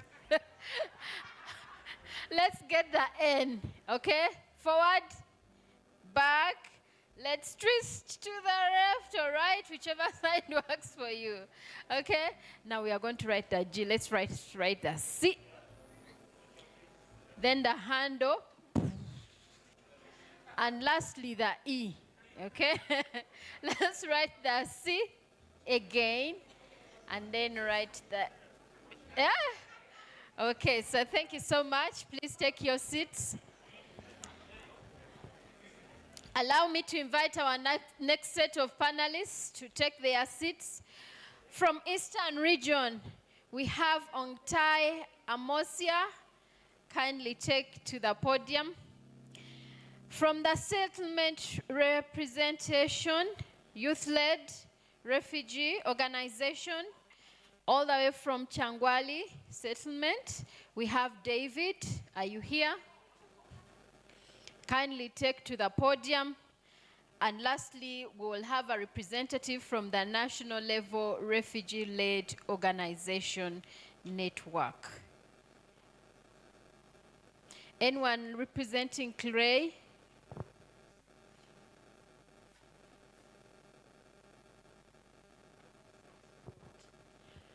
Anyone from the national level?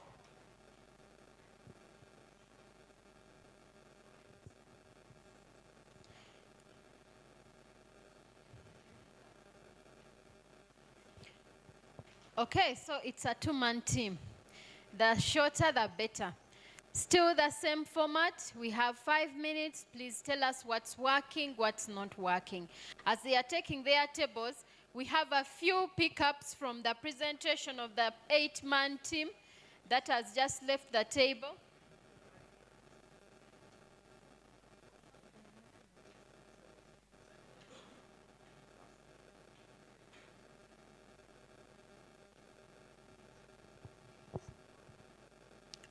A few points that we picked up from the 8-man team, for those of us who had taken a moment of rest.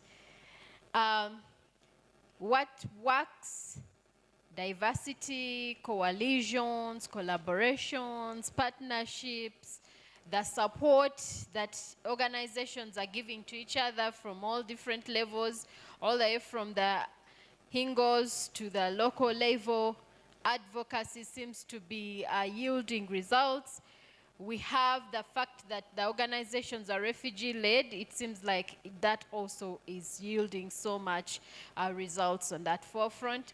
And then we, of course, with every partnership, that means that the localization agenda is taking shape, and we are seeing the fruits in its early infancy. So let's keep it up so that we keep it growing all the way, so that Uganda becomes the benchmark for other countries. So it's the way to go. But of course, notwithstanding that most of the initiatives, definitely there are always challenges. Funding has come through, the short-term funding spells that the donors give that do not give time for organizations to set their programs and be able to achieve.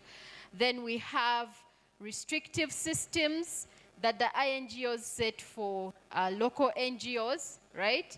The systems seem to be stringent and a bit rigid, so most of us find ourselves caught in the net where we are not meeting all the requirements for the grants that we are applying for. Another key area that has come out from the refugee-led organizations is the issue of registration. They are not citizens, they are not national organizations, and they are not foreign organizations. So there is need for government to find for them a suitable category so that they can ease that process, because this then affects the trust that they have to build with the donors, affects how they operate. They lose staff because of how their funding comes in and their status of registration. And then we have the two forgotten regions. I'll call them the two forgotten. Our team clearly says Lango has been left out. Same for Alum, who says Karamoja is also suffering the same. Two diverse areas, but they seem to be forgotten. So this, I think, goes to the C4C Secretariat to look into how to strengthen those regions so that we leave no one behind. Now, with that summary, allow me to hand over to my panel that has grown to 4 men. 5 minutes. Each of us kindly share what has worked and where the challenges are. So thank you so much. When you're ready, whoever is ready can take the first go. Thank you so much. Yes, good afternoon, everybody.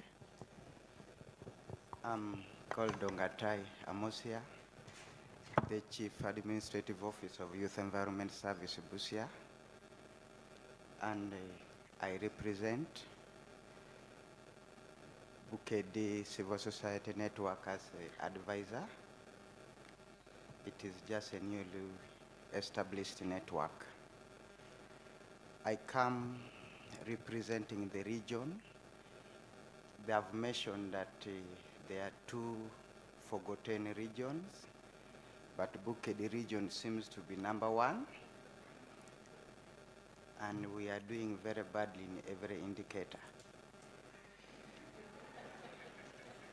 This is very evident in all the reports that has been delivered by the Minister of Finance regarding the region.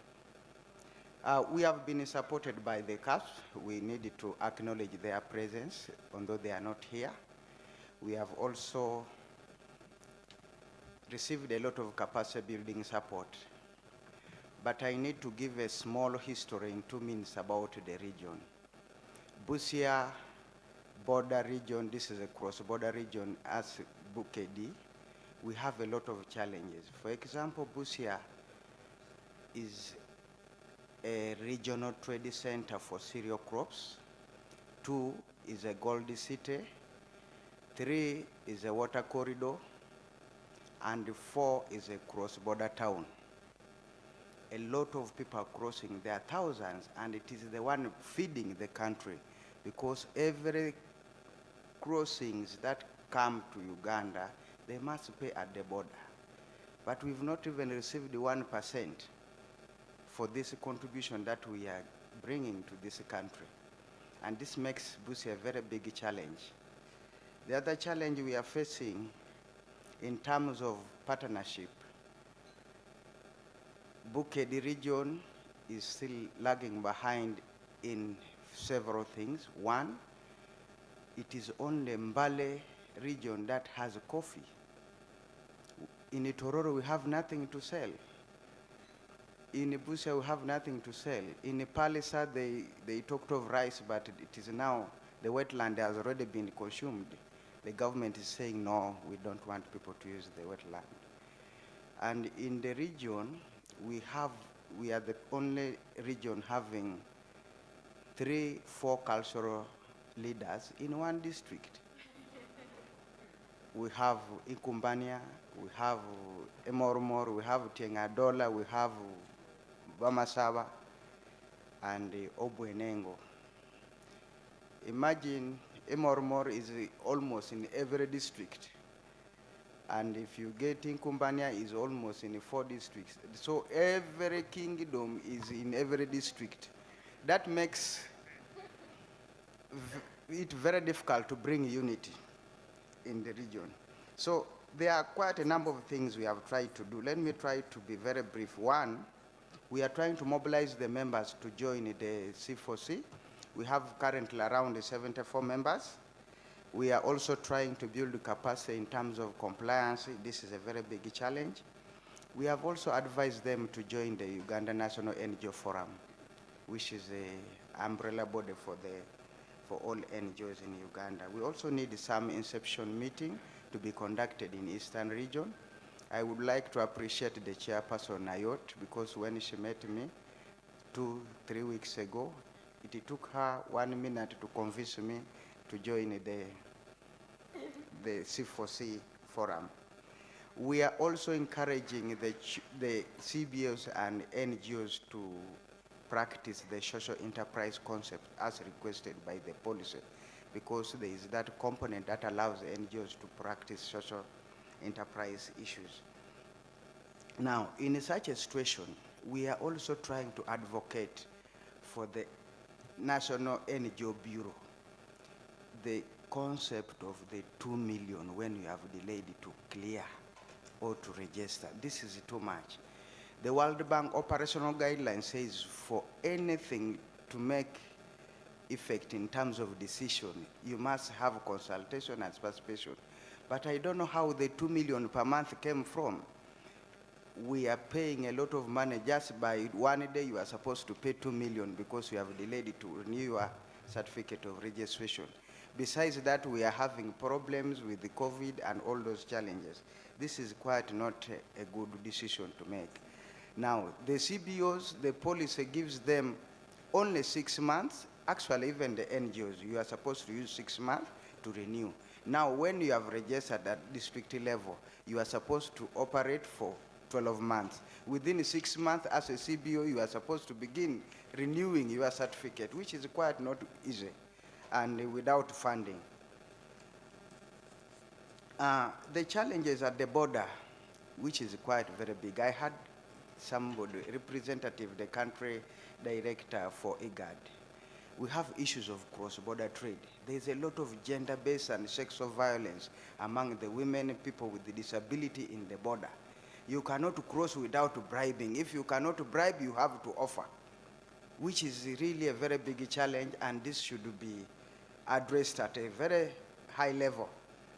Now, in such a situation, there is nowhere you can report your grievances, because you cannot go to Kenya, you cannot come to Uganda. You remain with your problem, moving with it, doing cross-border trade. Now, we actually ask that let us have gender-sensitive trade policies that is able to help us within the 2 nations.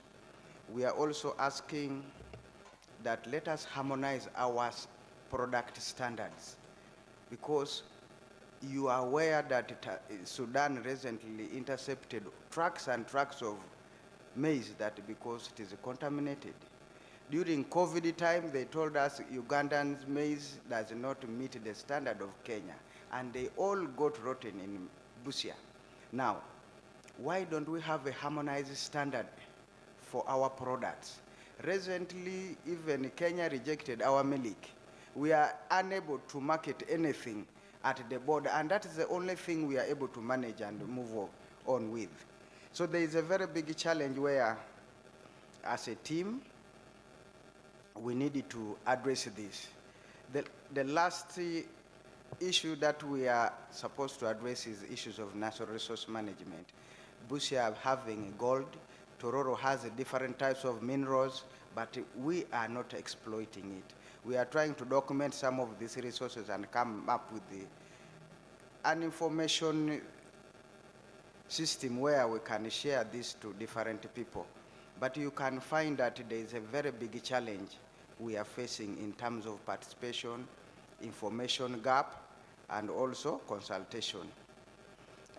My colleagues mentioned about the refugees. Busia being a border, we have refugees, we have migrants, we have mobile populations, we also have uprooted people. Being a center, it is really a very big challenge. I've actually seen, to be honest, the Somalis from Kenya. They are escaping to Uganda every day and they are paying a lot of money to cross to Uganda. Could there be a process where these people can register and enter peacefully without any other challenge? This could also help address the cross-border challenge. With the few remarks, thank you very much for giving us an opportunity. We thank you very much. Thank you so much. As David takes to the podium, allow me to invite Gad Bender from the Western Humanitarian Platform to join the podium. David? Yeah, thank you so much. Good afternoon, ladies and gentlemen. It's a privilege to be again here. We really thank the C4C for have invited us again here. Let this not be the last or the first time.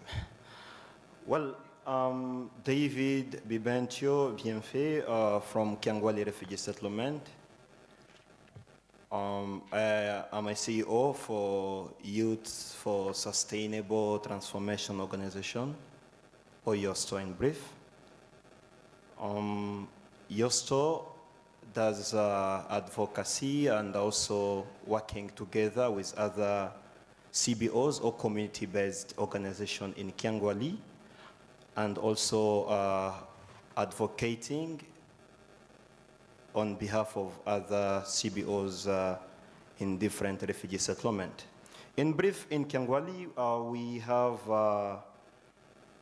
20 community-based organizations. These are CBO limited by guarantee. So these are non-profit organizations because we have two types of refugee-led. So we have the non-profit and the profits organization. So these are the two things different that we should always take note of. So then among the companies or the profits organization, we have 15 to make a total of 35 refugee-led organization or CBOs. So as per the achievement, briefly, so far on the side of capacity building or empowerment, we all aware that Kiangwali is where we got one of the representatives who is going to represent all refugees in Uganda, and this is Nanda Nima, who is the women representative, and now she's the Rwasisri from Kiangwali. So this means that empowerment is ongoing on our side. Then on side of CBOs, so far we went through different trainings whereby we advocate through UNHCR and other implementing partners like Allied. And so far 15 CBOs in Kiangwali undergone the SIA training and also different capacity building on proposal writing. And most of all the staff in the CBOs in Kiangwali, before you become a staff, you have to sign a policy for SIA because you become a full humanitarian worker so that you don't do manyang around. Yeah. So, on the side of full protection, so YOSTO together with other CBOs and companies, we are looking and doing our level best in terms of awareness raising and entertainment. So on the side of protection here, we are looking at CP, child protection. We do have monthly awareness raising on child protection, awareness raising whereby we are looking at the child protection, referral pathways, and this has supported to decrease, on some of the, cases, and children being supported, and other children have been fostered in a good way for a better protection.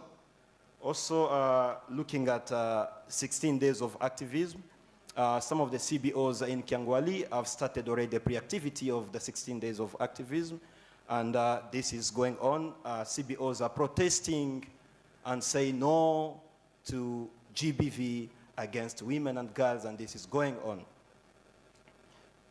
On the side of MHPSS, or mental health and psychosocial support, CBOs and companies are doing their level best.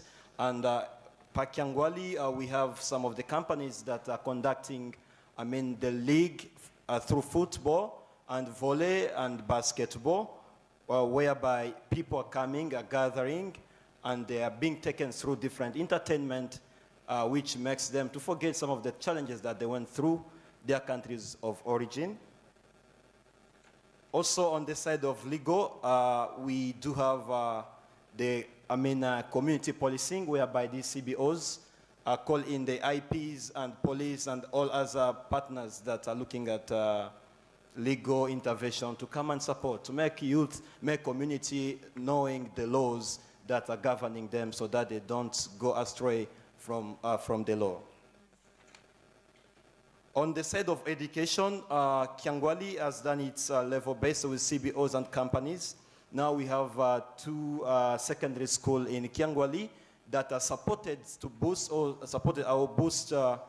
the system of Window International Uganda on the side of education, and our youth are getting also more complementary education services in Kyangwali. On side of livelihood, CBOs and companies, these are non-profits and profit organizations. So if you come to Kyangwali, you'll find honey. We have honey.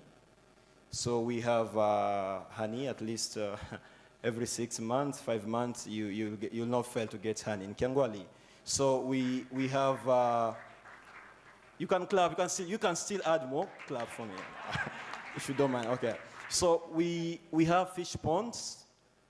We are trying to do, looking at, we don't abuse the wetlands, trying to do something out of them, and at least you can reach to Kyangwali, Albertine side. Utapata samaki nzuri sana hapo. So we have fish ponds, though it's not yet, adequate support, but we are looking forward to have more. Also, under livelihood, we are looking at companies that are supporting community in carpentry, tailoring, hairdressing, and these initiatives are being really going on. They're ongoing, and these are making community at least to get 5,000 at the end of the day. So from fish, they're now, community trying to get a way of fishing, not getting a way of being, asking, begging for fish every day. So on side of the climate change stroke environment energy, CBOs and companies, we are trying our level best, and we have pledged at least every household in Kyangwali to plant at least 6 trees, kila mlango at least to plant these trees to make sure that we have enough food in Kyangwali. And I don't deceive you, if you're to come to Kyangwali, you will have food. So you don't look at me because I'm still single, that's why my body is very small, but I'm still going to be big, as you could not imagine in the few months to come.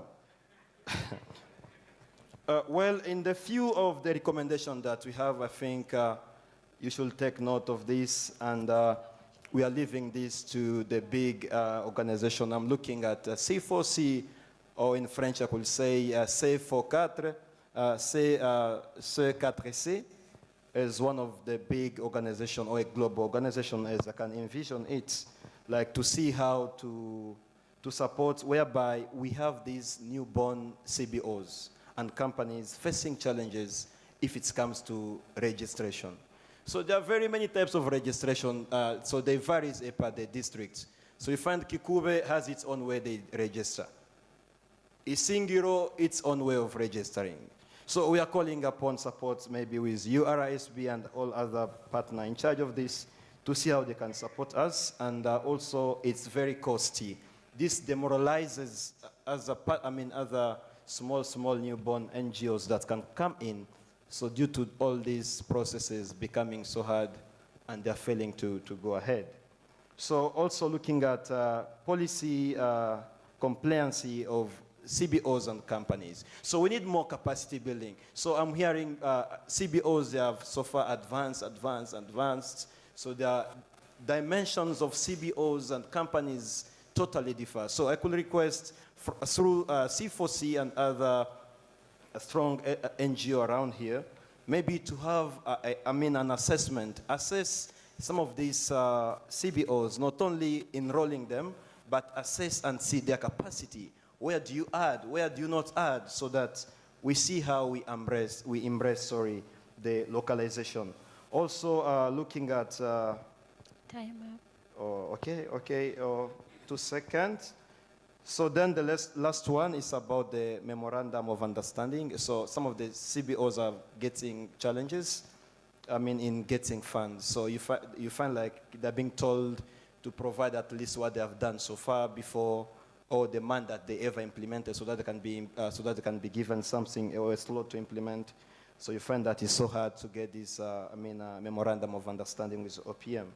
So I think then on side of education, let me just close my book so that I don't read more again. It's about maybe we could request at least if we could have at least a regional university. If we could have at least universities in all these other regions in refugee settlements, it could make much better. And also have these vocational trainings in our settlements, whereby vehicles, motorcycles could be repaired within and make our people be self-reliant. Thank you so much. In the few words, let me be as short as my size. Asante sana. Thank you for listening to me. Thank you, David, for sharing the youth. Let's hear from Rilon. Wow, that has been amazing. Ladies and gentlemen, my name is Kilwell Agog. I work as a program coordinator for the Refugee-Led Organization Network at the head office in Zambia.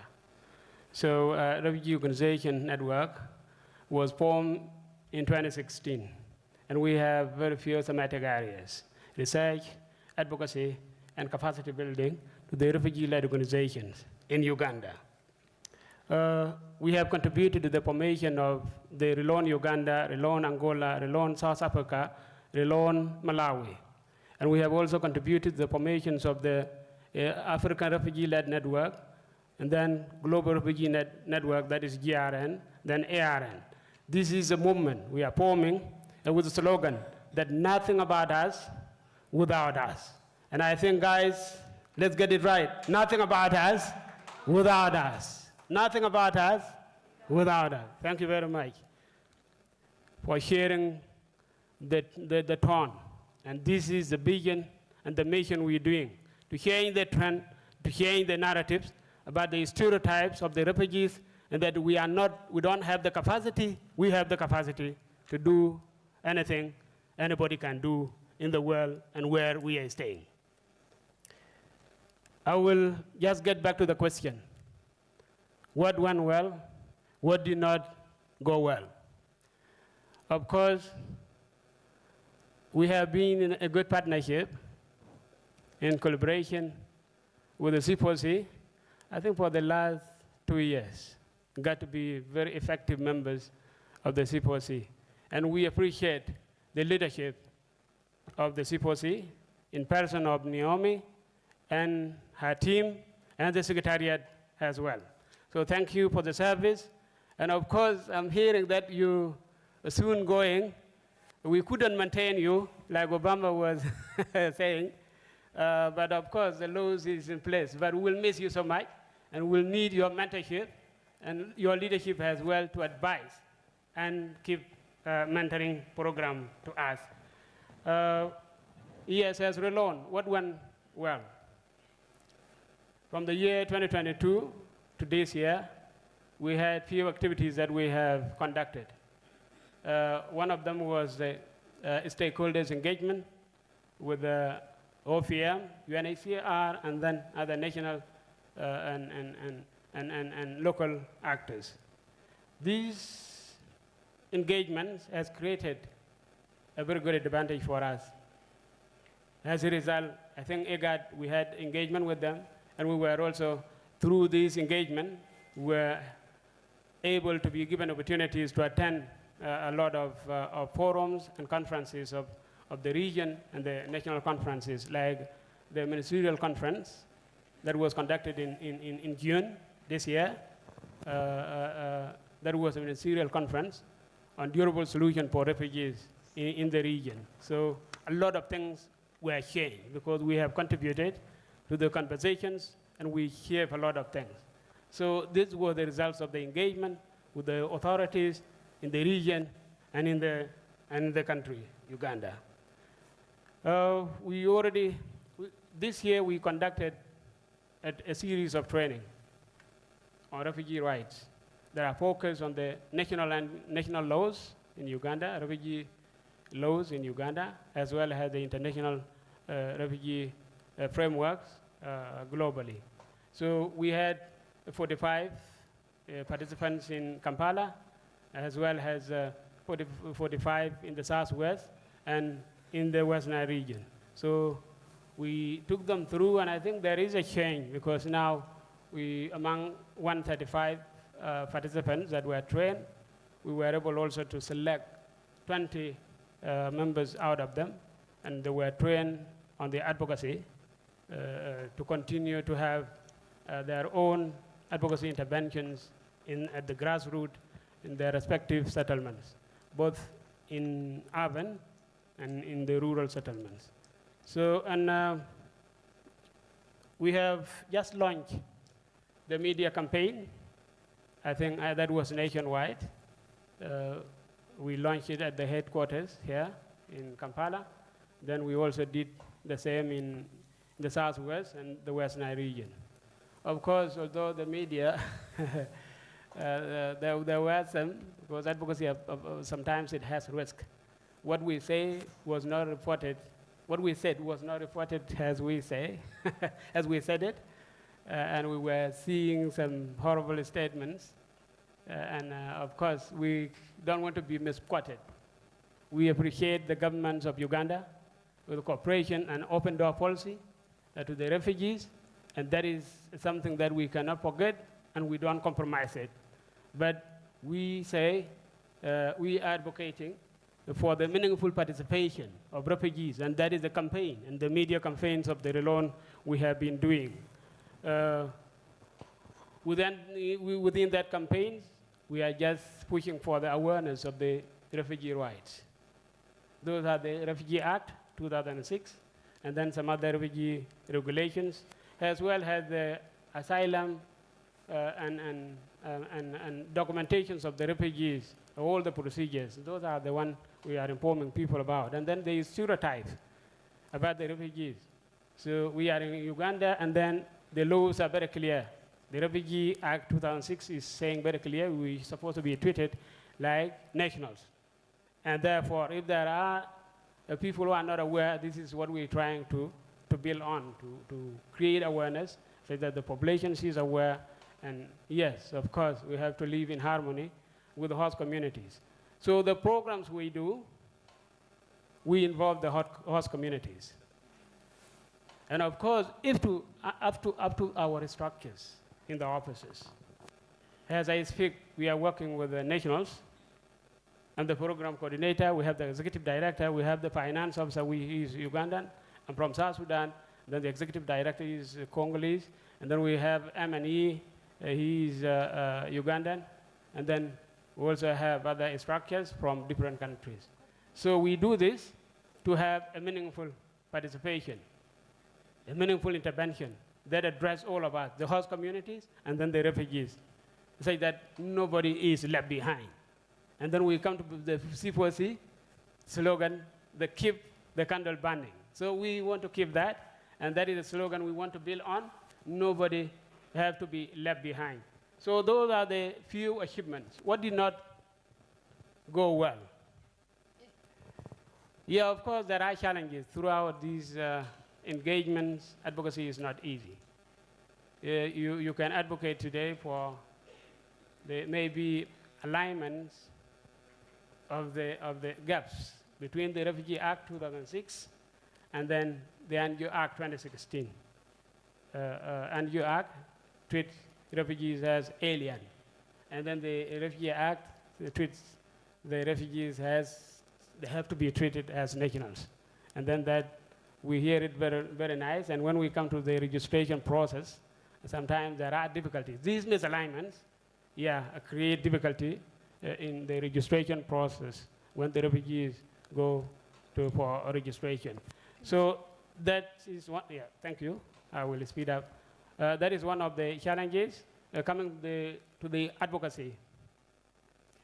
Of course, engagement with stakeholders, such as governments, such as regional leaders, is not easy. And it has been so difficult to get the stakeholders on board because I think due to their very tight schedules. And for example, we were planning for the stakeholders engagement dialogue. I think that we were supposed to do this in February. And we continued to delay because of the stakeholders who were not responding to our invitation. And they were also telling us about their tight schedules. And we had to spend 4 months. And we finally conducted in this month. You know what? That is a challenge, getting stakeholders on board. So it has been a challenge. And of course, everything has a challenge, but we will not relax. We will continue to pull up. And we appreciate as a Relon, on behalf of Relon, we appreciate this opportunity, bringing together the refugee leaders to share their success stories as well as challenges. So more challenges are there, but due to time have been won. Thank you very much. Thank you so much. Let's move on to Western Humanitarian Platform.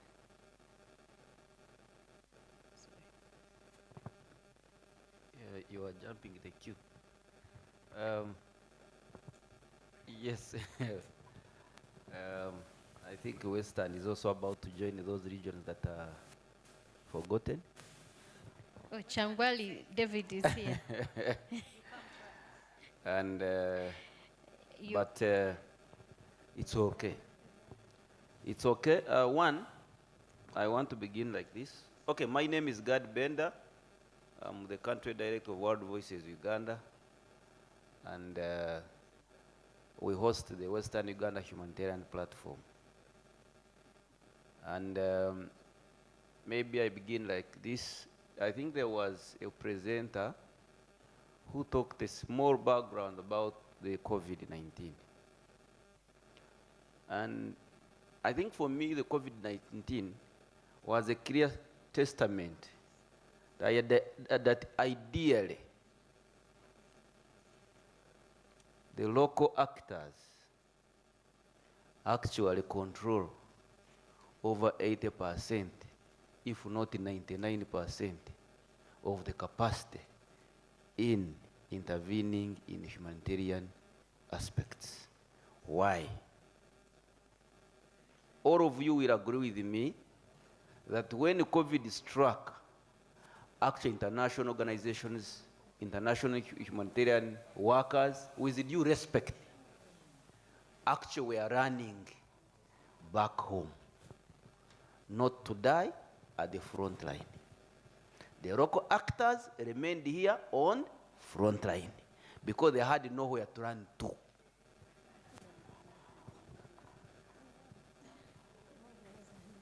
And I'm happy that ideally they did what they could, and I think we can appreciate what they did.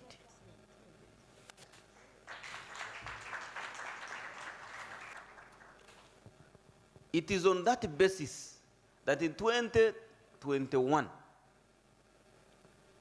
a consortium of a few organizations decided to come together to leverage that value and say, I think we already have a journey that actually indicates that actually we are yet to reach heaven. And that's how the Western Uganda Humanitarian Platform was revitalized, because initially it was Southwestern, but Southwestern which was in briefcase. So we decided now to move away from the theorics to practical by starting a fully-fledged, vibrant platform that currently has a database of 46 organizations that have been fully mapped. Mapping has not ended, because you and I know that every year, every day, new approaches come, new interveners come on board. So mapping is a continuous process. Second, the experience of revitalizing that platform was that ideally a learning point, because that's when we realized that ideally we have resident capacity. And why am I saying that actually we have resident capacity? Emergency Response Fund, ERF, was a small grant facility that the consortium members within the Western Humanitarian Platform decided to learn as local actors, because they wanted to find out whether is it possible that ideally this business of all the time blackmailing local actors, they don't have capacity. Is it possible that ideally they cannot have capacity to manage even money? It was small money, of course, around I think 40,000 US dollars. And we wanted to find out whether actually these 40,000 US dollars can be managed well.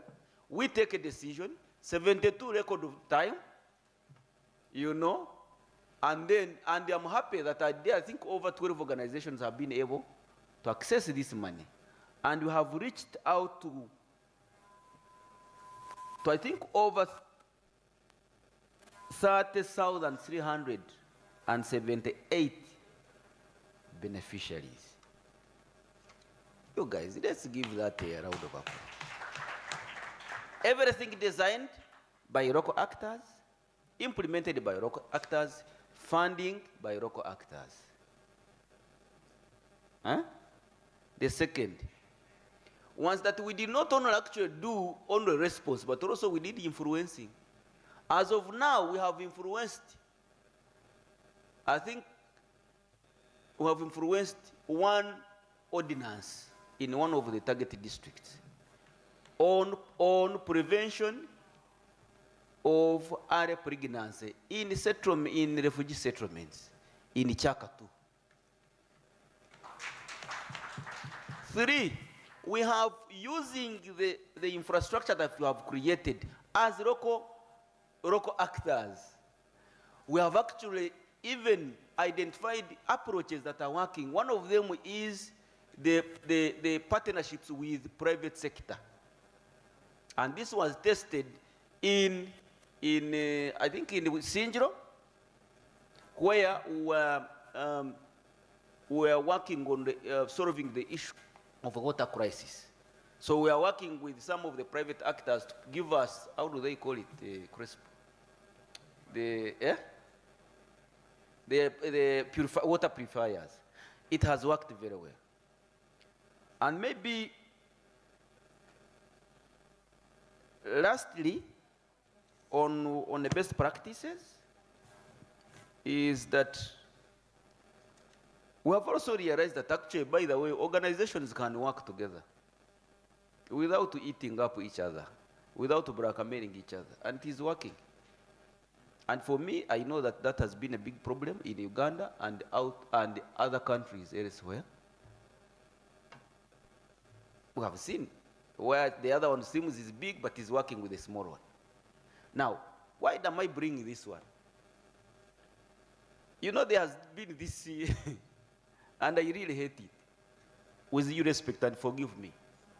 This business of thinking that so and so has more capacity, that international organizations have more capacity than local actors, you are lying to yourself. You cannot have better capacity. You cannot be competing with the band who has existed where these crises are happening every day. We have been resilient over decades, and then it is you who knows more better how river so and so over floods. You are lying. We have gone to school. Really, we have gone. Most of us have master's degrees and others. Really, some of these other people are also running from us. Some of these people have been recruited from organizations. And then when they come, they begin to say, you know, these guys, you don't have the capacity, even to manage resources. How? Where did you get the capacity from? Were you born with those resources? So for me, I'm thinking, I'm not here to quarrel, but I'm thinking that I think we need to decolonize this business of blackmail and appreciate the value that each can actually play in this space. The very last one is I want to make recommendations. Of course, I know that many of my colleagues have taken like 30 minutes. They were taking 10, you are at 8. Yes. One, I think there is a need for us to engage in uncomfortable conversations. If we want you to be practical in pushing localization agenda. Sometimes we are on the platforms and I'm because I'm a very straightforward person. I tell you what you don't want to hear, but at least you would have heard it. Although you didn't want to hear it. But surely we need. This business of thinking that, you see, now we are giving 15%, really? But when you go back and find, if you do the implementation audit in terms of value contribution, you realize that actually for you are being given little with larger impact. You get? If you say, okay, let us look at the value contribution. You with the big monies, 85%, and the other one 15%, then you begin saying, okay, actually you might need begin asking for a forensic audit for the other person who thinks you don't have the capacity. The second is that we need to challenge this animal of the attitude, policies, and practice. This business, oh yeah, our policies do not allow this. Our policies do not allow this. These policies actually orchestrated by the attitudes, the negative attitudes that we have, the mental models that we have. We need to challenge these policies that actually, here you come claiming that we have made commitments. But the policies are really failing you to fulfill the commitments. 2, we need to undertake commitments audit. This business of where we come here and we begin talking, well, we made commitments in this and we are going to do this. But then after 2 or 3 years, idea you are still grappling that, our policy don't allow that. So, lastly, the issue is let's also leverage from the best practices. We have got different approaches and models that are working. And then let us support these approaches, the models like the Emergency Response Fund, which we are actually building into a pool fund, which we can always provide to be accessed within the 72 years, within 72 hours for you to respond without waiting. See, Joy, you write a concept note, you are responding to a disaster. Concept note takes 1 week. A proposal, 3 months. By the time the money is coming, actually, many, if they are to die, you have already even did what? They died long time ago. They even, you know? So for me, yes, I know that we are rushing about time, but I think also we need to ensure that the matters that we are discussing are very critical. So without further ado, I think I can end with that. Thank you so much. Thank you so much. Keluel Kareda, colleague, I'm giving him 2 minutes because he has sat patiently there to address us. Thank you so much. Thank you very much. I'm Aloro Gordon Paul. I'm the regional coordinator for Relon in West Nile. There are some challenges that we have been facing and some achievements that we have got. I like the way my boss, Jal, that is my mentor. I learned from him. I also became an ED from him in some years back. I'm very happy that today we are going to get a space for Relon West Nile in Arua that will cater for all of us. All of us will be accessing. That is what we have missed out. And the second thing is we got some funds from Hillington project, and we have some local partners also in West Nile that are part of them. I think you just missed them out because of time. You have given us mega time. We have a lot of real achievement. We have mapped West Nile. West Nile, we start from Kiradongo up to Ajumani, and we have 169 RLOs that are there, apart from the CBOs that are mixed with the refugees and nationals, and we are still going to map them in December. That is a plan that we have put forward. Really, I'm very excited. It's my first time being in this occasion for C4C. I'm really happy. What Jala said, and everybody has said here, is really, if we put them in practice, we will see impact in our communities. But one thing that is killing us is selfish. As the local partners, we are saying local partners, but we are selfish among ourselves. And that is what is killing us. And that is what I've seen. If we leave that thing out, we are really going to go ahead. Even there's no IP that will defeat us, because we know our problems and we know how to address them. Thank you very much because of time. We'll talk more at any time. Thank you very much. Thank you so much.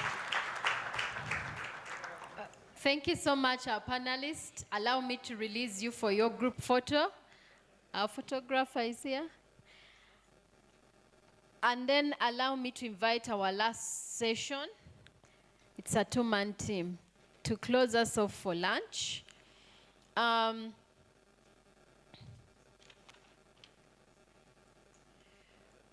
theme for this meeting is defining localization, moving from rhetorics to action in advancing the localization agenda.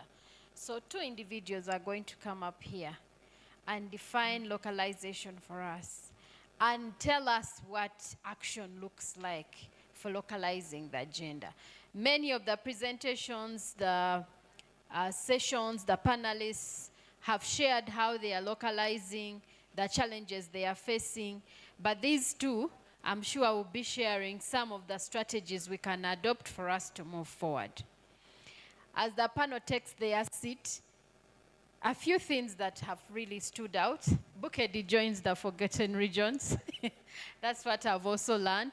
Bukedi, yes, so Eastern region also adopted itself in the forgotten regions.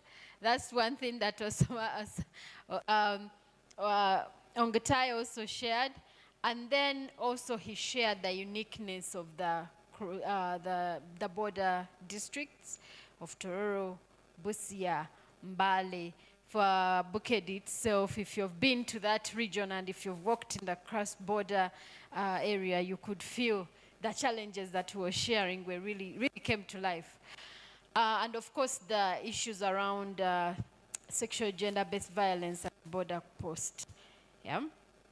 And so many other challenges that the region faces on top of commercial sex work.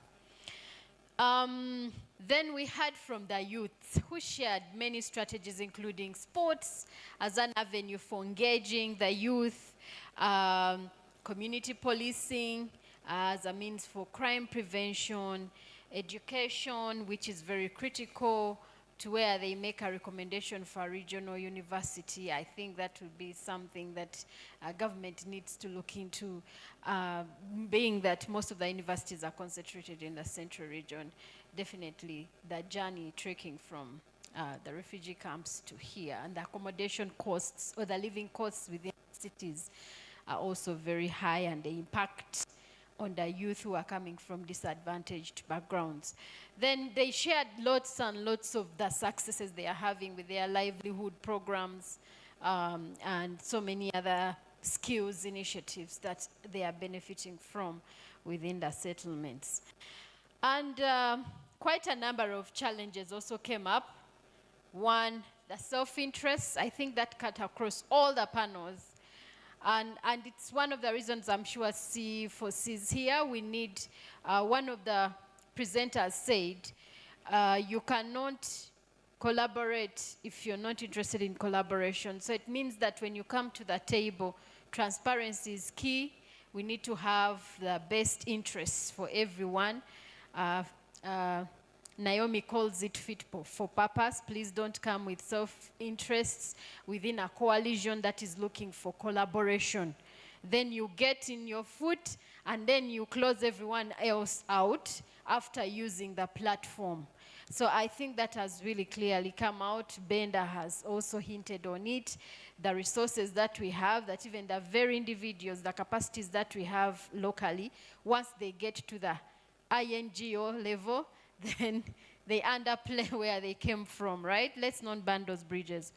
And another aspect that really I think also many of us who are working in a humanitarian nexus can agree to, the emergency funds that are not emergency. I mean, you have a crisis, because some of these crises are not planned. We do not have concept notes already on our shelves that, oh, once COVID hits, we pull out this one, we send. Once, let's say, floods come, we pull out this one, let's send. So I think this will now go to the INGOs on how they can regulate the speed at which they need to release those funds so that they benefit the individuals when they need them. You do not have to, you do not want to be faced with a crisis and then you're bringing the aid a month later. It serves no purpose. Sometimes even those that are remaining are so broken from the loss that should have been avoided if the response was immediate and timely. So thank you so much. Let's give a round of applause for all our panelists. As you allow me to invite Mike Bruce, the HINGO coordinator, to the podium. He will be followed by Noreen Nampeo, who is representing the country director for CARE International, who are the hosts for the C4C coordination. And just as I said that they are going to give a hint on many of the challenges that we've shared around coordination, resources, and everything else.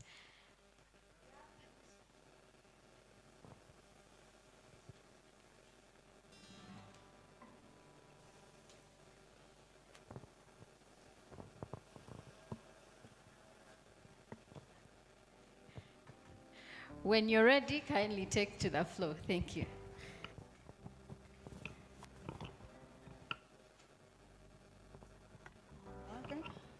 Okay.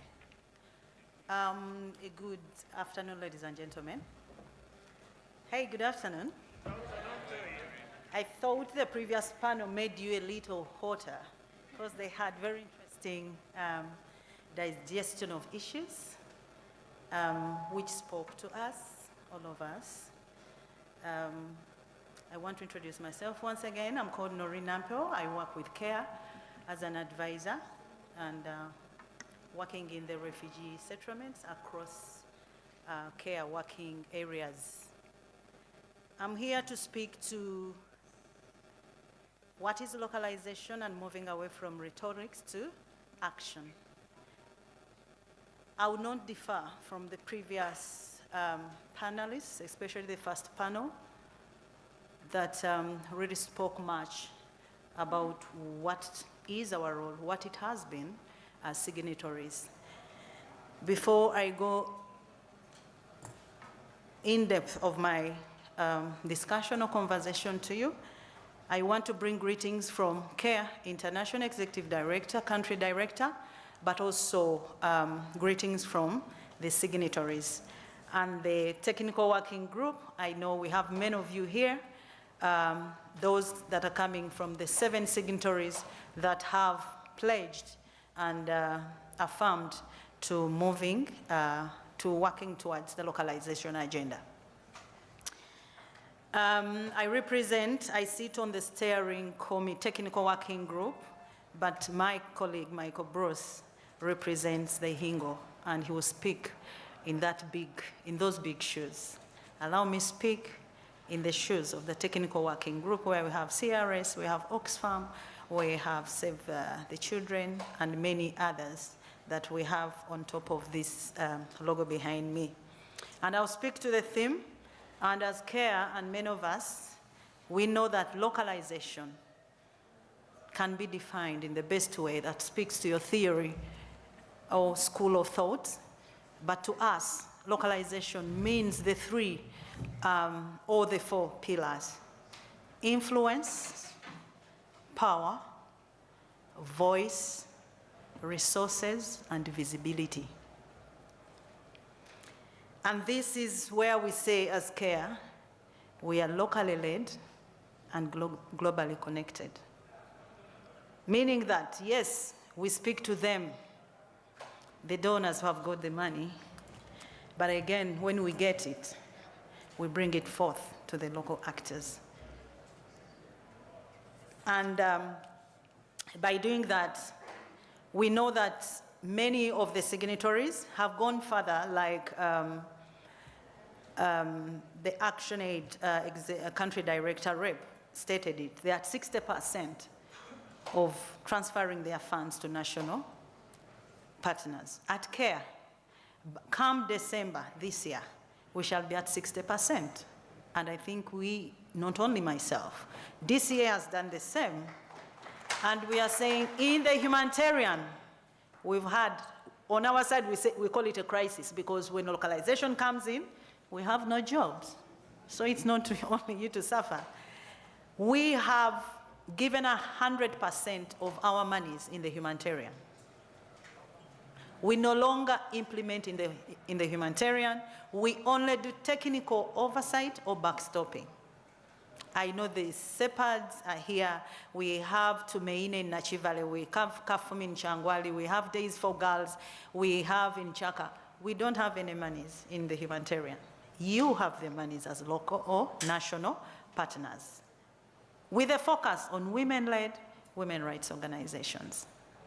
So the rhetoric and the action can well be evidenced in our maybe baby steps, but we are there, we are deliberate, and we know what we want.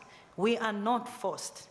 This is not the colonization we may be thinking about, but decolonizing the whole system, that it is a deliberate move, and we love it, and we are passionate and deliberate to have the resources go to the national partners, because we know the urgency of responding to stressors and emergencies when they hit a certain location or a village.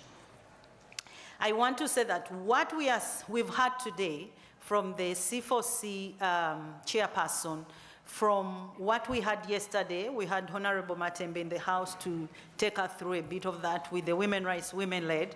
All this speaks to the journey we've had from thinking or talking about localization into action. I know I won't repeat what Naomi had talked about, but I want to say that to date, we are proud as signatories. I want to say that. We are proud. If you didn't know, by the time you got the invitation, by the time you're seated here, it is not something that happened in the night. Naomi did not think about it. It was a process-by-process conversations. How do we have the national partners together? How do we bring them together? Of course, with the technical guidance as the coding agencies, as the coordinating agency, but also with the other signatories that really are passionate about localization. And I want to say today, CARE, we were 1, now we are 7 signatories, and we have 4 new members, signatories that are coming on board. I will not speak to that, but I know the Hingo representative here very much know that, yes, we are there, and we are bringing more signatories on board. So we are doing our best to move away from the talk, but then move to action. And on that point, I don't differ from the previous speakers to say, have you positioned yourselves? How best have you positioned yourselves? How fit are you able to take on the mantle?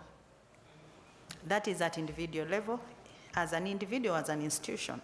But you've got to be smart enough so that you're able to do things differently. You hear me right? Move away from paperwork to ways that minimize errors, to practices, tools that make our work more easier and more friendly. And there, with more innovation, creativity, I think we can do things differently as we achieve more impact in all that we want to do, and as well as much as we embrace the localization agenda. I also want to speak to, we do not implement. Our work is more backstopping and more of doing reviews of budgets, reviews of work plans, but also showcasing or bringing visibility for our national partners. I know it cannot be 100% because localization is a process by process. It's not a one day off. All those who are disgruntled, I want to say, you are in, you're not left out. The chance has just not come to you. But you are in 100%. And we are thinking about you as an individual, depending on your thematic programmings where you fit better. I want to tell you that when the time comes, the narrative I've had here will change. And yes, it will change because we are there. And for you, the women in this house who are from the different organizations, stop being comfortable. This is not a time for you to be comfortable. Success takes a sacrifice. How do you sacrifice yourself when the first item on your proposal, you want a car? We are saying we want it for the people in the emergency. I love Save the Children. They buy bicycles, motorbikes. This is the way where we are going. As CARE, time to come, we won't have any car. We will be saying, SEPAD, pick us to come and support you because you have the money and you have all the resources. And that is where we are going. Ladies and gentlemen, we need to be positive thinkers. We need to re-energize ourselves and have that collective voice for collective action so that whoever speaks to us hears one voice. That yes, we are going localization and we are ready to handle the mantle. The wanting and the doing are different. You may want. Can you do it? Thank you. I want also to further my conversation that to date we've seen the signatories and we also have a very strong structure. I'm saying strong because we've thought about how can C4C have this strong strategic structure. A structure that will not go away when CARE ceases to be the coordinator, but whoever is coming on as a coordinator will use the same structure to run the Charter for Change, but at the same time also run the steering committee under the signatories. Because we have the signatories also have a structure, that's why my colleague is here, but we also have the endorsers under the Charter for Change structure and system that is clear. And we are saying that, yes, if we move this way, then we can see where we are going. Donors will be able to have money into a pool and say, come on, CARE was getting the money in the pool. Who is coming in next? Continue. with the journey because the structure is clear. The accountability, the tools and the systems are well clear. You don't need to look for it. Or if you're asked, you don't take years to present it. I also want to say that the technical working group, through, of course, support from the Charter4Change management and the technical working group working with our CDs, they were able to map out the endorsers with facilitation of CRS. CRS, we want to appreciate you. We had conversations about this mapping, and we are going to use all the endorsers you've mapped to raising more funds. To date, Naume, SEPAD, yes, SEPAD, you know we are writing a proposal. We've already called on 4 endorsers, and they are practically in there. You've designed budgets. Make sure your budgets are right. Don't ask for small, yet you want more. And you say, okay, I influenced. We gave you the space. I'm telling you our secrets now, because I want you to know that, yes, they are in those proposals with the donor. Make your voice heard. Make sure that your demands vis-a-vis the activities and what you want to implement are very clear, so that at the end it's not the INGOs influencing what you're going to do. Ours will be technical and backstopping. What I'm trying to say that all the interventions we are doing under with the signatories are geared, with Oxfam, are geared towards handing over power, voice, influence, visibility to national partners and local partners. I just want to say, thank you very much. I also want to add on that, yes, the systems, the tools are there, but the first tool is yourself, your agency, around the soft skills and the small things. Someone said, you're fighting each other. I didn't want to comment about that. It's you to check yourselves. Why? You're national partners. Can you have a collective voice? By the time he said it, it means a lot. So we need to make sure that the tools, we have the right tools, we've built our agency, the relation, how we speak. If there is a funding and you know it's not for you, you're not doing GBV, you're not doing protection, just say, hey, my sister, there is a funding here. I can even support you. I can talk to Bruce to recommend you. This is the way to go, because we are national partners. We should be seen coordinating ourselves well and working together, because the money is there, and when the money comes, we want it to find us as national partners, local partners, ready to receive the money and put it to use. So we have the QAM. I know now you're waiting for people to tell you start the QAM, but the thing has been there. It had gone down, it is there. Can you start the journey through the chairperson, Charter4Change? Push her to do things faster, because donors now are going to asking the QAM certificate. So let's not wait. The women-led women rights organizations, I'm here for free because I'm paid. You don't need to pay me again. I already have a salary from where I work. Just use me for the right purpose at any time. And we are there, because that is what I'm paid for, and that is my call. So can you network, coordinate better, strategically, so that you occupy these spaces, so that you use the already available spaces where you sit and where we sit. I know John has transacted the whole country, moving here and there. John, I know John talks through UNHCR, talks to UNHCR, talks to OPM, talks to other international organizations to either recommend or, give certificate that, yes, is the right person. Why does John make it? Can we learn from him? How does he do it? Peer to peer. We learn from you, you learn from us. Myself, I've called John and say, you man, you're everywhere. How do you make it? Myself, and say, that's a good question. Meaning it has to be a two-way. You learn from us, we learn from you, because we know you are the resource of all that we are talking about. You have the information. You don't need to downplay yourselves. The only thing is, when you are put to the center of this discussion tables, decision-making tables, the first thing you say, I'm dead. Mfude, Fudechi. What's that? Why do you die before you die? You don't need to die. Resurrect. Just say, wow, that's an opportunity. Many of you say, I'm dead. Why do you die before you die? That's why Whoever is seated next to you is like, will she make it? I'm scared. She said, I'm dead. The conversation's there, you see.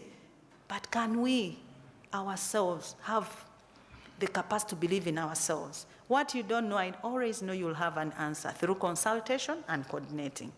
Allow me speak more to a few things before my colleague comes in.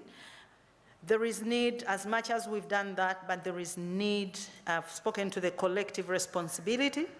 There is need for setting individual standards as an individual, as an organization.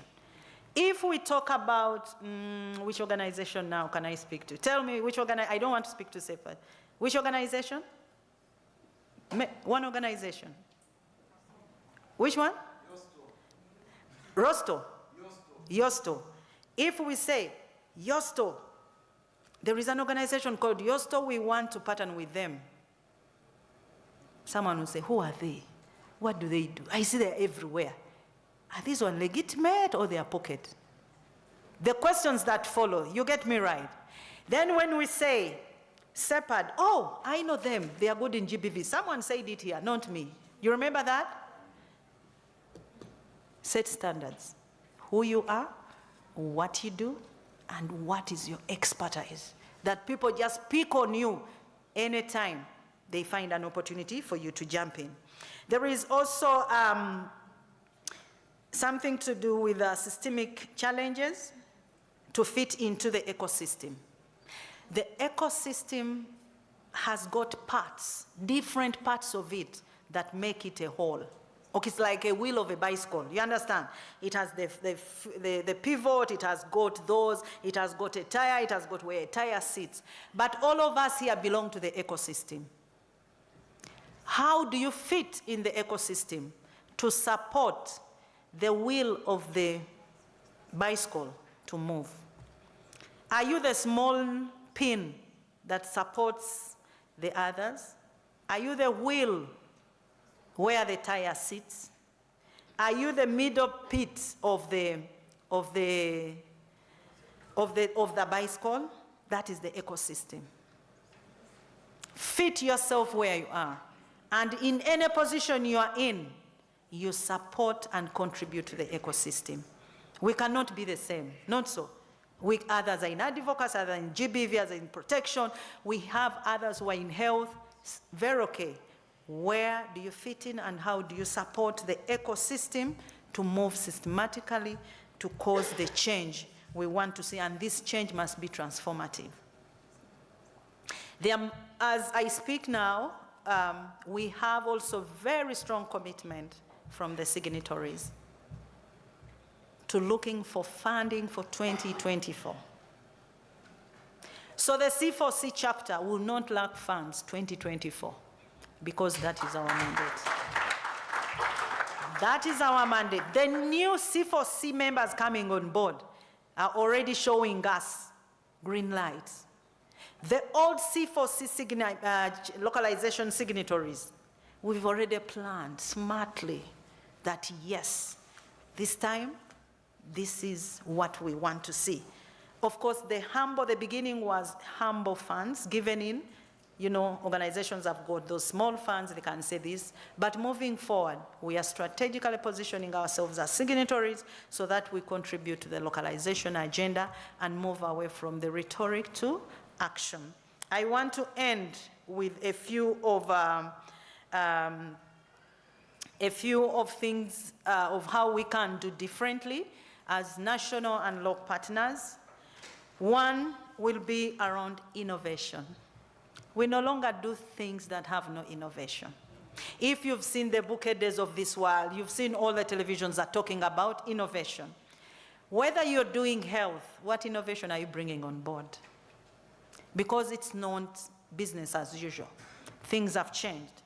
This calls us to use ICT to see that we are reaching even those that are far to understanding who we are. How many of you have got Twitter handles? How many of you can speak to your work through the media without you being there? That is where we are going. How many of you in this space have been doing your work in a more evidence-based way. I've not seen any brochures there about your organizations. Who says we all know you? Who says we all know what you're doing? Can I see your brochures given to some of the donors here?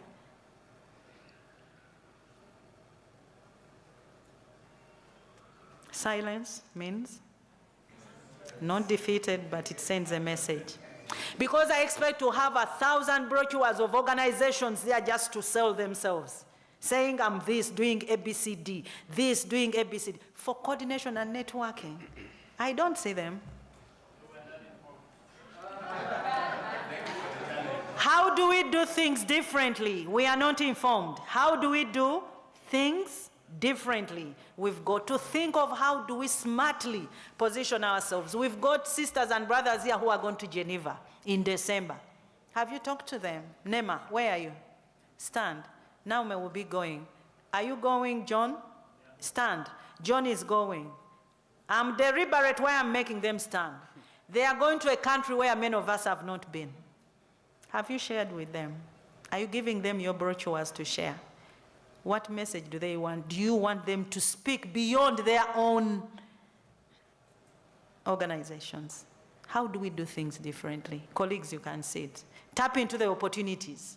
Those are opportunities. Those people are going to Geneva on your behalf, not their own behalf. But if you don't speak through them to speak on the issues, pertinent issues that you want them to speak to, we are not building blocks.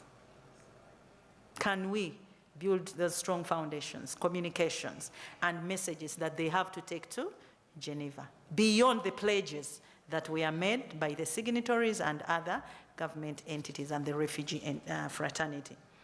Working with women rights, women-led is not an accident, it is deliberate.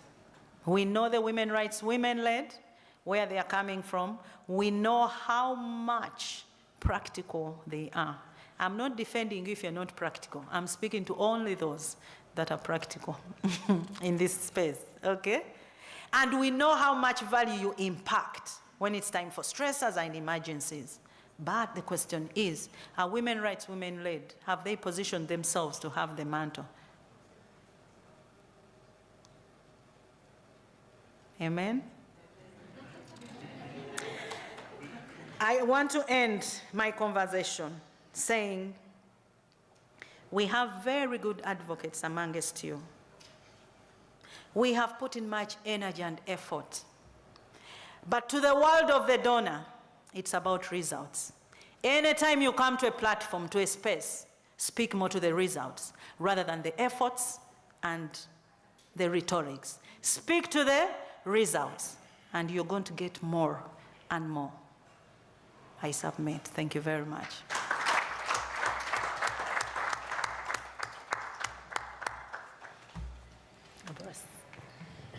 You know, being the last speaker before lunch is already a very terrible position to be in. And then you put a white man in a room of Ugandans and people from the region, and everyone in Uganda is an orator, is such a great orator. I feel like everyone's a pastor or a teacher or a politician, and I think we have a few of those in the room, too.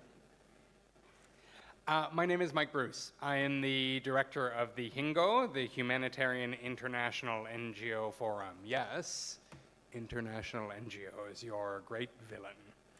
I'm not here to tell you what localization is. That's not why I'm here. That would be absurd.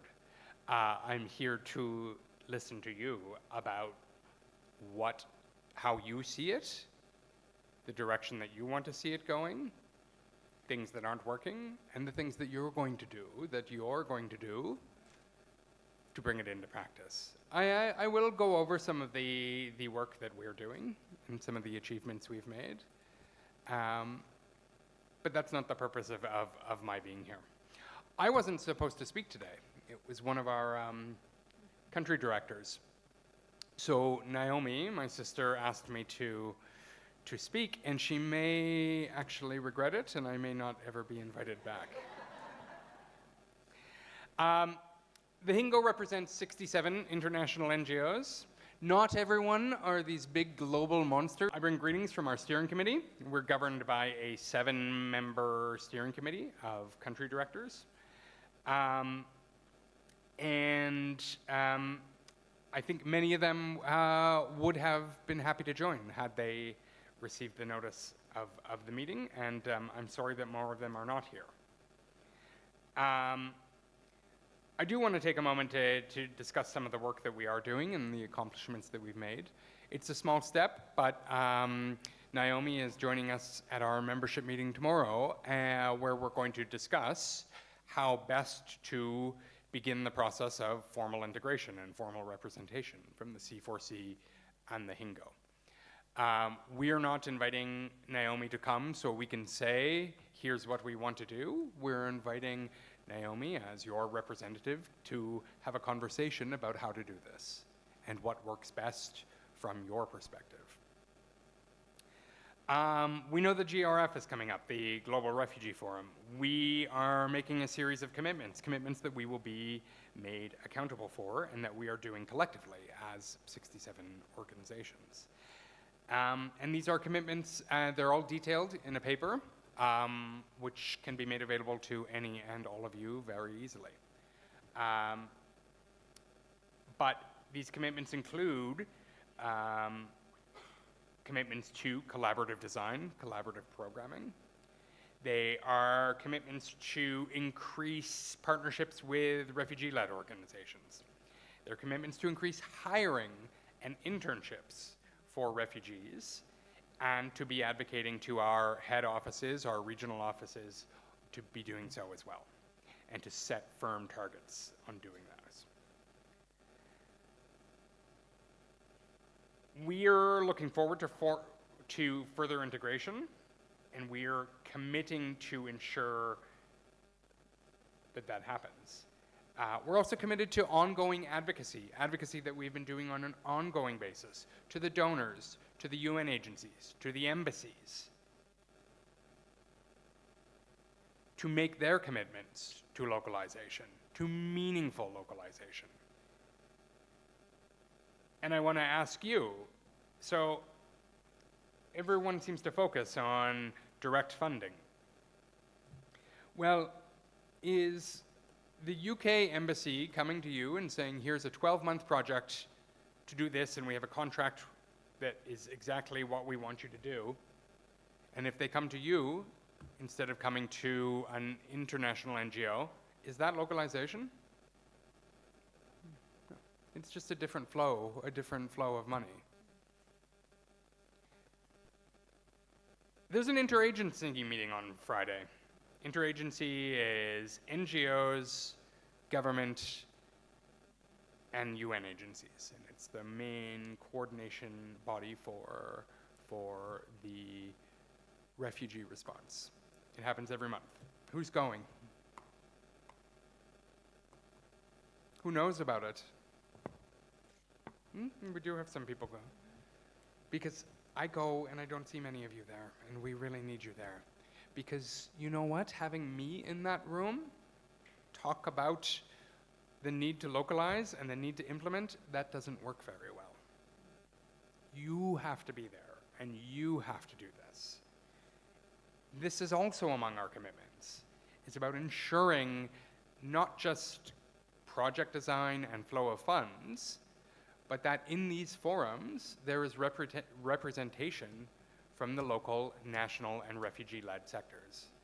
And there is leadership from these sectors. So we're committed not only to advocating and pushing for that, we're also committed to funding it. But we don't want to be in a position when I go into this meeting on Friday, or the one on the Friday next month, or the month after that, and none of you are there. I don't know how to say to them, we need to have, this needs to be co-chaired by a representative from a national, local, or refugee-led organization. And they say, who? And we don't have someone to pick. Or we have 2 people who come to every meeting. We need you to come to these. I know they're just meetings. honestly, it's 2 to 3 hours of just talking with maybe 3 minutes that there might be useful information. Maybe. If you're lucky. But you have to go. We need you to advocate. I go to the donors and I tell them that their localization policies are garbage. I was at the ECHO meeting, so last Wednesday, ECHO announced their new funding structures. Boring meeting. Who was there? It's open door. 1, 2, 2 out of, I did a rough count, 84, 85? You don't have to be invited. I wasn't invited. People never, and Naomi's the only person who invites me, and I'll never get invited back. You have to go to them. You have to advocate. And guess what? You have to do it over and over and over again. We have a saying with Hingo that if we say something to the UN 20 times, on the 21st, it might make it into the minutes. We have to start doing this more and more and more. And I am here and want to help do that. Most of you, I'm correct, most of you are not based in Kampala, is that correct? But you're here for these workshops and these meetings. So while you're here, who's going to visit the EU and the UK embassy? Who's going to have a meeting with the Swedish? Where are they, by the way? Why aren't they here? Who's prepared messages and direct, concrete asks on the policies that are preventing us from moving forward?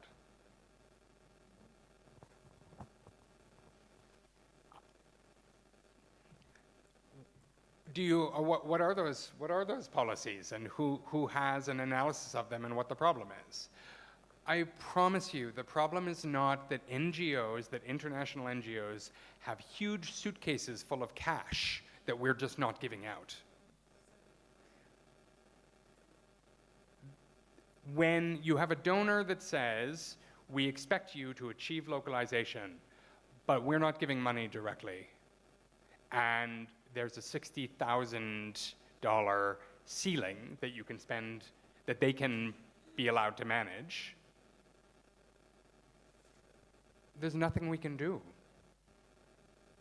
And us going to them, me going to them, and saying, this is garbage, doesn't work very well. They're tired of it.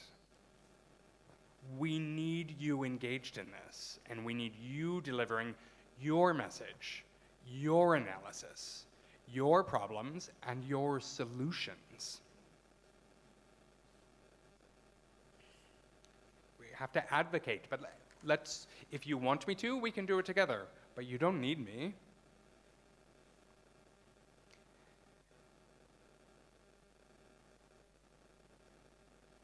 UN agencies. Very powerful, very intimidating.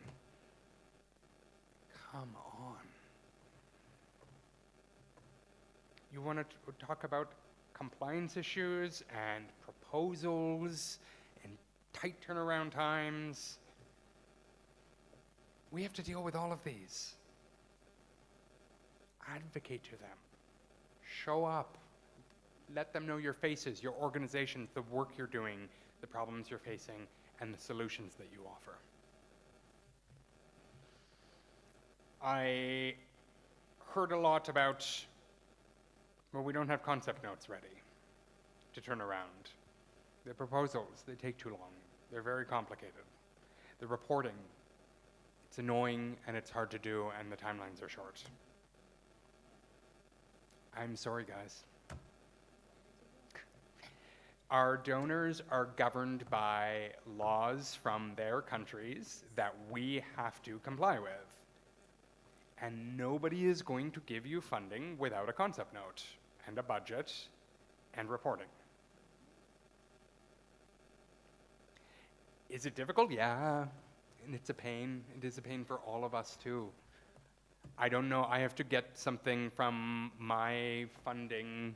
I get, I think, 9,000 from ECHO through NRC that I have to get a report on today. Yeah. Capacity building? Sure, but it's not capacity building, it's capacity sharing. Right? Do we need more space and time and funding to do that? Yes. But again, all of these missions, they're tired of us going to them and saying, we can't do this unless you give us more, unless you loosen your regulations and allow us to give more of that money directly to these organizations. We need your voices on this. We are your best friends in this struggle. We are your best advocates. I am your best friend in this struggle. I stand up in front of a room of people who fund the Hingo and tell them their policies are garbage. So, please, and I come to these and I get invited and I come. I always come when I get invited. And again, I probably won't be again.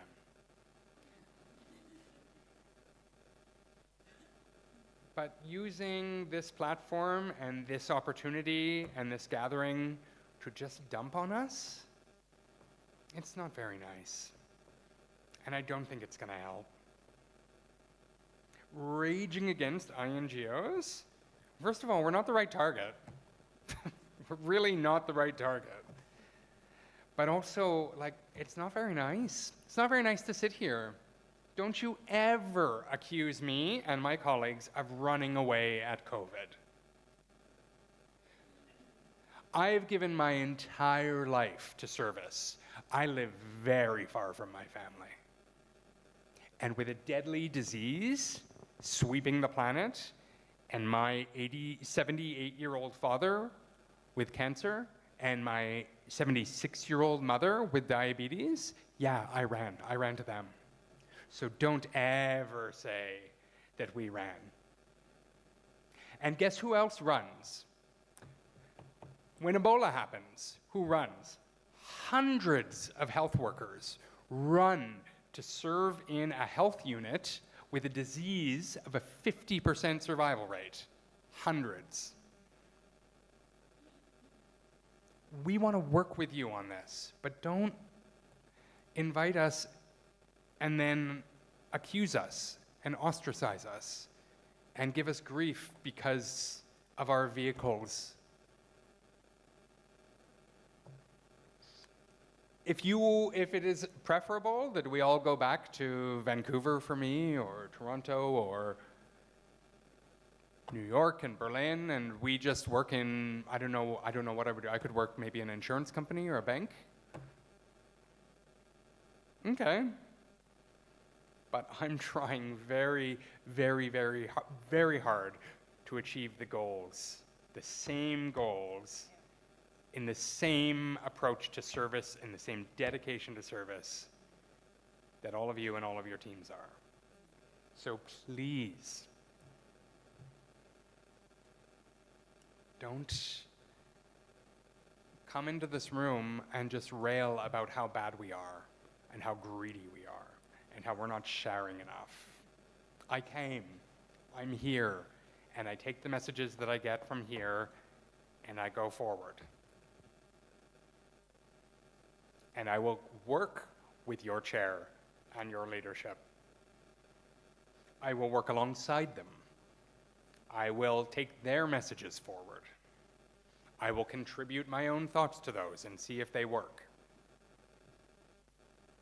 But it gets very hard when you come in here and you're accused of running, when there's a disease that nobody understands, that the airports are closed, and your family is on the other side of the world.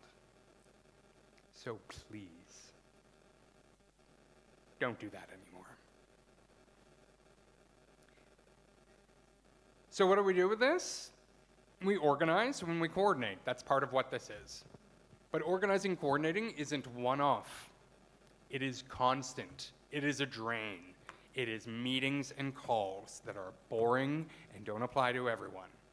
But if you have a meeting and a call or a coordination forum and you're not leaving with action points and what each one of us has to do, then you've really wasted the time. So what do we have to do? Well, again, I start tomorrow morning with my sister joining us, and we're discussing how to make an integration plan. That's my first action item.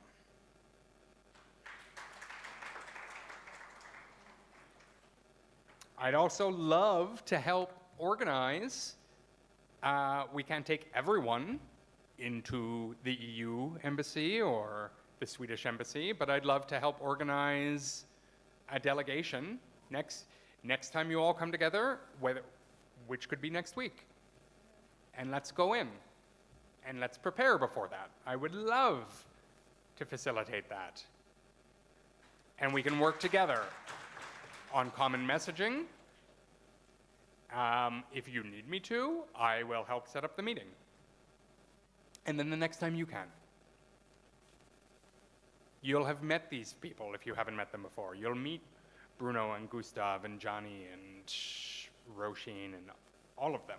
They would all love to have this engagement. But again, I have my action items. I just want to make sure that you're also leaving with yours and that we're not focused on resentment against one of the other partners, because that resentment is just not going to get any of us anywhere. I also, in addition to truly admiring the oratory skills that, actually it's just not Uganda, the entire continent has amazing, well, maybe the north part of the continent is not as strong, but yeah, most of the continent are amazing orators. But I also really like this, that you're able to end your remarks with, "I submit." It's just a great way to draw a line and say, "I submit." So I will leave you with that. As always, I thank you for inviting me. I hope you will continue to. And when you're having your forums when you're having your regional forums, I've never been invited. Nobody told me. Yeah, I heard that earlier. Nobody told us. Nobody told me. I would love to come. I submit. Thank you so much, Bruce and Noreen. Please stay seated. We are going to give a chance to the first 3 hands for questions. But you're signatory. The other 2? And the questions that are coming to us, the signatories who are not up here can be able to answer. CRS. All the signatories, you can answer those questions. Yeah, and answer those questions.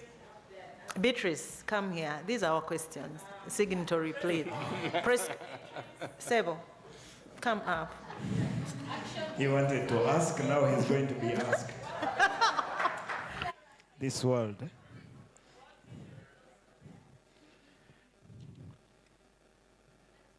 Yeah, thank you so much. Everyone that got up there to speak, and also Sister Naomi for the morning session. I'm really intrigued, this being my very, very first engagement with C4C, much as I'm an endorser, but it was my first engagement.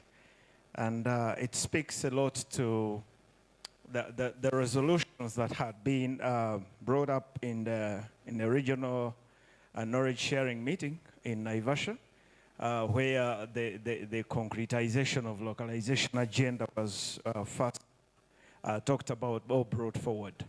I'm one of those people that had an opportunity to present at the CSW 67 virtual event to present this topic of localization, but my focus was on education, especially for girl children.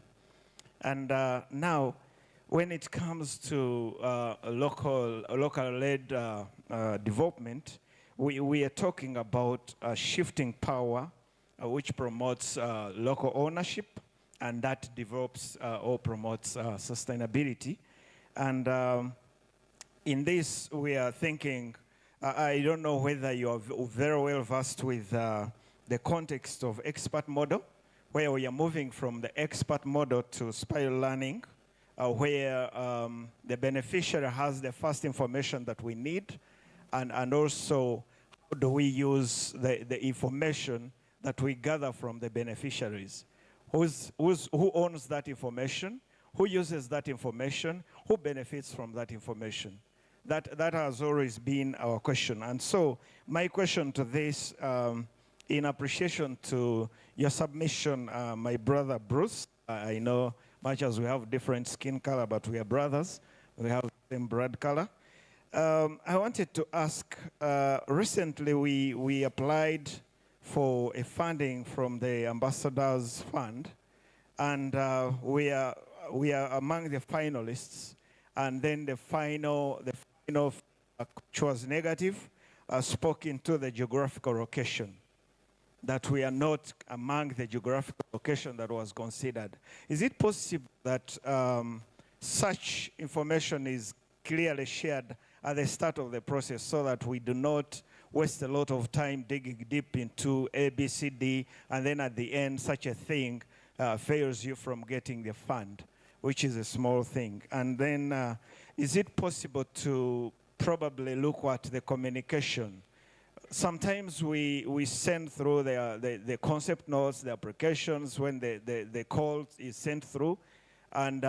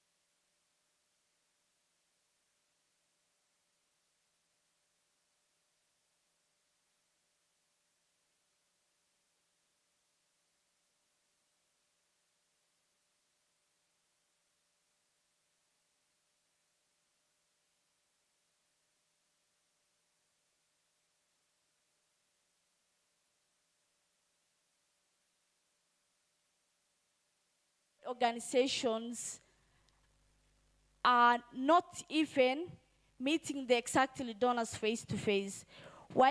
How can we overcome this kind of challenges as a refugee-led organizations? Because we are the one inside the communities knowing what's happening and know the root cause of the challenges in our communities, because we are the real voice for the women and girls back in the community. We are the one advocating them. We are the one who have given our voices and risked our time. So how can we overcome these challenges? as a refugee-led organizations, how can they meet donors and at least overcome this kind of gap and challenges? Thank you for giving me these opportunities. From brave girl to Arinette to the world. Bless Uganda. Thank you, Arinette. Allow me to hand the 3 questions to Bruce. The rest you can supplement where you feel competent to. Thank you. Bruce? Are they all to me? Looks like Herbert also directed yours to you. Yeah. Let me, I mean, I'll try Albert.